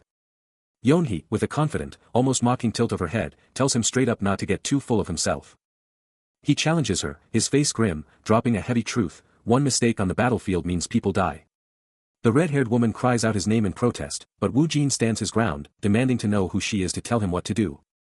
With an annoyed humph, Yonhee watches him storm off, the narration dropping a bombshell, she's Lee Yonhee, the vice-captain of the ranking guild support team. A frustrated TCH escapes him, his annoyance clear as day even as he walks away. Later, Woo Jin and Yonhee are spotted walking side by side, their paths still connected despite the earlier clash. A sharp-eyed woman takes in the request, a voice demanding intel on what's inside. Facing off with Woo Jin, First Lieutenant Choi Haesol lays out the urgent need for dungeon intel. A dungeon break is coming, he warns, demanding intel for prep, making Woo Jin question if this info is classified. No, she corrects, glancing at her screen, the dungeon's intel is totally public. She'll grab it right away, she assures them, and just like that, Woo Jin and Choi Haesol are on the move. But Yonhee's watching, her gaze sharp, taking it all in.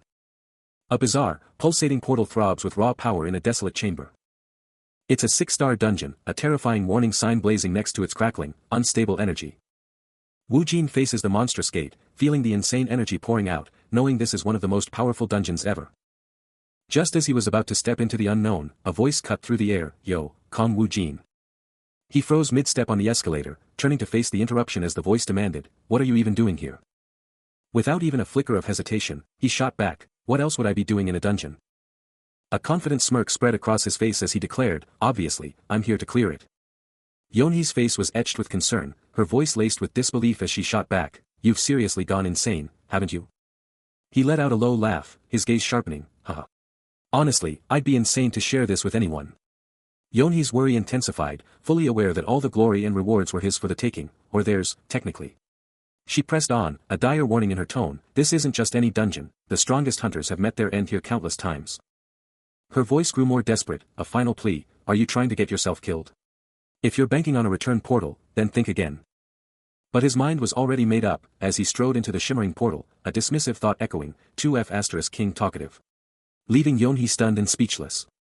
He vanishes into the portal, leaving Yonhee absolutely stunned, her voice ripping through the silence with a desperate, disbelieving cry. Her hand shoots out, a crackle of energy mirroring his arrogant words, "If you're scared, then just want these quickly."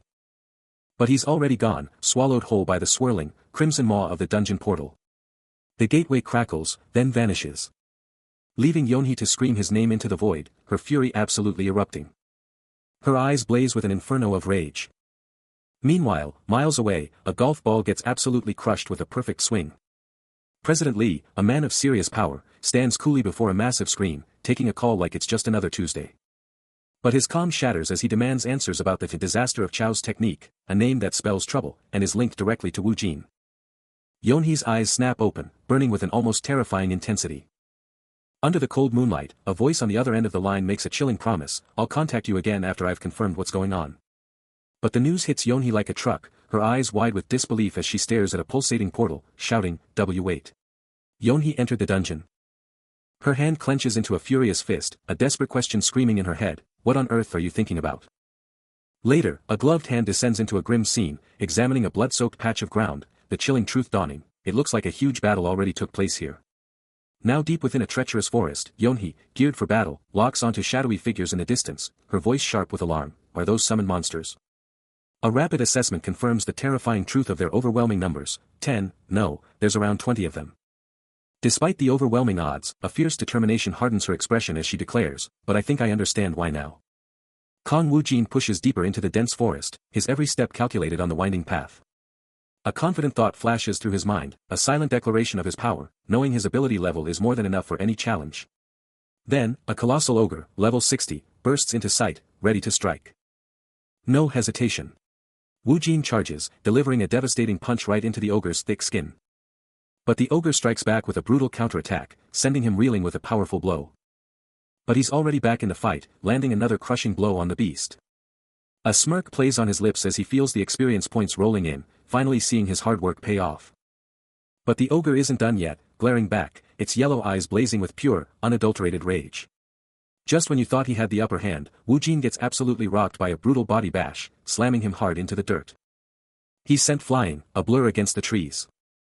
But wait. Even as he's airborne, the ogre lets out a massive Guh, proving Wu Jin's hits are still landing.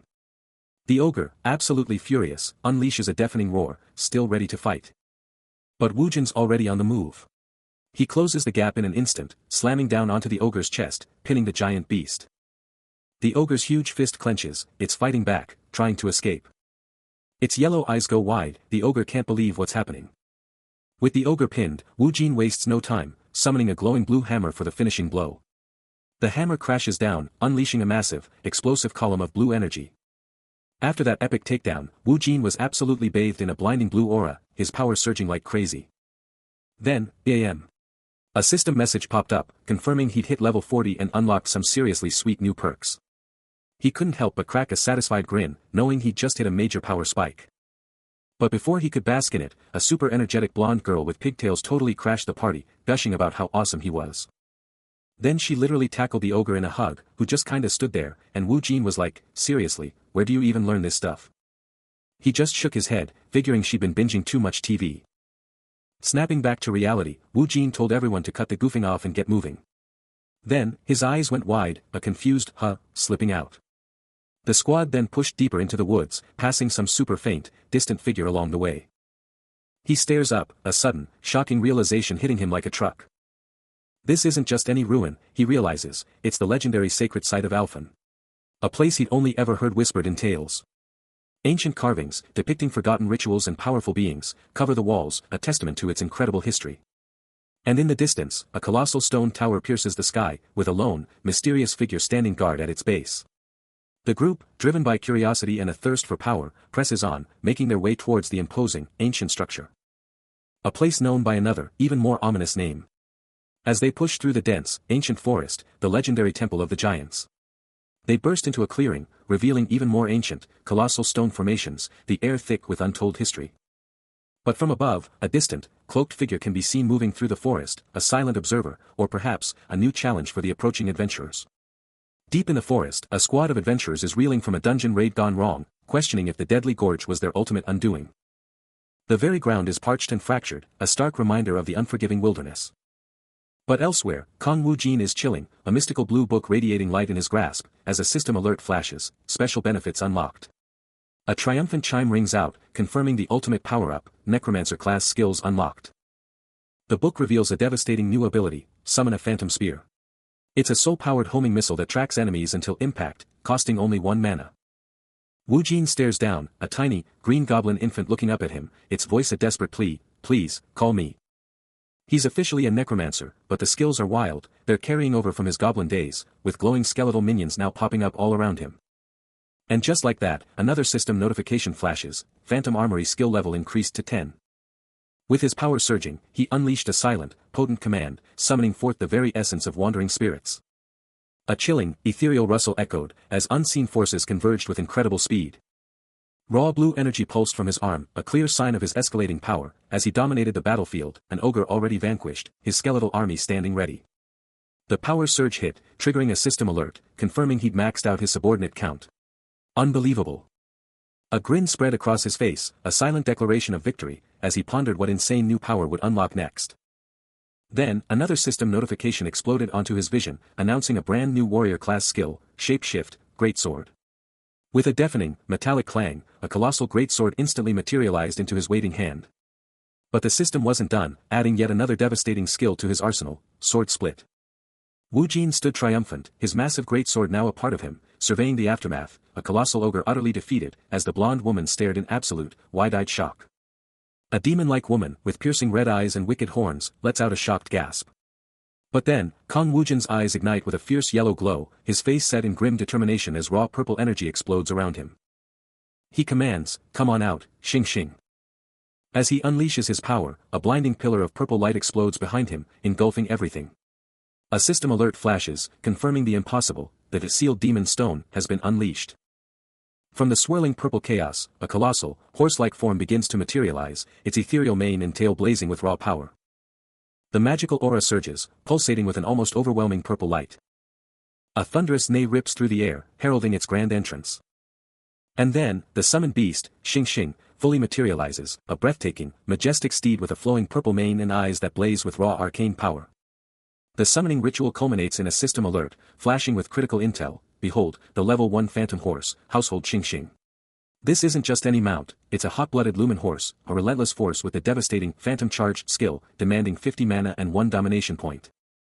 And just like that, the newly manifested Xing Xing, now dubbed Rock, explodes with pure, unadulterated joy, practically bouncing off the walls. Wu Jin can't help but tease, asking if it missed him. But there's no time to waste. With a sudden shift in his demeanor, Wu Jin declares they're cutting their hunting short and need to get out of there, fast. Time is running out. Leaping onto his new, powerful ally, Wu Jin shouts for Xing Xing to go. The magnificent beast, with a slight protest, rockets through the sky, leaving streaks of purple energy in its wake. Unleashing its phantom charge skill, they blur across the landscape, leaving the dense forest far behind in a flash. The world blurs beneath them as their incredible speed devours the miles, leaving everything else in the dust. But their flight is abruptly halted by a terrifying, earth-shattering roar, as a colossal ogre bursts onto the scene, its eyes blazing with pure, unadulterated rage. The colossal beast doesn't hesitate for a second, launching itself at Wu Jin and Xing Xing with ground-shaking thuds, initiating a brutal confrontation. Suddenly, a mysterious figure in a flowing purple cloak appears deep within the forest, ready for action. And just like that, a devastating ability is unleashed. The word, skill, ignites the scene. Then, in a blur of motion, Vice Captain Li Yonhee unleashes a lightning-fast rush, absolutely obliterating the ogre with a single, explosive strike.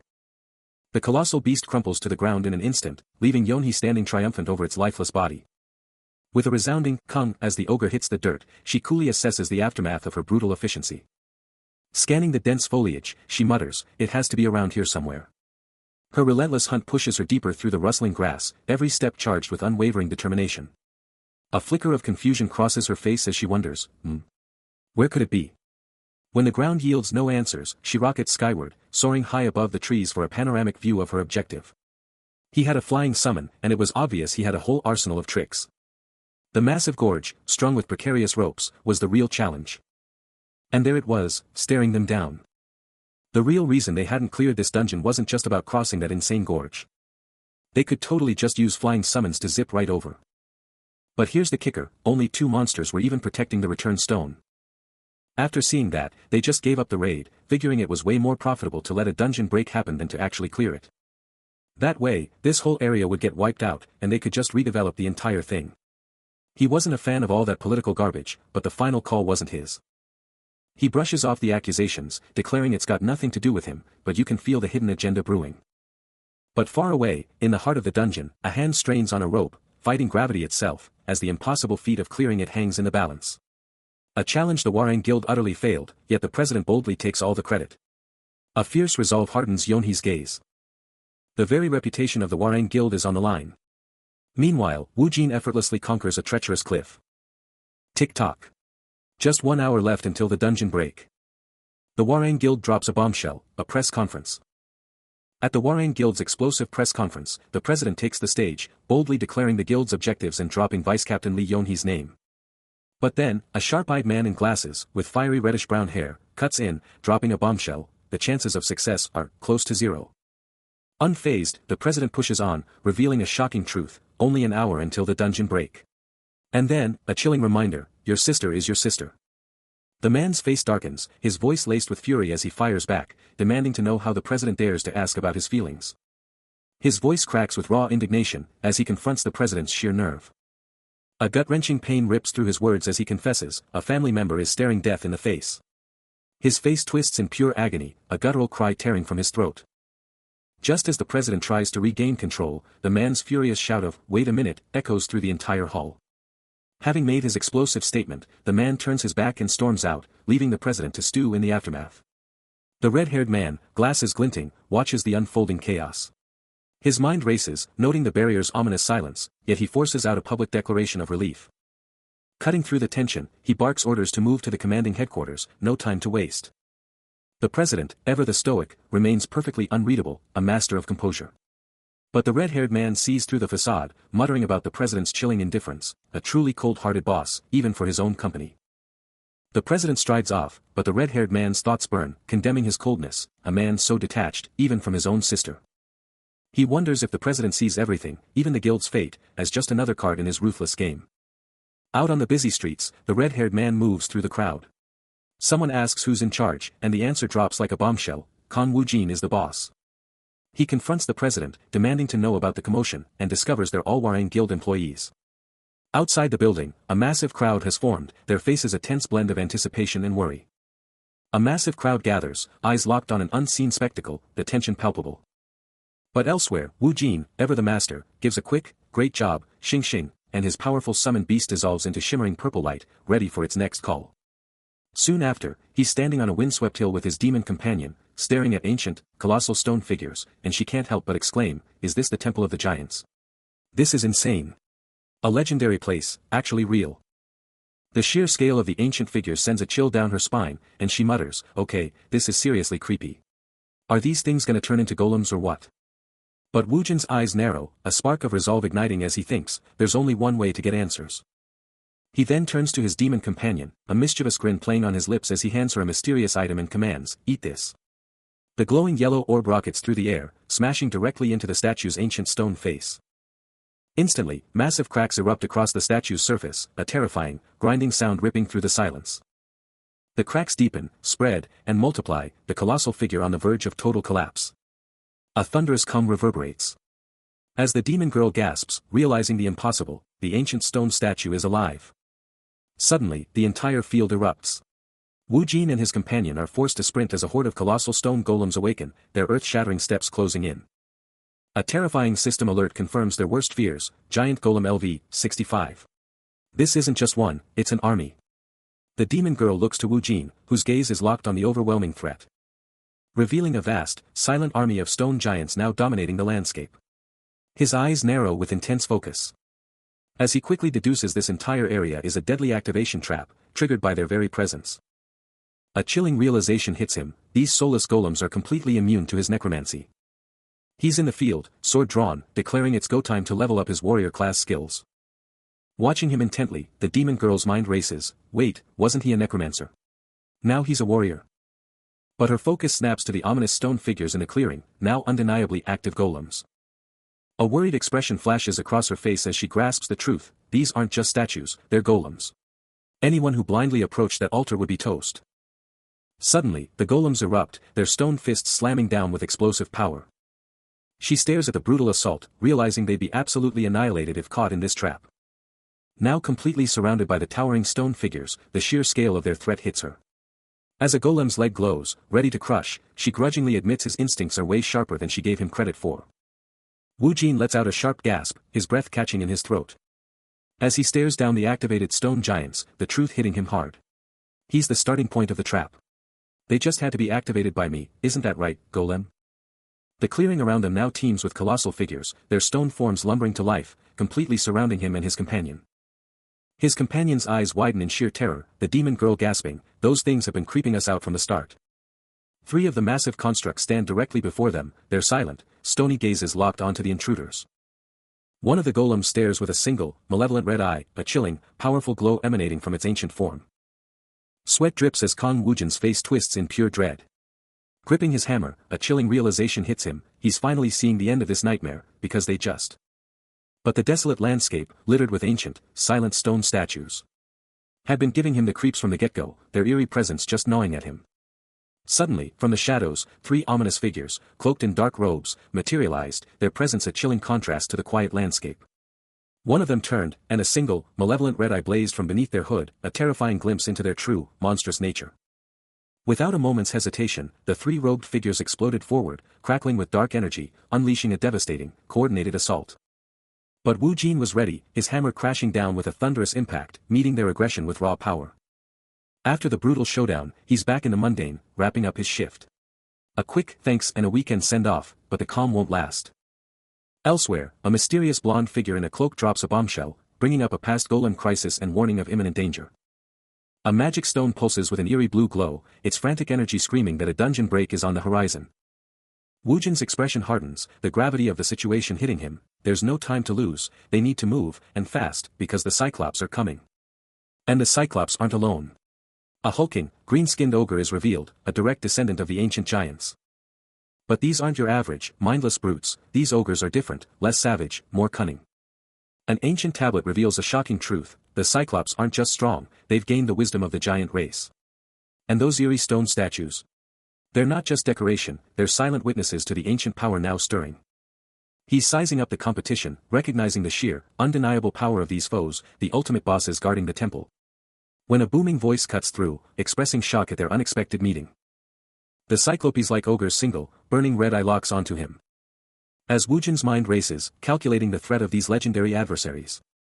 He flashes back to the terrifying legends of the giant god of destruction, a colossal golem that charges with earth-shattering power. And the cunning witch of hallucination, a tiny demon girl who can twist reality with her illusions. A confident smirk crosses his face as he acknowledges his momentary lapse. The ogre's voice echoing once more, demanding to know how it could have missed his existence. Its ancient, powerful gaze remains fixed, a silent challenge. You're the king of the dead, and one massive ogre roars at another.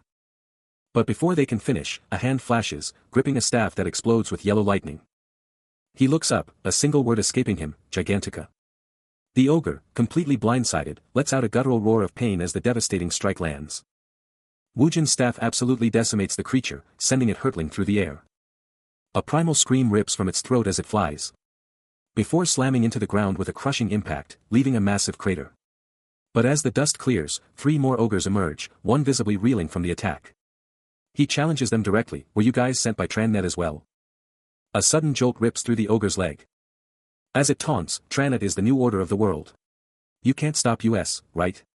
Then, with a mocking grin, it adds, alright, thanks. Wu Jin's eyes narrow, firing back, the moment you ran away on Alpha, you'd already lost the battle.